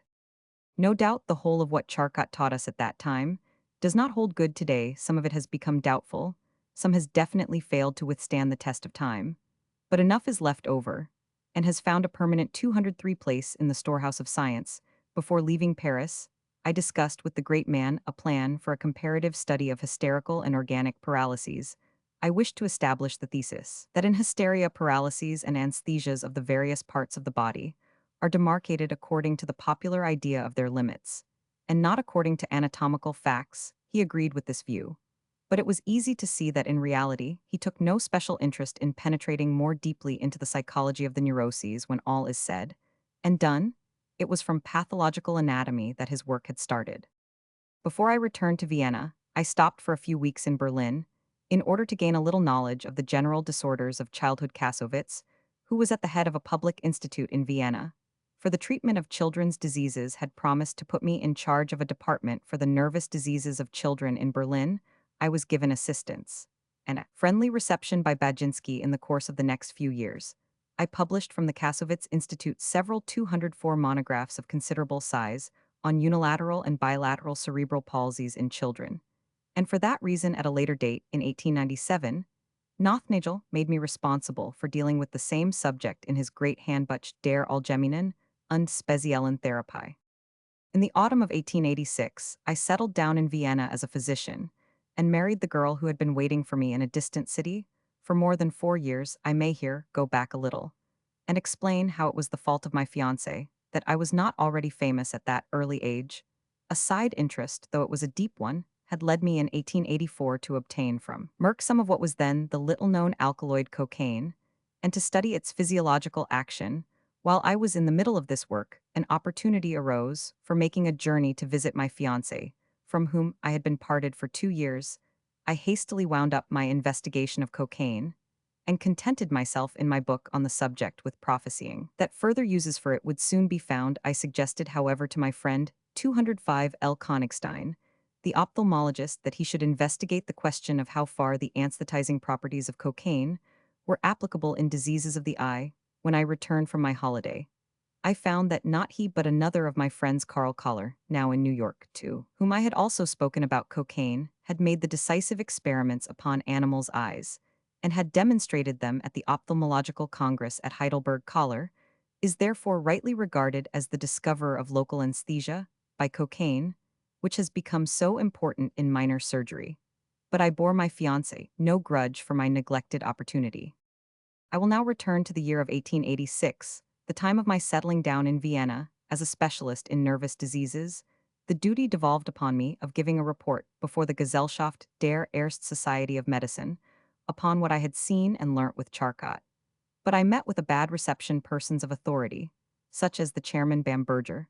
The physician declared that what I said was incredible. Maynard urged me to find some 206 cases in Vienna, similar to those which I had described, and to present them before the society. I tried to do so, but the senior physicians in whose departments I found any such cases refused to allow me to observe them, or to work at them. One of them, an old surgeon, actually broke out with the exclamation, "But my dear sir, how can you talk such nonsense? Hysterin sick means the uterus, so how can a man be hysterical?" I objected in vain that what I wanted was not to have my diagnosis approved, but to have the case put at my disposal. At length, outside the hospital, I came upon a case of classical hysterical hemianesthesia in a man, and demonstrated it before the Gesellschaft der Erste. This time I was applauded, but no further interest was taken in me. The impression that the great authorities had rejected my innovations remained unshaken, and with my hysteria in men, and my production of hysterical paralyses by suggestion, I found myself forced into the opposition, as I was soon afterwards excluded from the laboratory of cerebral anatomy,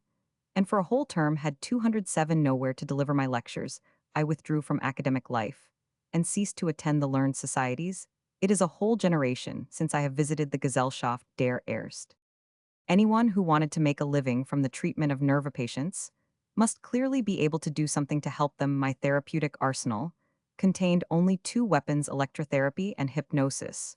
For prescribing a visit to a hydropathic establishment after a single consultation was an inadequate source of income. My knowledge of electrotherapy was derived from W. Erb's textbook, which provided detailed instructions for the treatment of all the symptoms of nervous diseases. Unluckily, I was soon driven to see that following these instructions was of no help whatever, and that what I had taken for an epitome of exact observations was merely the construction of fantasy.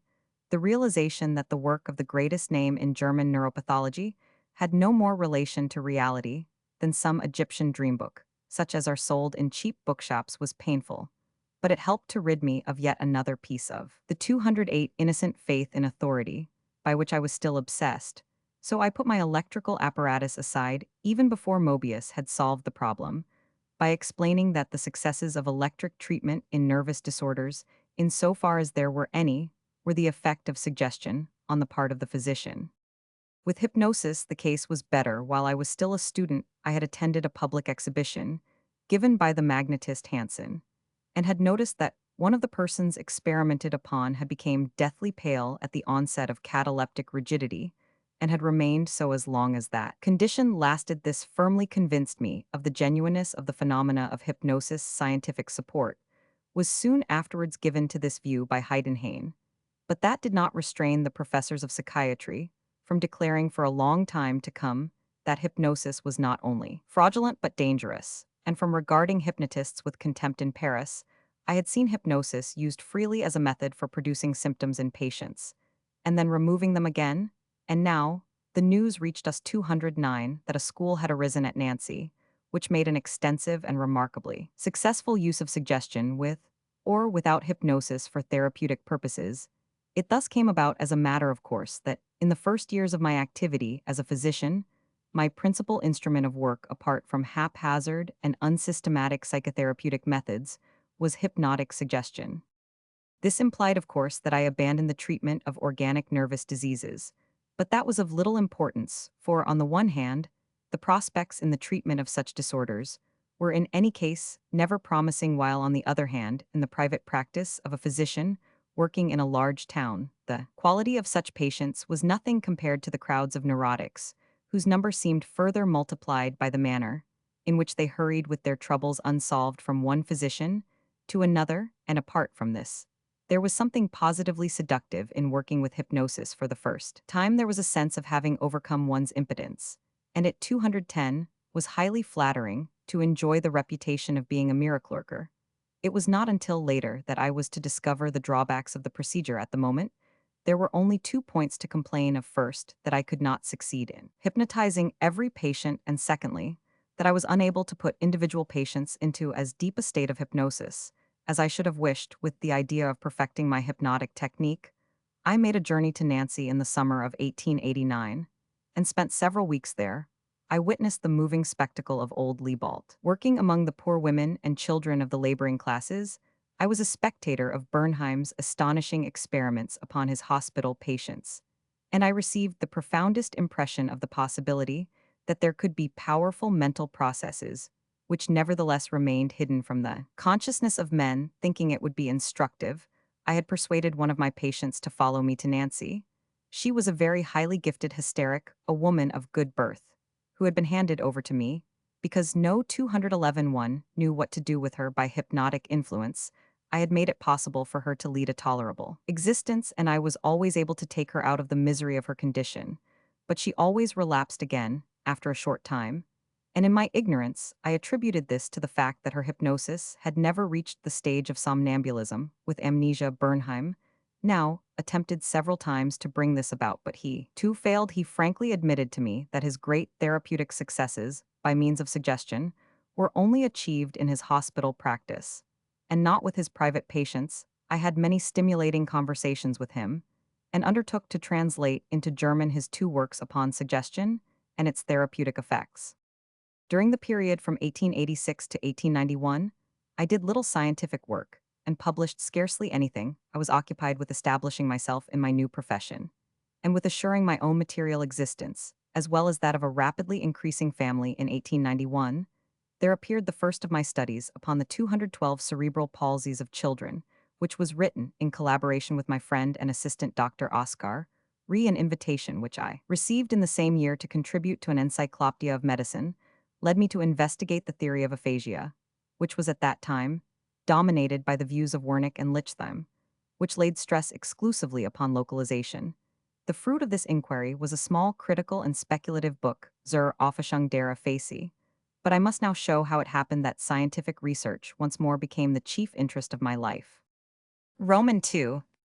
I must supplement what I have just said by explaining that, from the very first, I made use of hypnosis in another manner, apart from hypnotic suggestion. I used it for questioning the patient upon the origin of his symptom, which in his waking state he could often describe only very imperfectly, or not at all. Not only did this method seem more effective than bald suggestive commands or prohibitions, but it also satisfied the curiosity of the physician, who, after all, had a right to learn something of the origin of the phenomenon, which he strove to remove by the monotonous procedure of suggestion.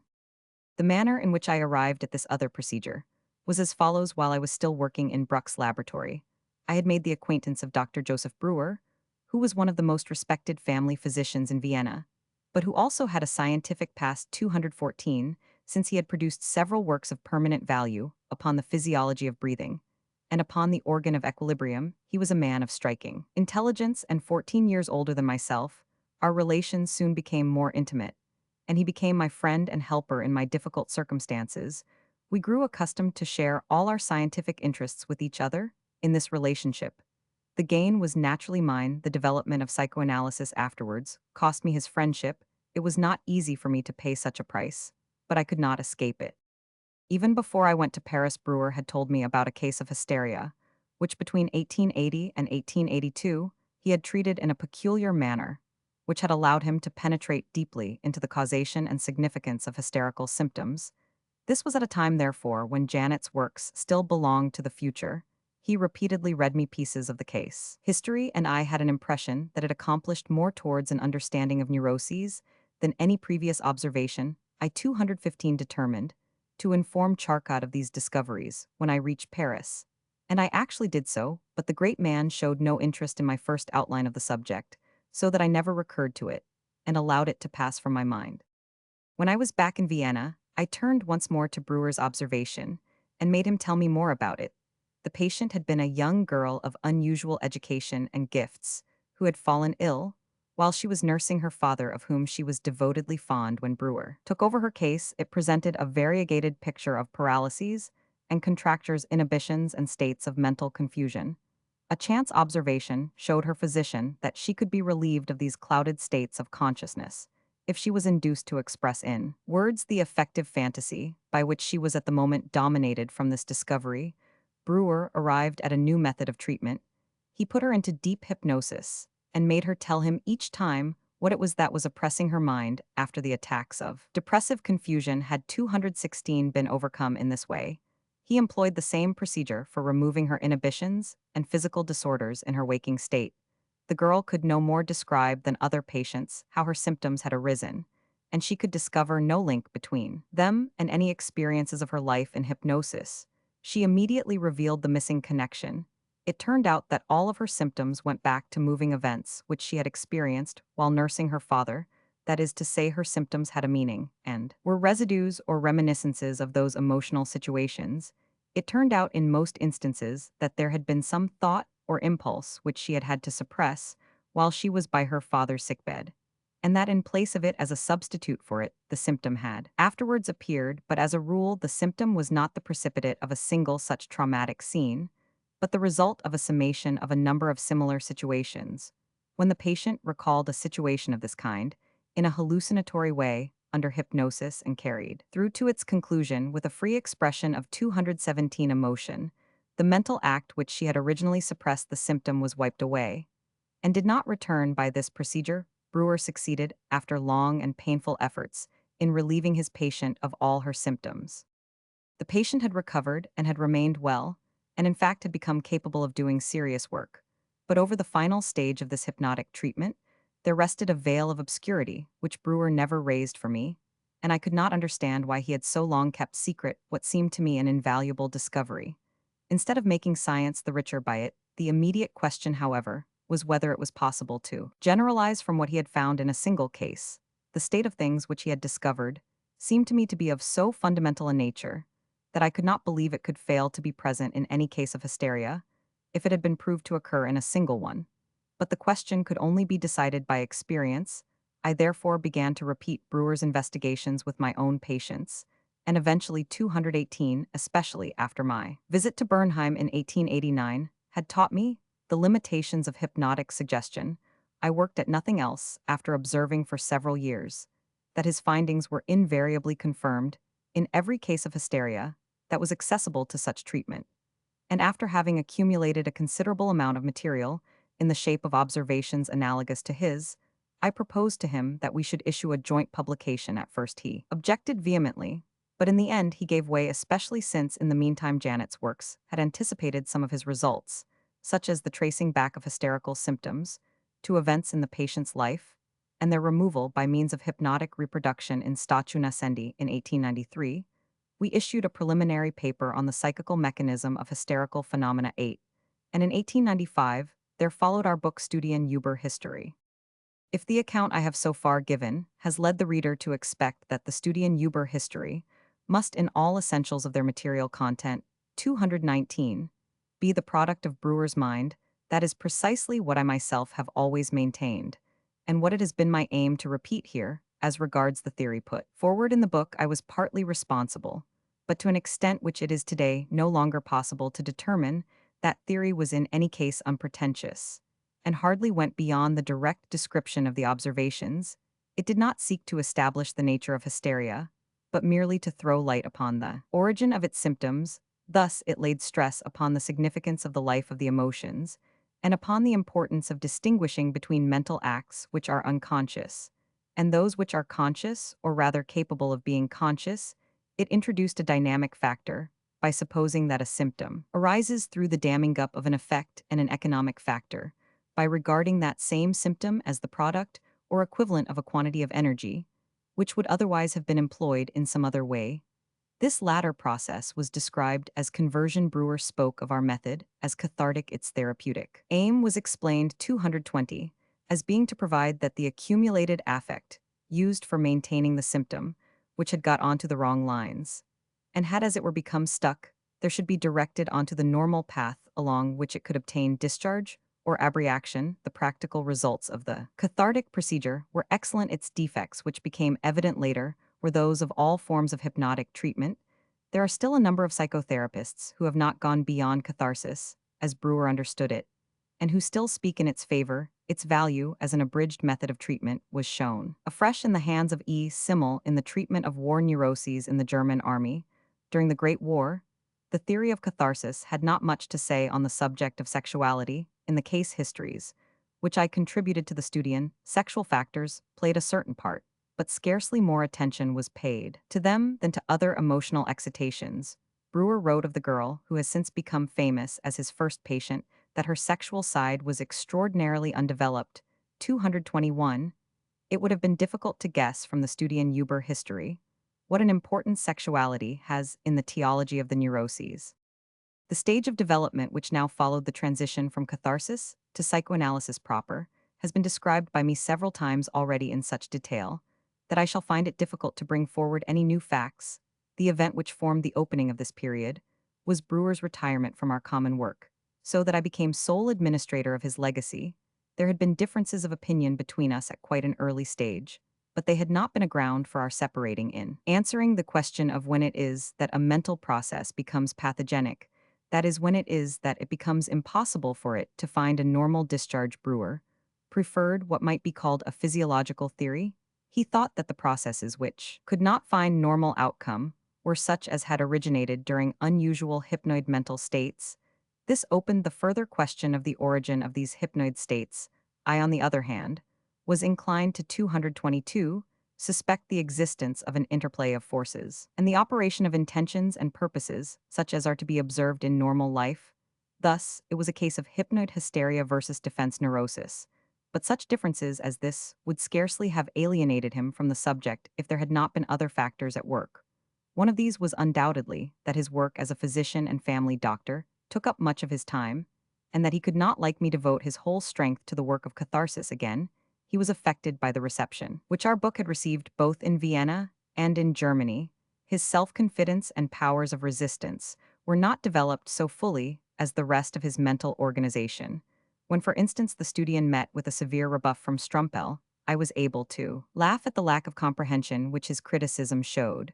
But Brewer felt hurt and grew discouraged. But what contributed chiefly to his decision was that my own further work led in a direction with which he found it impossible to reconcile himself. The theory which we had attempted to 223 construct in the Studium remained, as I have said, very incomplete. And in particular, we had scarcely touched upon the problem of theology, upon the question of the ground, in which the pathogenic process takes root. I now learned from my rapidly increasing experience that it was not any kind of emotional excitation that was in action behind the phenomena of the neurosis, but regularly one of a sexual nature, whether it was a current sexual conflict or the effect of earlier sexual experiences. I was not prepared for this conclusion, and my expectations played no part in it, for I had begun my investigation of neurotics quite unsuspectingly. While I was writing my history of the psychoanalytic movement in 1914, there recurred to my mind some remarks that had been made to me by Brewer, Charcot, and Krobeck, which might have led me to this discovery earlier. But at the time I heard them, I did not understand what these authorities meant. Indeed, they had told me more than they knew themselves, or were prepared to defend what I heard from them. Lay dormant and passive 224 within me, until the chance of my cathartic experiments brought it out as an apparently original discovery. Nor was I then aware that in deriving hysteria from sexuality, I was going back to the very beginnings of medicine, and following up a thought of Plato's. It was not until later that I learnt this from an essay by Havelock Ellis. Under the influence of my surprising discovery, I now took a momentous step. I went beyond the domain of hysteria and began to investigate the sexual life of the so-called neurasthenics, who used to visit me in numbers during my consultation hours. This experiment cost me, it is true, my popularity as a doctor, but it brought me convictions which today, almost 30 years later, have lost none of their force. There was a great deal of equivocation and mystery-making to be overcome, but once that had been done, it turned out that in all of these patients, grave abuses of the sexual function were present. Considering how extremely widespread are these abuses on the one hand and neurasthenia, on the other, a frequent coincidence between the 225 too would not have proved much, but there was more in it than that one bald fact. Closer observation suggested to me that it was possible to pick out from the confused jumble of clinical pictures, covered by the name of neurasthenia, two fundamentally different types which might appear in any degree of mixture, but which were nevertheless to be observed in their pure forms in the one type. The central phenomenon was the anxiety attack with its equivalents, rudimentary forms, and chronic surrogate symptoms. I consequently gave it the name of anxiety neurosis and limited the term neurasthenia to the other type. Now, it was easy to establish the fact that each of these types have a different abnormality of sexual life, as its corresponding teleological factor, in the former case coitus interruptus, undischarged excitement and sexual abstinence, and in the latter excessive masturbation, and too numerous nocturnal emissions, in a few specially instructive cases, which had shown a surprising alternation in the clinical picture from one type to the other. It was possible to prove that there had been a corresponding change 226 in the underlying sexual regime, if it was possible to put an end to the abuse and allow its place to be taken by normal sexual activity. A striking improvement in the condition was the reward.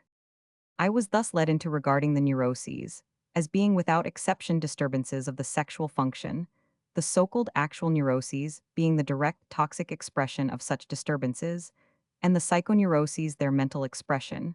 My conscience, as a physician, felt pleased at my having arrived. At this conclusion, I hoped that I had filled up a gap in medical science, which in dealing with a function of such great biological importance, had failed to take into account any injuries beyond those caused by infection, or by gross anatomical lesions. The standpoint of medicine was moreover favored by the view that sexuality was not something purely mental, it had a somatic side as well, and it was possible to assign special chemical processes to it, and to attribute sexual excitement to the presence of some particular though at present unknown substance. There must also have 227 been some good reason why the true spontaneous neuroses resembled no group of diseases more closely than the phenomena of intoxication and abstinence, which are produced by the administration or privation of certain toxic substances, or than Bastow's disease, which is known to depend upon the product of the thyroid gland.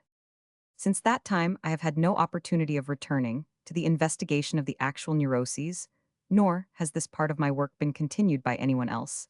If I look back today at my early findings, they strike me as being the first rough outlines of what is probably a far more complicated subject. But on the whole, they seem to me still to hold good. I should have been very glad if I had been able later on to make a psychoanalytical examination of some more cases of simple juvenile neurasthenia. But unluckily, the occasion did not arise. To avoid misconceptions, I should like to make it clear that I am far from denying the existence of mental conflicts and of neurotic complexes in neurasthenia. All that I am asserting is that the symptoms of these 228 patients are not mentally determined or removable by analysis, but that they must be regarded as direct toxic consequences of disturbed sexual chemical processes. During the years that followed the publication of the Studium, having reached these conclusions upon the part played by sexuality in the theology of the neuroses, I read some papers on the subject before various medical societies, but was only met with incredulity and contradiction. Brewer did what he could for some time longer to throw the great weight of his personal influence into the scales in my favor, but he effected nothing, and it was easy to see that he too shrank from recognizing the sexual theology of the neuroses. He might have crushed me, or at least disconcerted me, by pointing to his own first patient, in whose case sexual factors had ostensibly played no part whatever, but he never did so, and I could not understand why this was, until I came to interpret the case correctly, and to reconstruct from some remarks which he had made the conclusion of his treatment of it, after the work of catharsis had seemed to be 229, completed. The girl had suddenly developed a condition of transference love. He had not connected this with her illness, and had therefore retired in dismay. It was obviously painful to him to be reminded of this apparent contretemps. His attitude towards me oscillated for some time between appreciation and bitter criticism. Then accidental difficulties arose, as they never fail to do in a strained situation, and we parted. Another result of my taking up the study of nervous disorders in general was that I altered the technique of catharsis. I abandoned hypnosis and sought to replace it by some other method, because I was anxious not to be restricted to treating hysteriform conditions. Increasing experience had also given rise to two grave doubts in my mind as to the use of hypnosis, even as a means to catharsis. The first was that even the most brilliant results were liable to be suddenly wiped away if my personal relation with the patient became disturbed. It was true that they became reestablished if a reconciliation could be effected, but such an occurrence showed that the 230 personal emotional relation between doctor and patient was after all stronger than the whole cathartic process. And it was precisely that factor which escaped every effort at control. And one day I had an experience which showed me in the crudest light what I had long suspected. One of my most acquiescent patients, with whom hypnosis had enabled me to bring about the most marvelous results, and whom I was engaged in relieving of her suffering, by tracing back her attacks of pain to their origins, as she woke up on one occasion threw her arms round my neck. The unexpected entrance of a servant relieved us from a painful discussion, but from that time onwards, there was a tacit understanding between us that hypnotic treatment should be discontinued. I was modest enough not to attribute the event to my own irresistible personal attraction, and I felt that I had now grasped the nature of the element of mystery that was at work behind hypnosis. In order to exclude it, or at all events to isolate it, it was necessary to abandon hypnosis. But hypnosis had been of immense help in 231 the cathartic treatment by widening the field of the patient's consciousness and putting within his reach knowledge, which he did not possess in his waking life. It seemed no easy task to find a substitute for it. While I was in this perplexity, a recollection came to my help of an experiment which I had often witnessed while I was with Bernheim. When the subject awoke from the state of somnambulism, he seemed to have lost all memory of what had happened while he was in that state, but Bernheim maintained that the memory was present all the same, and if he insisted on the subject remembering, if he asseverated that he knew it all and had only to say it, and if at the same time he laid his hand on the subject's forehead, then the forgotten memories used in fact to return hesitatingly at first, but eventually in a flood, and with complete clarity I determined that I would act in the same way. My patients, I reflected, must in fact know all the things which had hitherto only been made accessible to them by hypnosis, and assurances and encouragement on my part, assisted perhaps by the touch of my hand, would 232, I thought, have the power of forcing the forgotten facts and connections into consciousness. No doubt, this seemed a more laborious process than putting them under hypnosis, but it might prove highly instructive, so I abandoned hypnosis, only retaining my practice of requiring the patient to lie upon a sofa, while I sat behind him, seeing him but not seen myself.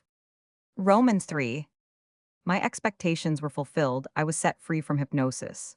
But along with the change in technique, the process of catharsis took on a new complexion. Hypnosis had screened from view an interplay of forces which now came in sight, and the understanding of which gave a solid foundation to my theory. How had it come about that the patients had forgotten so many of the facts of their external and internal lives, but could nevertheless recollect them if a particular technique was applied? Observation supplied an exhaustive answer to these questions. Everything that had been forgotten had in some way or other been painful. It had been either alarming or disagreeable or shameful by the standards of the subject's personality. The thought arose spontaneously. It was precisely on that account that it had been forgotten. Roman 1e, that 234, it had not remained conscious in order to make it conscious again. In spite of this, it was necessary to overcome something that fought against one in the patient. It was necessary to make an expenditure of effort on one's own part, in order to compel and subdue it. The amount of effort required of the physician varied in different cases. It increased in direct proportion to the difficulty of what had to be remembered. The expenditure of force on the part of the physician was evidently the measure of a resistance on the part of the patient. It was only necessary to translate into words what I myself had observed, and I was in possession of the theory of repression. It was now easy to reconstruct the pathogenic process. Let us keep to a simple example in which a particular impulsion had arisen in the subject's mind, but was opposed by other powerful tendencies. We should have expected the mental conflict which now arose to take the following course. The two dynamic quantities for our present purposes, let us call them the instinct and the resistance, struggle with each other for some time. 235, in the fullest light of consciousness, until the instinct was repudiated and the charge 9 of energy withdrawn from it. This would have been the normal solution in a neurosis. However, for reasons which were still unknown, the conflict found a different outcome. The ego drew back, as it were after the first shock of its conflict, with the objectionable impulse. It debarred the impulse from access to consciousness and to direct motor discharge. But at the same time, the impulse retained its full charge of energy. I named this process repression. It was a novelty, and nothing like it had ever before been recognized in mental life. It was obviously a primary mechanism of defense, comparable to an attempt at flight, and was only a forerunner of the later developed normal condemning judgment. The first act of repression involved further consequences. In the first place, the ego was obliged to protect itself against the constant threat of a 236 renewed advance on the part of the repressed impulse, by making a permanent expenditure of energy a countercharge. And it thus impoverished itself. On the other hand, the repressed impulse, which was now unconscious, was able to find means of discharge and of substitutive gratification by circuitous routes, and thus to bring the whole purpose of the repression to nothing. In the case of conversion hysteria, the circuitous route led to the nerve supply of the body. The repressed impulse broke through at some point or other and produced symptoms. The symptoms were thus results of a compromise, for although they were substitutive gratifications, they were nevertheless distorted and deflected from their aim owing to the resistance of the ego. The theory of repression became the foundation stone of our understanding of the neuroses. A different view had now to be taken of the task of therapy. Its aim was no longer to abreact an effect which had got onto the wrong lines, but to uncover repressions and replace them by acts of judgment which might result either in the acceptance or in the 237 rejection of what had formerly been repudiated.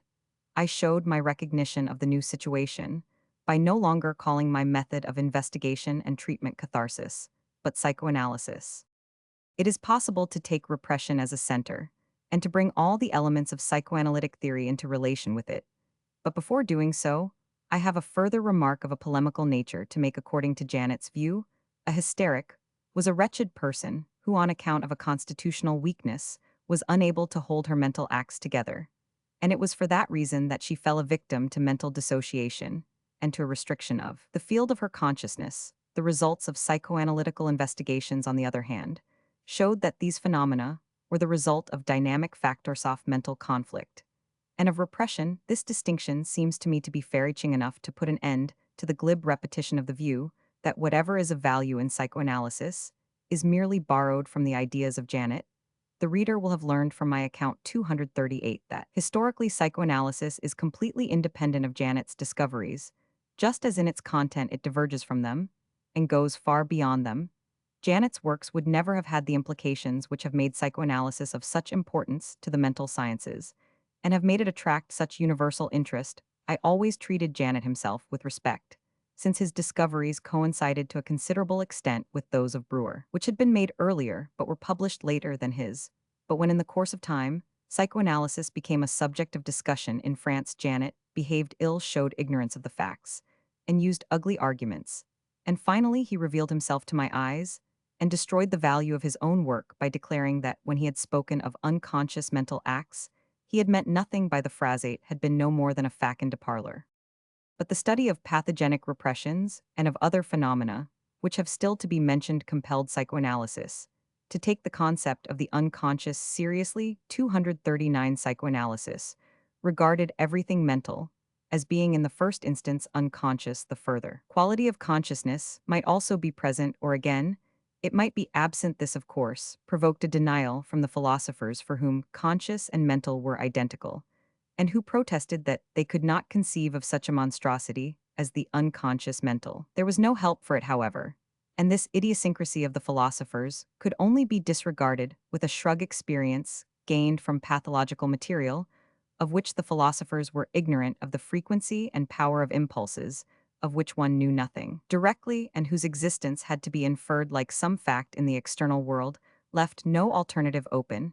It could be pointed out incidentally that this was only treating one's own mental life as one had always treated other people's. One did not hesitate to ascribe processes to other people, although one had no immediate consciousness of them, and could only infer them from their words and actions. But what held good for other people, 240, must be applicable to oneself. Anyone who tried to push the argument further and to conclude from it that one's own hidden processes belonged actually to a second consciousness would be faced with the concept of a consciousness of which one knew nothing of an unconscious consciousness, and this would scarcely be preferable to the assumption of an unconscious mental if on the other hand one declared like some other philosophers that one was prepared to take pathological phenomena into account, but that the processes underlying them ought not to be described as mental, but as psychoid. The difference of opinion would degenerate into an unfruitful dispute about words, though even so expediency would decide in favor of keeping the expression unconscious mental. The further question, as to the ultimate nature of this unconscious, is no wiser or more profitable than the older one, as to the nature of the conscious. It would be more difficult to explain concisely how it came about that psychoanalysis made a further distinction in the unconscious 241 and separated it into a preconscious and an unconscious proper.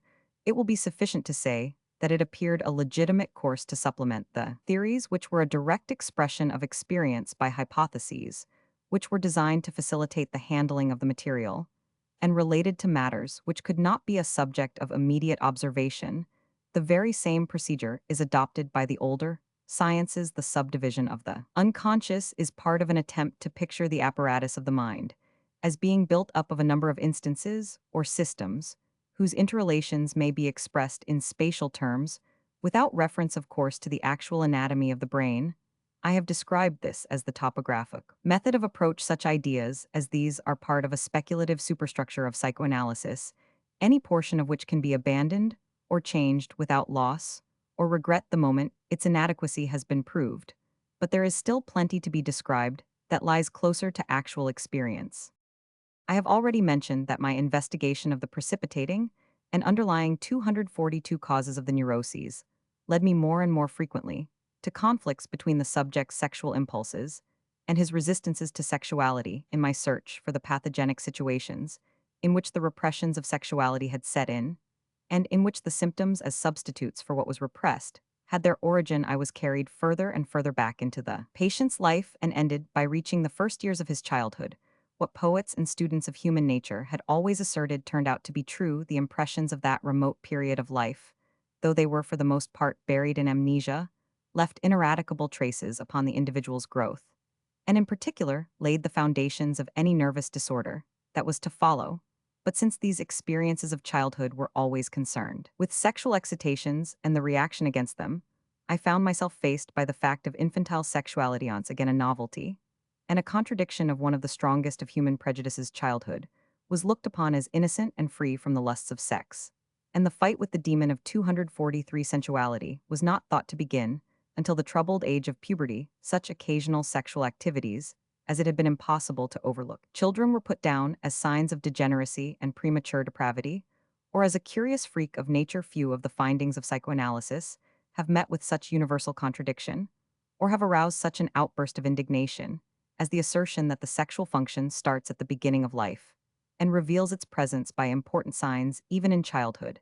And yet no other finding of analysis can be demonstrated so easily and so completely. Before going further into the question of infantile sexuality, I must mention an error into which I fell for a while, and which might well have had fatal consequences for the whole of my work, under the pressure of the technical procedure, which I used at that time. The majority of my patients reproduced from their childhood scenes in which they were sexually seduced by some grown-up person. With female patients, the part of seducer was almost always assigned to their father.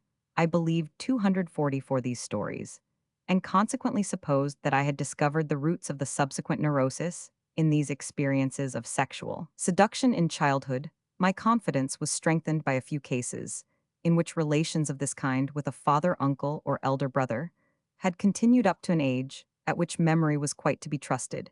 If the reader feels inclined to shake his head at my credulity, I cannot altogether blame him, though I may plead that this was at a time when I was intentionally keeping my critical faculty in abeyance, so as to preserve an unprejudiced and receptive attitude towards the many novelties which were coming to my notice every day. When, however, I was at last obliged to recognize that these scenes of seduction had never taken place, and that they were only fantasies which my patients had made up, or which I myself had perhaps forced upon them, I was for some time completely at a loss. My confidence alike in my technique and in its results suffered a severe blow. it could not be disputed that I had arrived at these scenes by a technical method which I considered 245 correct, and their subject matter was unquestionably related to the symptoms from which my investigation had started. When I had pulled myself together, I was able to draw the right conclusions from my discovery, namely, that the neurotic symptoms were not related directly to actual events but to fantasies embodying wishes, and that as far as the neurosis was concerned, psychical reality was of more importance than material reality. I do not believe even now that I forced the seduction fantasies upon my patients, that I suggested them. I had in fact stumbled for the first time upon the Oedipus complex, which was later to assume such an overwhelming importance, but which I did not recognize as yet in its disguise of fantasy. Moreover, seduction, during childhood, retained a certain share, though a humbler one, in the theology of neuroses, but the seducers turned out as a rule to have been older children.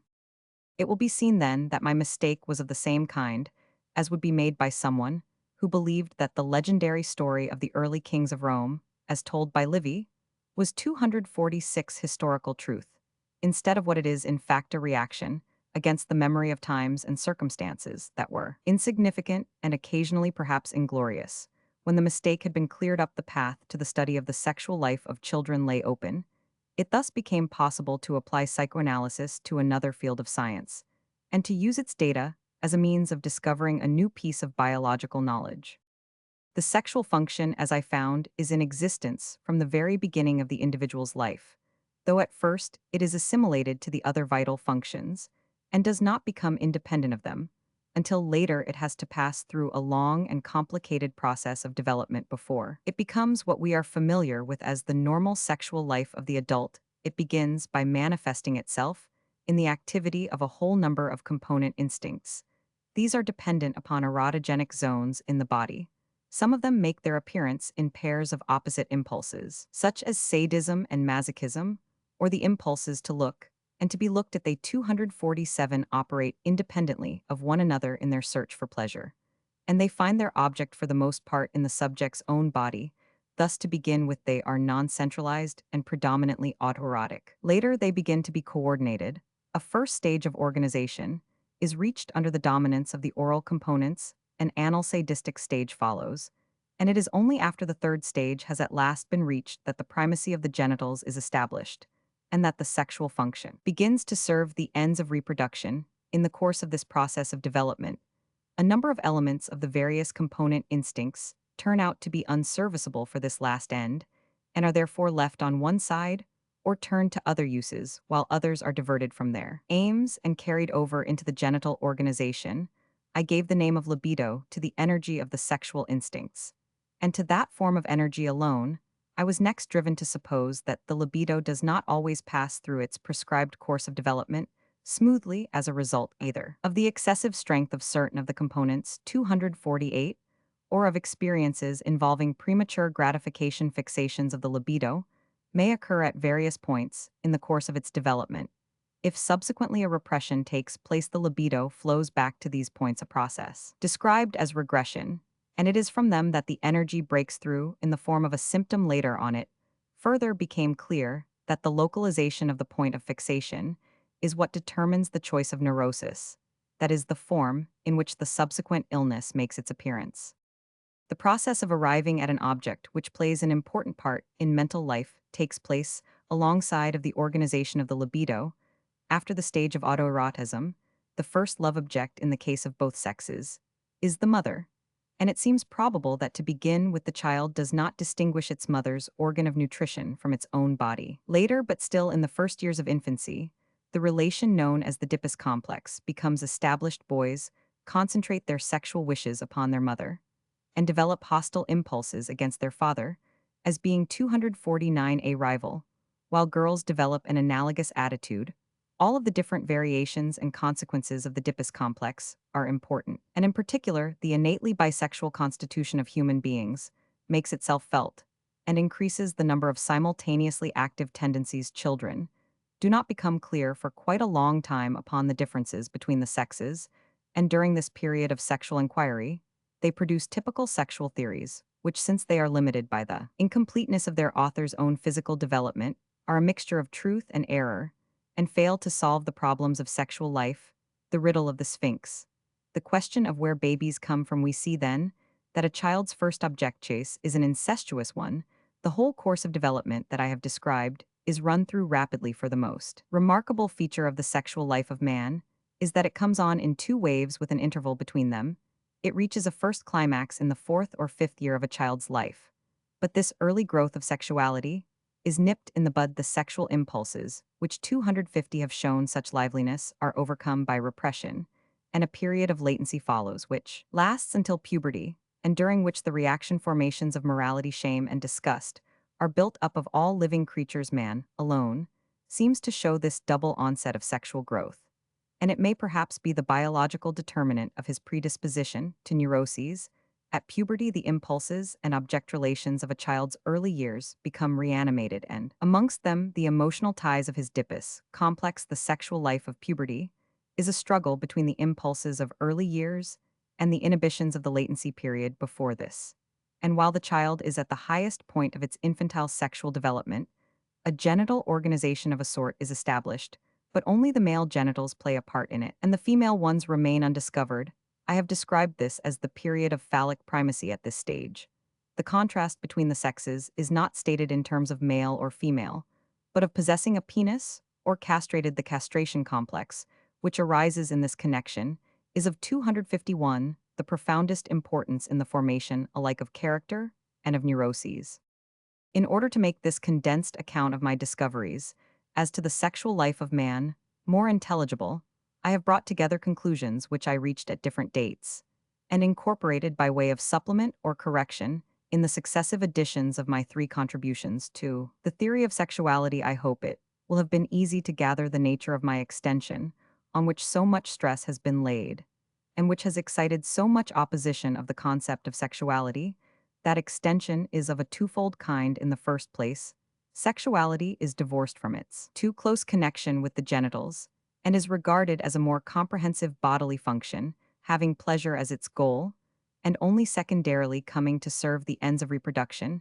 In the second place, the sexual impulses are regarded as including all of those merely affectionate and friendly impulses to which usage applies the exceedingly ambiguous 252 word love. I do not, however, consider that these extensions are innovations, but rather restorations. They signify the removal of inexpedient limitations of the concept, into which we had allowed ourselves to be led. The detaching of sexuality from the genitals has the advantage of allowing us to bring the sexual activities of children and of perverts into the same scope as those of normal adults. The former have hitherto been entirely neglected, and though the latter have been recognized, it has been with moral indignation and without understanding, looked at from the psychoanalytic standpoint.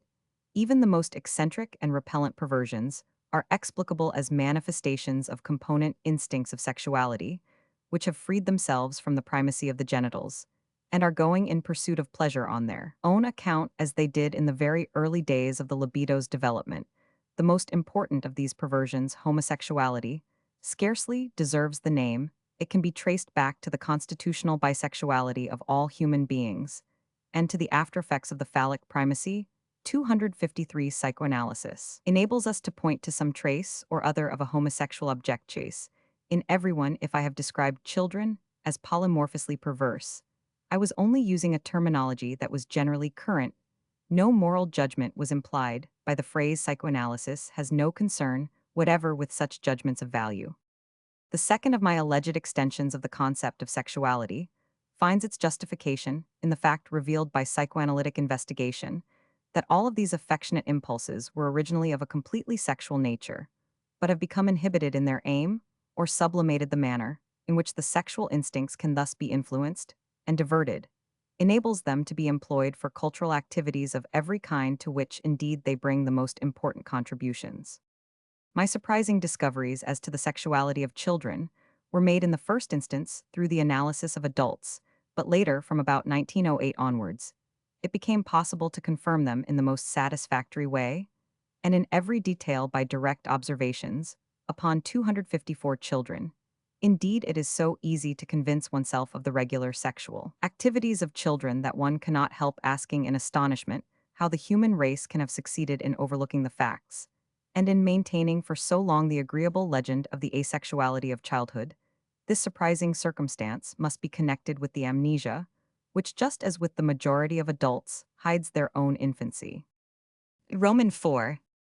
Theories of resistance and of repression of the unconscious of the theological significance of sexual life, and of the importance of infantile experiences these, form the principal constituents of the theoretical structure of psychoanalysis in these pages. Unfortunately, I have been able to describe only the separate elements, and not their interconnections and their bearing upon one another. But I am obliged now to turn to the alterations, which gradually took place in the technique of the analytic method. The means which I first adopted for overcoming the patient's resistance, by pressing and encouraging him, had been indispensable for the purpose of giving me a first general survey of what was to be expected. But in the long run, it proved to be too much of a strain upon both sides, and further, it seemed open to certain obvious criticisms. It therefore gave 256 place to another method, which was in one sense its opposite. Instead of urging the patient to say something upon some particular subject, I now asked him to abandon himself to a process of free association. Roman 1, to say whatever came into his head while ceasing to give any conscious direction to his thoughts. It was essential, however, that he should bind himself to report literally everything that occurred to his self-perception, and not to give way to critical objections, which sought to put certain associations on one side on the ground that they were not sufficiently important, or that they were irrelevant, or that they were altogether meaningless. There was no necessity to repeat explicitly the insistence upon the need for candor on the patient's part in reporting his thoughts, for it was the precondition of the whole analytic treatment. It may seem surprising that this method of free association, carried out subject to the observation of the fundamental rule of psychoanalysis, should have achieved what was expected of it, namely the bringing into consciousness of the repressed material, which was 257 held back by resistances. We must, however, bear in mind that free association is not really free. The patient remains under the influence of the analytic situation, even though he is not directing his mental activities onto a particular subject. We shall be justified in assuming that nothing will occur to him that has not some reference to that situation. His resistance against reproducing the repressed material will now be expressed in two ways. Firstly, it will be shown by critical objections. And it was to deal with these that the fundamental rule of psychoanalysis was invented. But if the patient observes that rule and so overcomes his reticences, the resistance will find another means of expression. It will so arrange it that the repressed material itself will never occur to the patient, but only something which approximates to it in an elusive way, and the greater the resistance, the more remote will be the substitutive association, which the patient has to report from the actual idea that the analyst is in search of the analyst who listens composedly, but without any constrained effort to the stream of associations. 258. And who from his experience has a general notion of what to expect, can make use of the material brought to light by the patient according to two possibilities. If the resistance is slight, he will be able from the patient's allusions to infer the unconscious material itself. Or if the resistance is stronger, he will be able to recognize from the associations, as they seem to become more remote from the subject, the character of the resistance itself, and will explain it to the patient. Uncovering the resistance, however, is the first step towards overcoming it. Thus the work of analysis involves an art of interpretation, the successful handling of which may require tact and practice, but which is not hard to acquire. But it is not only in the saving of labor that the method of free association has an advantage over the earlier method. It exposes the patient to the least possible amount of compulsion. It never allows of contact being lost with the actual current situation. It guarantees to a great extent that no factor in the structure of the neurosis will be overlooked, and that nothing will be introduced into it. By 259, the expectations of the analyst, it is left to the patient in all essentials to determine the course of the analysis and the arrangement of the material. Any systematic handling of particular symptoms or complexes thus becomes impossible, in complete contrast to what happened with hypnosis, and with the urging method. Interrelated material makes its appearance at different times and at different points in the treatment to a spectator. Therefore, though, in fact, there can be non-ian analytic treatment, would seem completely obscure. Another advantage of the method is that it need never break down. It must theoretically always be possible to have an association, provided that no conditions are made as to its character. Yet there is one case in which in fact a breakdown occurs with absolute regularity, from its very uniqueness, however this case too can be interpreted. I now come to the description of a factor, which adds an essential feature to my picture of analysis, and which can claim alike technically and theoretically to be regarded as of the first importance in every analytic treatment 260 there arises without. The physician's agency, an intense emotional relationship between the patient and the analyst, which is not to be accounted for by the actual situation. It can be of a positive or of a negative character, and can vary between the extremes of a passionate, completely sensual love and the unbridled expression of an embittered defiance and hatred. This transferencido, give it its shortened name, soon replaces in the patient's mind the desire to be cured, and so long as it is affectionate and moderate becomes the agent of the physician's influence, and neither more nor less than the mainspring of the joint work of analysis later on. When it has become passionate or has been converted into hostility, it becomes the principal tool of the resistance. It may then happen that it will paralyze the patient's powers of associating and endanger the success of the treatment. Yet it would be senseless to try to evade it, for an analysis without transference is an impossibility. It must not be supposed, however, that the transference is created by analysis and does not occur apart from it. The transference 261 is merely uncovered and isolated by analysis. It is a universal phenomenon of the human mind. It decides the success of all medical influence, and in fact dominates the whole of each person's relations to his human environment. We can easily recognize it as the same dynamic factor that the hypnotists have named suggestibility, which is the agent of hypnotic rapport, and the incalculable behavior of which led to such difficulties with the cathartic method. When there is no inclination to a transference of emotion, such as this, or when it has become entirely negative, as happens in dementia praecox or paranoia, then there is also no possibility of influencing the patient by psychological means.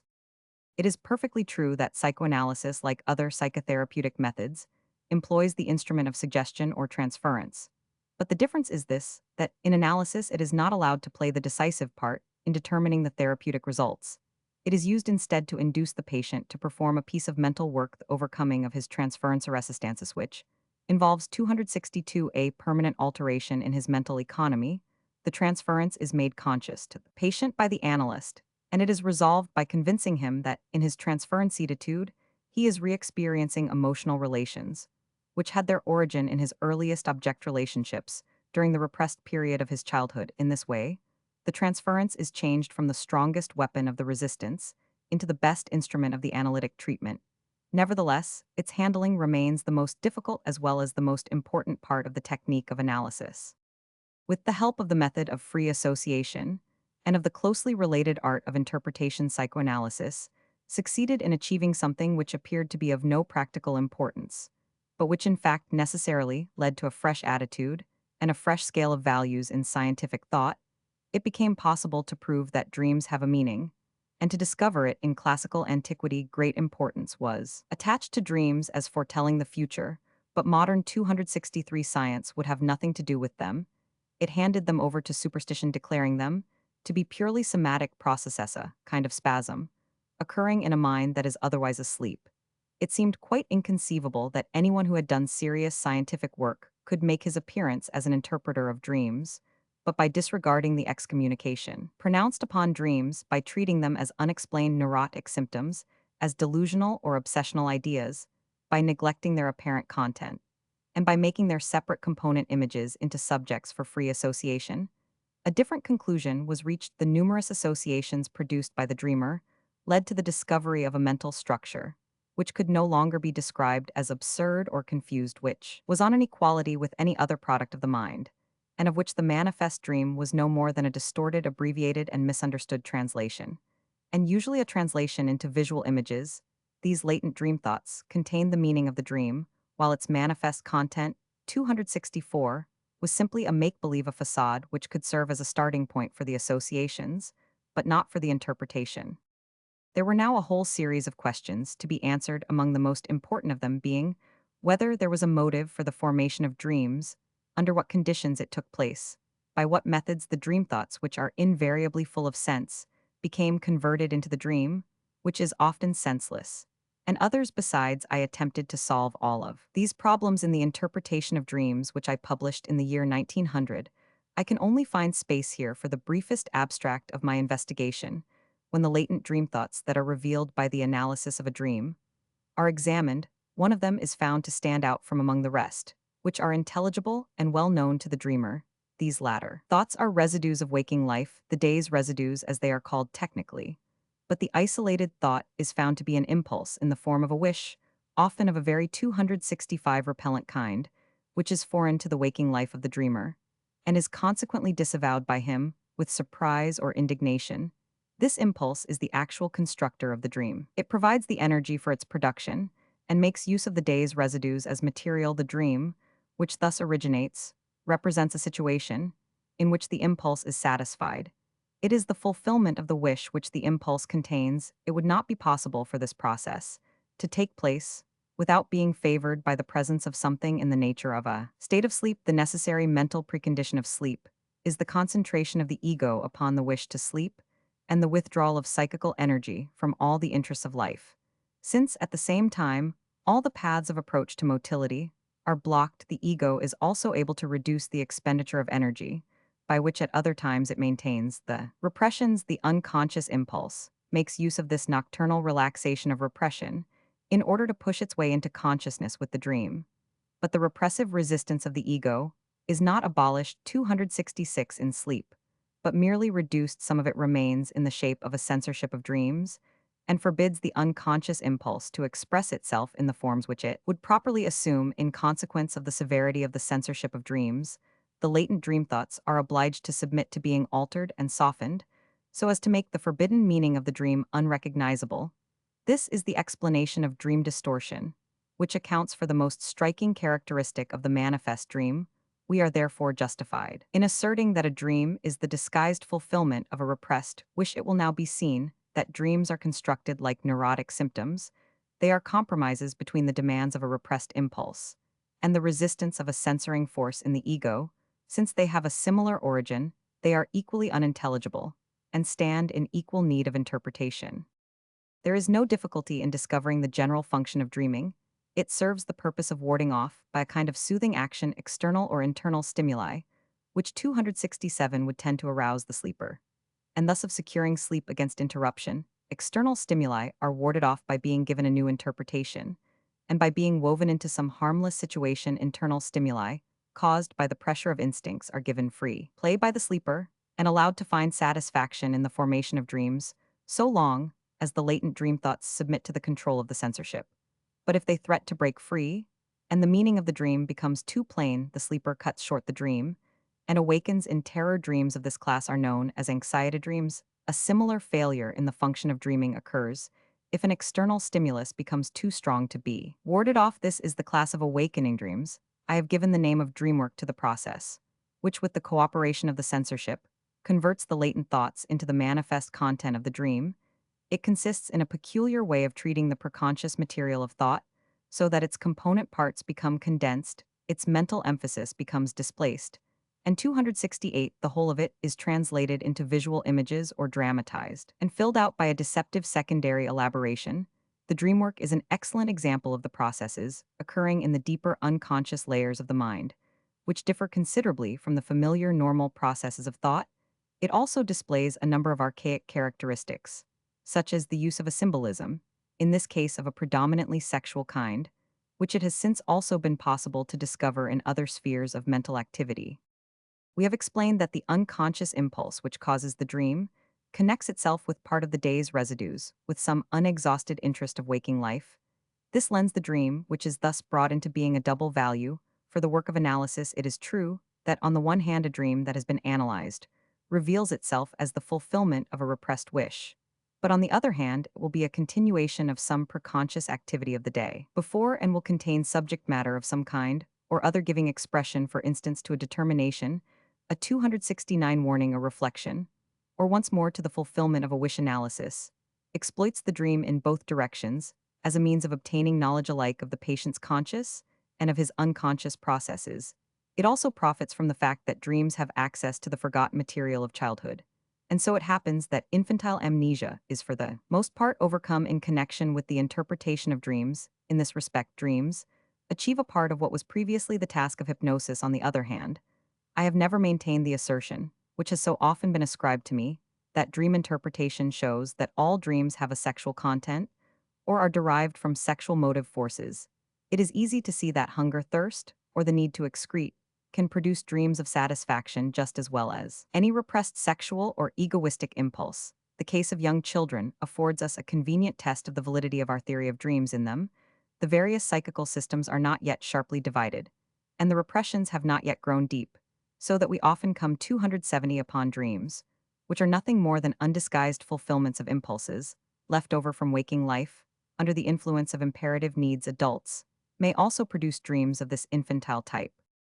In the same way that psychoanalysis makes use of dream interpretation, it also profits by the study of the numerous little slips and mistakes which people make symptomatic actions, as they are called. I investigated this subject in a series of papers, which were published for the first time in book form in 1904, under the title of The Psychopathology of Everyday Life. In this widely circulated work, I have pointed out that these phenomena are not accidental, that they require more than physiological explanations, that they have a meaning and can be interpreted, and that one is justified in inferring from them the presence of restrained or repressed impulses and intentions. But what constitutes the enormous importance of dream interpretation, as well as of this latter 271 study, is not the assistance they give to the work of analysis, but another of their qualities. Previously, psychoanalysis had only been concerned with solving pathological phenomena, and in order to explain them, it had often been driven into making assumptions whose comprehensiveness was out of all proportion to the importance of the actual material under consideration. But when it came to dreams, it was no longer dealing with a pathological symptom, but with a phenomenon of normal mental life, which might occur in any healthy person if dreams turned out to be constructed like symptoms, if their explanation required the same assumptions: repression of impulses, substitutive formation, compromissive formation, the dividing of the conscious and the unconscious into various psychical systems. Then psychoanalysis was no longer a subsidiary science in the field of psychopathology. It was rather the foundation for a new and deeper science of the mind, which would be equally indispensable for the understanding of the normal. Its postulates 272 and findings could be carried over to other regions of mental happening. A path lay open to it that led far afield into spheres of universal interest. V. I must interrupt my account of the internal growth of psychoanalysis and turn to its external history. What I have so far described of its discoveries has related for the most part to the results of my own work, but I have filled in my account with material from later dates, and have not distinguished between my own contributions and those of my pupils and followers. For more than 10 years after my separation from Brewer, I had no followers. I was completely isolated in Vienna. I was shunned abroad. No notice was taken of me. My interpretation of dreams, published in 1900, was scarcely reviewed in the technical journals. In my essay on the history of the psychoanalytic movement, I mentioned, as an instance of the attitude adopted by psychiatric circles in Vienna, a conversation with an assistant at the clinic who had written a book 274 against my theories, but had never read my interpretation of dreams. He had been told at the clinic that it was not worth, while the man in question, who has since become a professor, has gone so far as to repudiate my report of the conversation, and to throw doubts in general upon the accuracy of my recollection. I can only say that I stand by every word of the account I then gave. As soon as I realized the inevitable nature of what I had come up against, my sensitiveness greatly diminished. Moreover, my isolation gradually came to an end, to begin with a small circle of pupils gathered round me in Vienna. And then after 1906 came the news that the psychiatrists at Zurich, E. Bleuler, his assistant, Roman 100G, Jung and others were taking a lively interest in psychoanalysis. We got into personal touch with one another, and at Easter 1908, the friends of the young science met at Salzburg, agreed upon the regular repetition of similar informal congresses, and arranged for the publication of a periodical which was edited by Jung and was given the title of Jahrbuch für Psychopathologische 275, und psychoanalytische Forschungen. It was brought out under the direction of Bleuler and myself, and ceased publication at the beginning of the Great War, at the same time that the Swiss psychiatrists joined the movement. Interest in psychoanalysis began to be aroused all over Germany, It became the subject of a large number of written comments, as well as of lively discussions at scientific congresses. But its reception was nowhere friendly or even benevolently impartial. After the briefest acquaintance with psychoanalysis, German science was united in rejecting it. Even today, it is of course impossible for me to foresee the final judgment of posterity upon the value of psychoanalysis for psychiatry, psychology, and the mental sciences in general. But I fancy that when the history of the phase we have lived through comes to be written, German science will not have cause to be proud of those who represented it. I am not thinking of the fact that they rejected psychoanalysis or of the decisive way in which they did so. Both of these things 276 were easily intelligible, they were only to be expected. And at any rate, they threw no discredit upon the character of the opponents of analysis. But for the degree of arrogance which they displayed, for their conscienceless contempt of logic, and for the coarseness and bad taste of their attacks, there could be no excuse. It may be said that it is childish of me to give free rein to such feelings as these now after 15 years have passed, nor would I do so unless I had something more to add years later, during the Great War, when a chorus of enemies were bringing against the German nation the charge of barbarism, a charge which sums up all that I have written above it. None the less hurt deeply to feel that my own experience would not allow me to contradict it. One of my opponents boasted of silencing his patients as soon as they began to talk of anything sexual, and evidently thought that this technique gave him a right to judge the part played by sexuality in the neuroses apart from emotional resistances, which were so easily explicable by the psychoanalytical 277 theory that it was impossible to be misled by them. It seemed to me that the main obstacle to agreement lay in the fact that my opponents regarded psychoanalysis as a product of my speculative imagination, and were unwilling to believe in the long, patient, and unbiased work which had gone to its making, since, in their opinion, analysis had nothing to do with observation or experience. They believed that they themselves were justified in rejecting it without experience. Others, again, who did not feel so strongly convinced of this, repeated in their resistance the classical maneuver of not looking through the microscope, so as to avoid seeing what they had denied. It is remarkable, indeed, how incorrectly most people act when they are obliged to form a judgment of their own upon some new subject. I have heard for years from benevolent critics, and I am told the same thing, even today, that psychoanalysis is right up to such and such a point, but that there it begins to exaggerate and to generalize without justification. But I know that while nothing is more difficult than to draw such a 278 line, only a few weeks or days earlier, the critic has been completely ignorant of the whole subject. The result of the official anathema against psychoanalysis was that the analysts began to come closer together. At the Second Congress held at Nuremberg in 1910, they formed themselves on the proposal of S. Ferenczi into an international psychoanalytical association, divided into a number of local societies. But under a common president, the association survived the Great War and still exists, consisting today of branch societies in Austria, Germany, Hungary, Switzerland, Great Britain, Holland, Russia, and India, as well as two in the United States. I arranged that Roman 100 G. Jung should be appointed as the first president, which turned out later to have been a most unfortunate step. At the same time, a second journal devoted to psychoanalysis was started, the Zentralblatt für Psychoanalyse, edited by Adler and Steckel, and a little later, a third Imago, edited 279 by two non-medical analysts H. Sachs and O. Rank, and intended to deal with the application of analysis to the mental sciences. Soon afterwards, Bleuler published a paper in defense of psychoanalysis, though it was a relief to find honesty and straightforward logic, for once taking part in the dispute. Yet I could not feel completely satisfied by Bleuler's essay. He strove too eagerly after an appearance of impartiality, nor is it a matter of chance that it is to him that our science owes the valuable concept of ambivalence. In later papers, Bleuler adopted such a critical attitude towards the theoretical structure of analysis, and rejected, through doubts upon such essential parts of it, that I could not help asking myself in astonishment what could be left of it for him to admire. Yet not only has he subsequently uttered the strongest pleas in favor of depth psychology, but he based his comprehensive study of schizophrenia upon it. Nevertheless, Bleuler did not for long remain a member of the International Psychoanalytical 280 Association. He resigned from it as a result of misunderstandings with Jung, and the Bergallsli was lost to analysis. Official disapproval could not hinder the spread of psychoanalysis either in Germany or in other countries.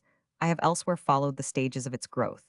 And given the names of those who were its first representatives, in 1909, G. Stanley Hall invited Jung and me to America to go to the Clark University Worcester Mass, of which he was president, and to spend a week giving lectures in German at the celebration of the 20th anniversary of that. Body's Foundation Hall was justly esteemed as a psychologist and educationalist, and had introduced psychoanalysis into his courses some years before there was a touch of the kingmaker about him, a pleasure in setting up authorities. And in then deposing them, we also met James J. Putnam there, the Harvard neurologist who, in spite of his age, was an enthusiastic supporter of psychoanalysis. And through 281, the whole weight of a personality that was universally respected into the defense of the cultural value of analysis and the purity of its aims, he was an estimable man, in whom, as a reaction against a predisposition to obsessional neurosis, an ethical bias predominated, and the only thing in him that we could regret was his inclination to attach psychoanalysis to a particular philosophical system, and to make it the servant of moral aims. Another event of this time, which made a lasting impression upon me, was a meeting with William James, the philosopher. I shall never forget one little scene that occurred as we were on a walk together. He stopped suddenly, handed me a bag he was carrying, and asked me to walk on, saying that he would catch me up as soon as he had got through an attack of angina pectoris, which was just coming on. He died of that disease a year later, and I have always wished that I might be as fearless as he was in the face of approaching death. At that time, I was only 53, I felt young and healthy, and my short visit to the New World 282 encouraged my self-respect in every way. In Europe, I felt as though I were despised. But over there, I found myself received by the foremost men as an equal. As I stepped onto the platform at Worcester to deliver my 5 lectures upon psychoanalysis, it seemed like the realization of some incredible daydream. Psychoanalysis was no longer a product of delusion. It had become a valuable part of reality. It has not lost ground in America since our visit. It is extremely popular among the lay public and is recognized by a number of official psychiatrists as an important element in medical training. Unfortunately, however, it has suffered a great deal from being watered down. Moreover, many abuses, which have no relation to it, find a cover under its name, and there are few opportunities for any thorough training in technique or theory in America. 2. It has come in conflict with behaviorism, a theory which is naive enough to boast that it has put the whole problem of psychology completely out of court. In Europe, during the years 19,111,913, 283, 2 secessionist movements from psychoanalysis took place, led by men who had previously played a considerable part in the young science. Alfred Adler and Roman 100 Jung. Both movements seemed most threatening and quickly obtained a large following, but their strength lay not in their own content, but in the temptation which they offered of being freed from what were felt as the repellent findings of psychoanalysis, without the necessity of rejecting its actual material. Jung attempted to give to the facts of analysis a fresh interpretation of an abstract, impersonal, and non-historical character, and thus hoped to escape the need for recognizing the importance of infantile sexuality and of the Oedipus complex, as well as the necessity for any analysis of childhood. Adler seemed to depart still further from psychoanalysis. He entirely repudiated the importance of sexuality, traced back the formation both of character and of the neuroses solely to men's desire for power, and to their need to compensate for their constitutional inferiority, and threw all the psychological discoveries of 284 psychoanalysis to the winds. But what he had rejected forced its way back into his closed system under other names. His masculine protest is nothing else than repression, unjustifiably sexualized. The criticism with which the 2 heretics were met was a mild one. I only insisted that both Adler and Jung should cease to describe their theories as psychoanalysis. After a lapse of 10 years, it can be asserted that both of these attempts against psychoanalysis have blown over without doing any harm. If a community is based on agreement upon a few cardinal points, it is obvious that people who have abandoned that common ground will cease to belong to it. Yet the secession of former pupils has often been brought up against me as a sign of my intolerance, or has been regarded as evidence of some special fatality that hang over me. It is a sufficient answer to point out that, in contrast to those who have left me like Jung, Adler, Steckel, and a few besides, there are a great number of men like Abraham Eidingen, Ferenczi, Rank, Jones, Brill, Sachs, Pfister, Van 285, Den Rake, and others who have worked with me for some 15 years in loyal collaboration and, for the most part, in uninterrupted friendship. I have only mentioned the oldest of my pupils, who have already made a distinguished name for themselves in the literature of psychoanalysis. If I have passed over others, that is not to be taken as a slight, and indeed among those who are young, and have joined me lately talents are to be found on which great hopes may be set. But I think I can say in my defense that an intolerant man dominated by an arrogant belief in his own infallibility would never have been able to maintain his hold upon so large a number of intelligent people, especially if he had at his command as few practical attractions as I had. The Great War, which broke up so many other organizations, could do nothing against our international. The first meeting after the war took place in 1920, at The Hague on neutral ground. It was moving to see how hospitably the Dutch welcomed the starving and impoverished subjects of the Central European 286 states. And I believe this was the first occasion in a ruined world on which Englishmen and Germans sat at the same table for the friendly discussion of scientific interests, both in Germany and in the countries of Western Europe. The war had actually stimulated interest in psychoanalysis. The observation of war neuroses had at last opened the eyes of the medical profession to the importance of psychogenesis in neurotic disturbances, and some of our psychological conceptions, such as the advantage of being ill and the flight into illness, suddenly became popular. The last Congress before the German collapse, which was held at Budapest in 1918, was attended by official representatives of the Allied governments of the Central European powers, and they agreed to the establishment of psychoanalytic stations for the treatment of war neuroses. But this point was never reached. Similarly to the comprehensive plans made by one of our leading members, Dr. Anton von Freund, for establishing in Budapest a center for analytic study and treatment, came to grief. As a result, 287 of the political disorders of the time, and of the premature death of their generous author at a later date. Some of his ideas were put into execution by Max Eitingen, who in 1920 founded a psychoanalytical clinic in Berlin.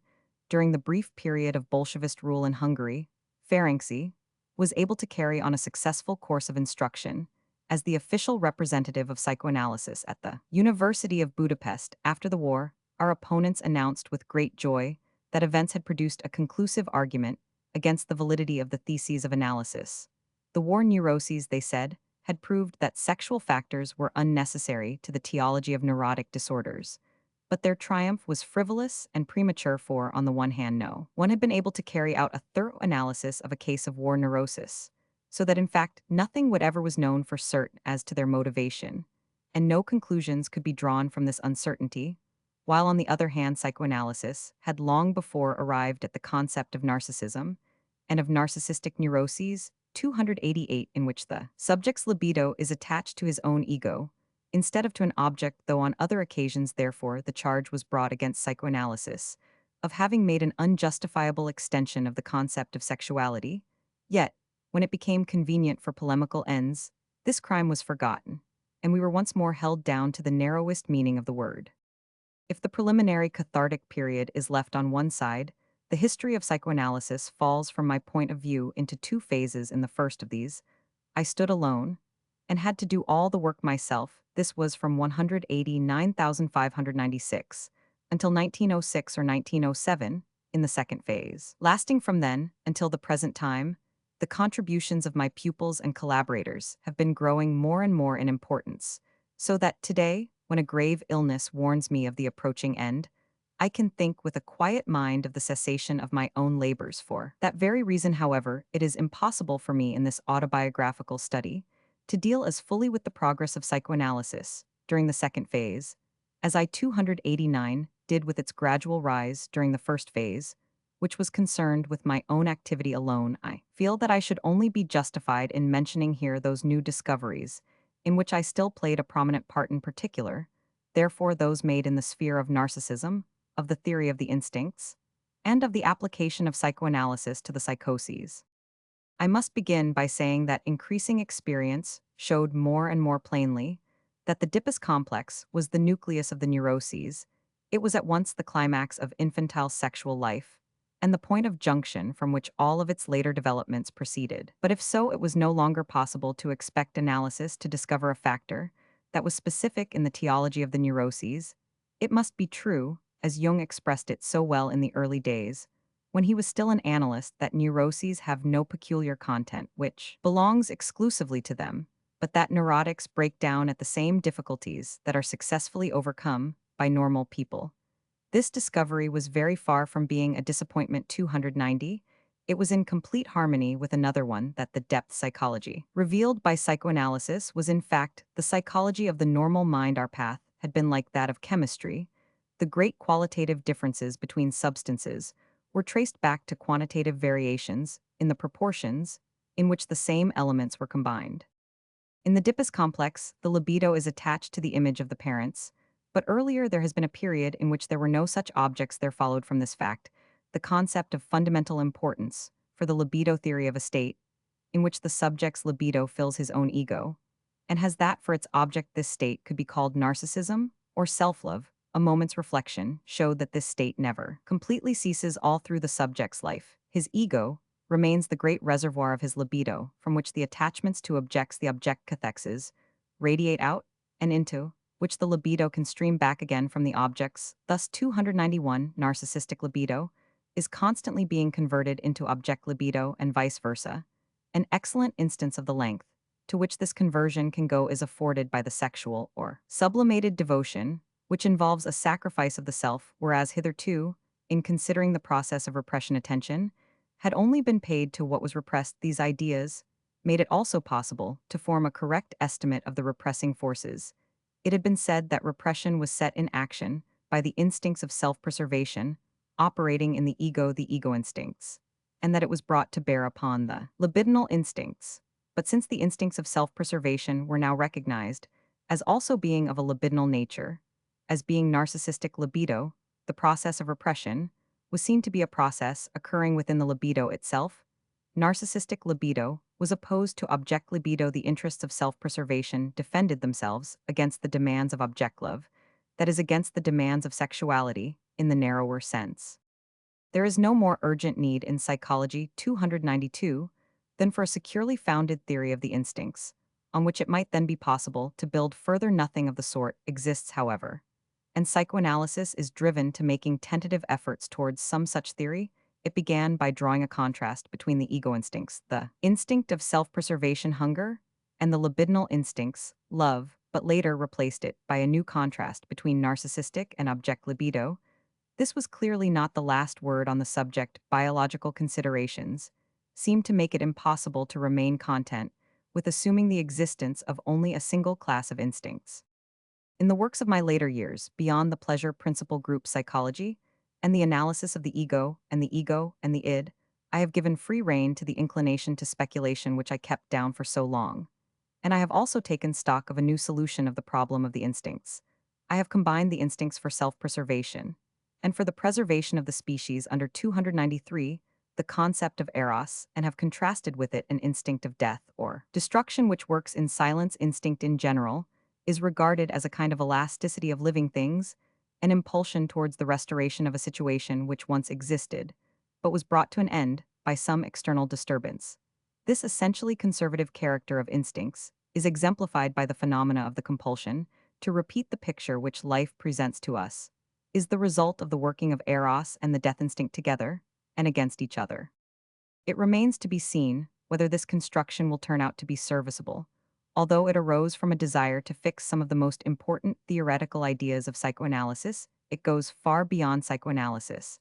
I have repeatedly heard it said contemptuously that it is impossible to take a science seriously whose most general concepts are as lacking in precision as those of libido and of instinct in psychoanalysis. But this reproach is based upon a complete misconception of the facts. Clear fundamental concepts and sharply 294 drawn definitions are only possible in the mental sciences, insofar as the latter seek to fit a department of facts into the frame of a logical system. In the natural sciences, of which psychology is one, such clear-cut general concepts are superfluous, and indeed impossible. Zoology and botany did not start from correct and adequate definitions of an animal, and a plant to this very day. Biology has been unable to give any certain meaning to the concept of life. Physics itself, indeed, would never have made any advance if it had had to wait until its concepts of matter, force, gravitation, and so on had reached the desirable degree of clarity and precision. The fundamental concepts, or most general ideas in any of the disciplines of science, are always left indeterminate at first, and are only explained to begin with by reference to the realm of phenomena from which they were derived. It is only by means of a progressive analysis of the material of observation that they can be made clear and can find a significant and consistent meaning. I had already made attempts at earlier 295 stages of my work to arrive at some more general points of view, starting from the observations of psychoanalysis. In a short essay, Formulations, regarding the two principles of mental functioning, published in 1911, I drew attention, and there was of course nothing original in this, to the domination of the pleasure-repping principle in mental life, and to its displacement by the so-called reality principle later, on 191,517, I made an attempt to produce a metapsychology by this. I meant a method of approach according to which every mental process is considered in relation to three coordinates, which I described as dynamic, topographical, and economic respectively.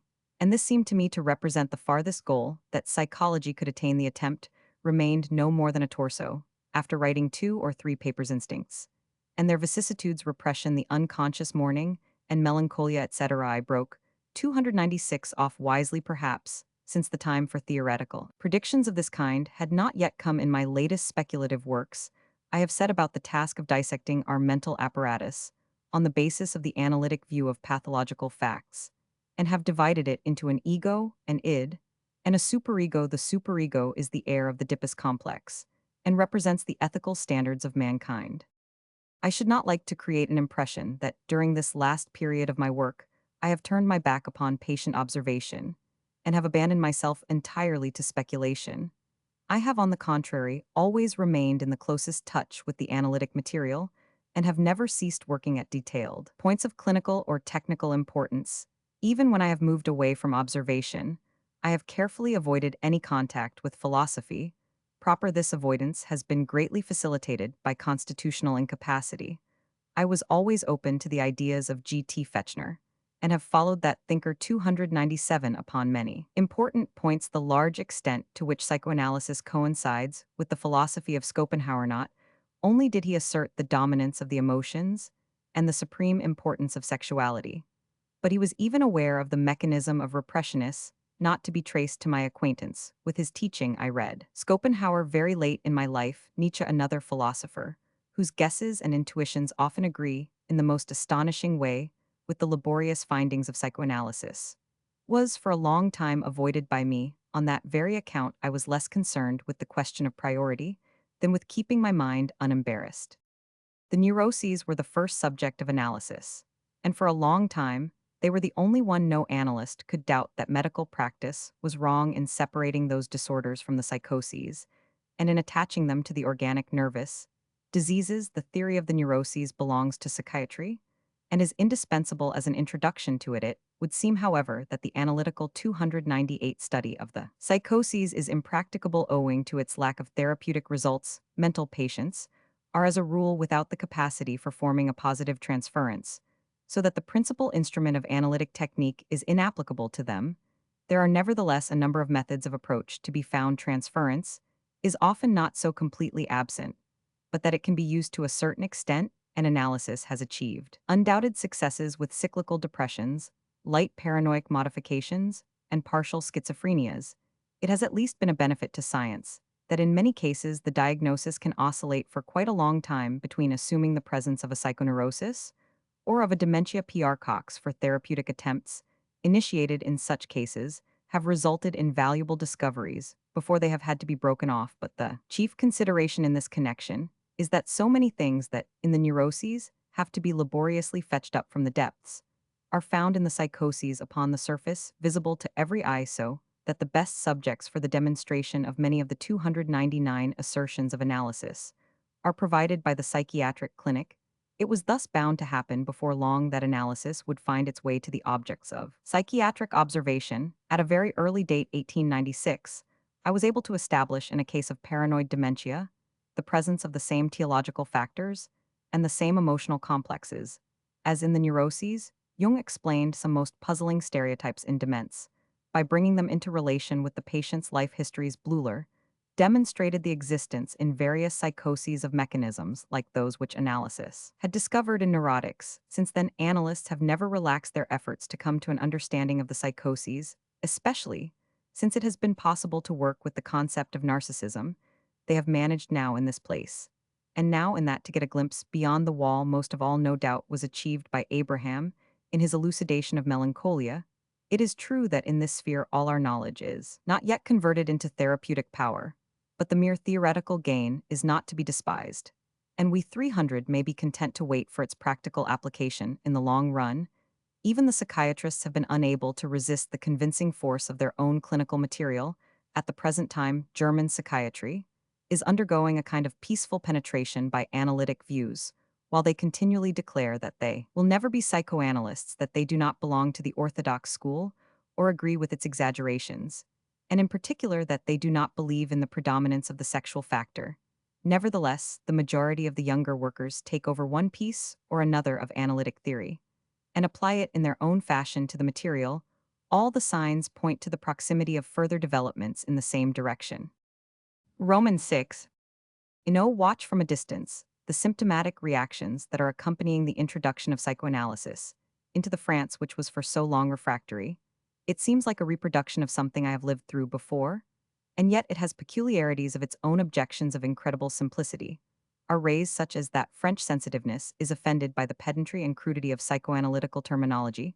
One cannot help being reminded of Lessing's immortal Chevalier. Ricaut de la Marlinière, another comment, has a more serious ring. A professor of psychology at the Sorbonne did not think it beneath him.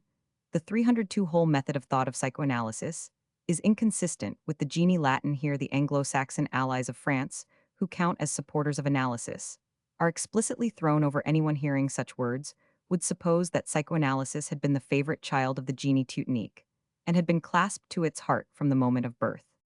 In France, the interest in psychoanalysis began among the men of letters. To understand this, it must be borne in mind that from the time of the writing of the interpretation of dreams, psychoanalysis ceased to be a purely medical subject. Between its appearance in Germany and in France lies the history of its numerous applications to departments of literature, and of aesthetics to the history of religions, and to prehistory to my theology, to folklore to education, and so on. None of these things have much to do with medicine. In fact, it is only through psychoanalysis that they are connected with it. I have no business, therefore, to go into them in detail. 303 in these pages. I cannot pass them over completely in silence. However, for on the one hand, they are essential to a correct appreciation of the nature and value of psychoanalysis, and on the other hand, I have after all undertaken to give an account of my life work. The beginnings of the majority of these applications of psychoanalysis will be found in my works here, and there I have gone a little way along the path in order to gratify my non-medical interests. Later on others, not only doctors, but specialists in the various fields, as well have followed in my tracks and penetrated far into the different subjects. But since my program limits me to a mention of my own share in these applications of psychoanalysis, I can only give a quite inadequate picture of their extent and importance. A number of suggestions came to me out of the Oedipus complex, the ubiquity of which gradually dawned on me.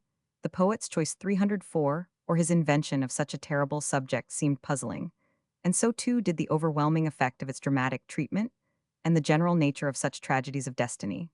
But all of this became intelligible when one realized that a universal law of mental life had here been captured in all its emotional significance. Fate and the oracle were no more than materializations of an internal necessity, and the fact of the hero sinning without his knowledge and against his intentions was evidently a right expression of the unconscious nature of his criminal tendencies.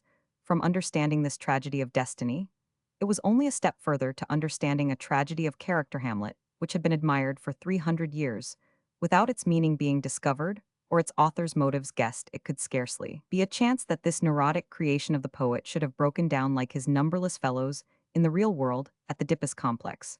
For Hamlet was faced with the task of taking vengeance upon another for the two deeds which are the subject of the Oedipus desires. 305. And before that task, his arm was paralyzed by his own obscure sense of guilt. Shakespeare wrote Hamlet very soon after his father's death.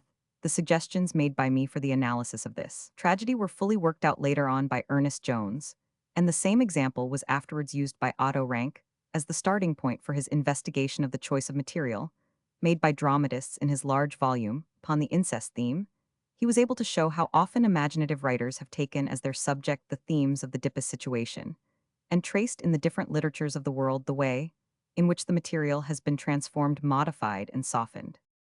It was tempting to go on from there to an attempt at an analysis of poetic and artistic creation.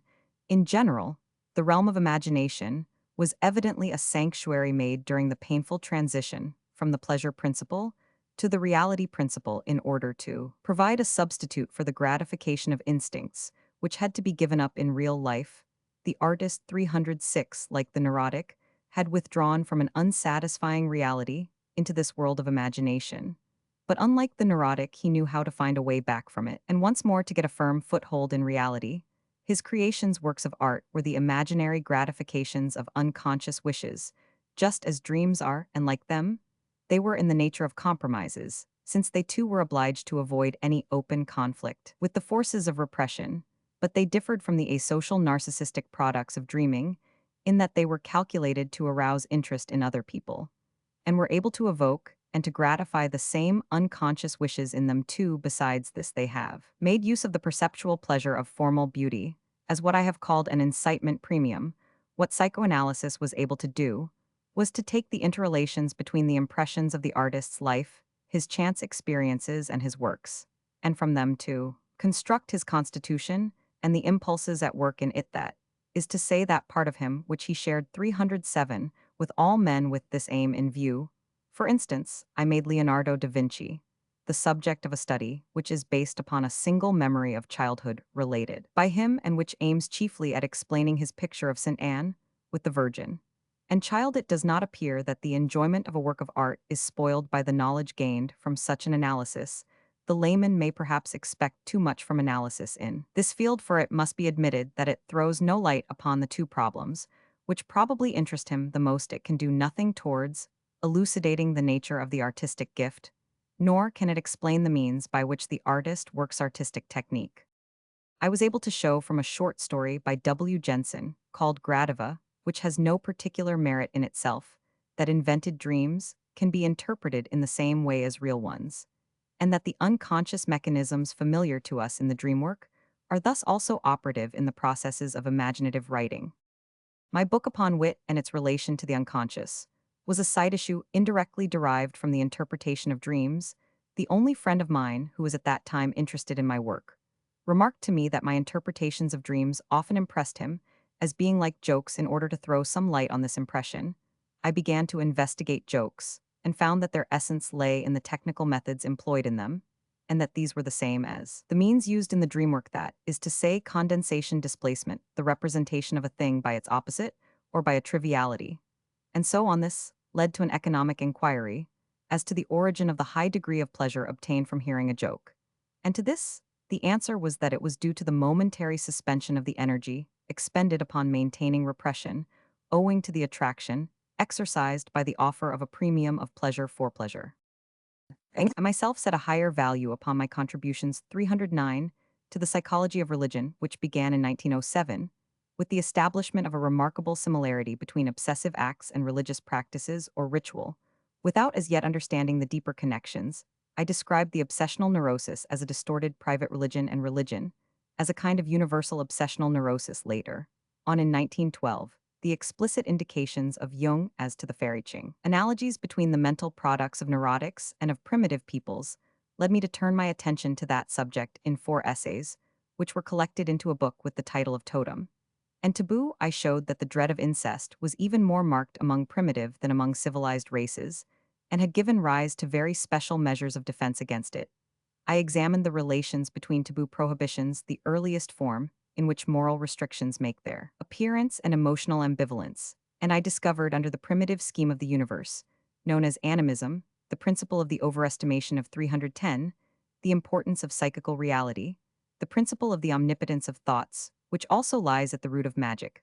I developed the comparison with the obsessional neurosis at every point, and showed how many of the postulates of primitive mental life are still in force in that remarkable disorder. Above all, however, I was attracted by totemism, the first system of organization in primitive tribes, a system in which the beginnings of social order are united with a rudimentary religion, and the implacable domination of a small number of taboo prohibitions, the being that is honored, is ultimately always an animal from which the clan also claims to be descended. Many indications pointed to the conclusion that every race, even the most highly developed, had once passed through the stage of totemism.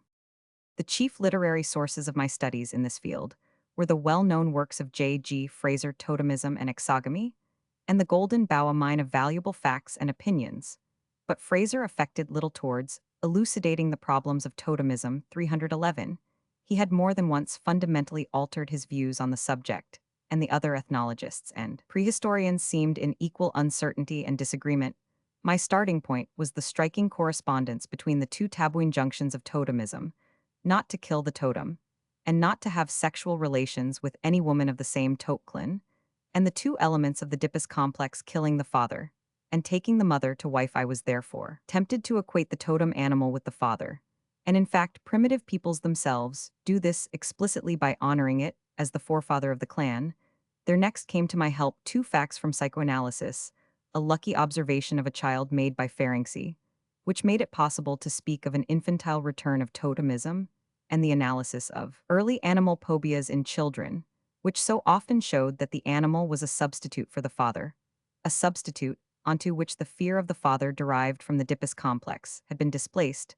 Not much was lacking to enable me to recognize the killing of 312 the father as the nucleus of totemism, and the starting point in the formation of religion. This missing element was supplied when I became acquainted with W. Robertson Smith's work, The Religion of the Semites. Its author, a man of genius, who was both a physicist and a biblical expert, introduced the so-called totem feast as an essential part of the totemistic religion. Once a year, the totem animal, which was at other times regarded as sacred, was solemnly killed in the presence of all the members of the clan, was devoured, and was then mourned over. The mourning was followed by a great festival, when I further took into account Darwin's conjecture that men originally lived in hordes, each under the domination of a single powerful, violent, and jealous male. There rose before me out of all these components the following hypothesis, or I would rather say vision: the father of the primal horde, since he was an unlimited despot, had seized all the women for himself, his sons being dangerous to him, as rivals had been killed or driven away. One day, however, the sons came together, and 313 united to overwhelm, kill, and devour their father who had been their enemy, but also their ideal. After the deed, they were unable to take over their heritage, since they stood in one another's way under the influence of failure and regret. They learned to come to an agreement among themselves. They banded themselves into a clan of brothers, by the help of the ordinances of totemism, which aimed at preventing a repetition of such a deed, and they jointly undertook to forgo the possession of the women on whose account they had killed their father. They were then driven to finding strange women. And this was the origin of the exogamy, which is so closely bound up with totemism. The totem feast was the commemoration of the fearful deed, from which sprang man's sense of guilt, or original sin, and which was the beginning at once of social organization, of religion, and of ethical restrictions.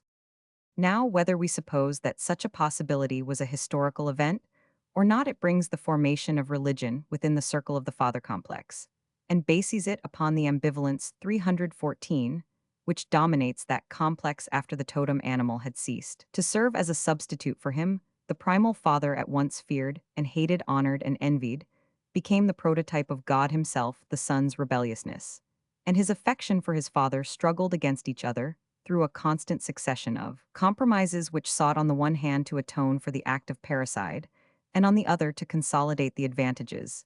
It had brought. This view of religion throws a particularly clear light upon the psychological basis of Christianity, in which it may be added the ceremony of the totem feast still survives with but little distortion in the form of communion. I should like explicitly to mention that this last observation was not made by me, but is to be found in the works of Robertson Smith and Fraser. Theodore Rake and G. Roheim, the ethnologist, have taken up the line of thought which I developed in Totem and Taboo, and in a series of important works have extended it, amplified it, or corrected it. I myself have 315 since returned to it more than once in the course of my investigations into the unconscious sense of guilt, which also plays such an important part among the motives of neurotic suffering, and in my attempts at forming a closer connection between social psychology and the psychology of the individual. I have moreover made use of the idea of an archaic inheritance from the primal horde epoch of mankind's development in explaining susceptibility to hypnosis. I have taken but little direct part in certain other applications of psychoanalysis. Though they are none the less of general interest, it is only a step from the fantasies of individual neurotics to the imaginative creations of groups and peoples, as we find them in myths, legends, and fairy tales. Mythology became the special province of Otto, rank the interpretation of myths, the tracing of them, back to the familiar unconscious complexes of infancy, the replacing of astral explanations by a discovery of human motives. 316, all of this is, to a large extent, due to his analytic efforts. The subject of symbolism has also found many students among my followers. Symbolism has brought psychoanalysis many enemies. Many inquirers with unduly prosaic minds have never been able to forgive it the recognition of symbolism which followed from the interpretation of dreams, but analysis is guiltless of the discovery of symbolism, for it had long been known in other regions of thought, such as folklore, legends, and myths and plays, even a larger part in them than in the language of dreams. I myself have contributed nothing to the application of analysis to education. It was natural, however, that the analytic discoveries as to the sexual life and mental development of children should attract the attention of educators and make them see their problems in a new light. Dr. Oskar Pfister, a Protestant pastor at Zurich, led the way as a tireless pioneer along these lines, nor did he find the practice of analysis incompatible with the retention of his religion, though it is true. 317, that this was of a sublimated kind. Among the many others who worked alongside of him, I may mention Frau Dr. Hug Helmuth and Dr. S. Bernfeld, both of Vienna, the application of analysis to the prophylactic education of healthy children, and to the correcting of those who, though not actually neurotic, have deviated from the normal course of development, has led to one consequence, which is of practical importance. It is no longer possible to restrict the practice of psychoanalysis to physicians and to exclude laymen from it. In fact, a physician who has not been through a special training is, in spite of his diploma, a layman in analysis, and a non-physician who has been suitably trained can, with occasional reference to a physician, even carry out the analytic treatment of neuroses. By a process of development against which it would have been useless to struggle, the word psychoanalysis has itself become ambiguous. While it was originally the name of a particular therapeutic method, it has now also become the name of a science. 318, science of unconscious mental processes. By itself, this science is seldom able to deal with a problem completely, but it seems destined to give important contributory help in a large number of regions of knowledge. The sphere of application of psychoanalysis extends as far as that of psychology, to which it forms a complement of the greatest moment. Looking back, then, over the patchwork of my life's labors, I can say that I have made many beginnings and thrown out many suggestions. Something will come of them in the future, but I cannot tell myself whether it will be much or little.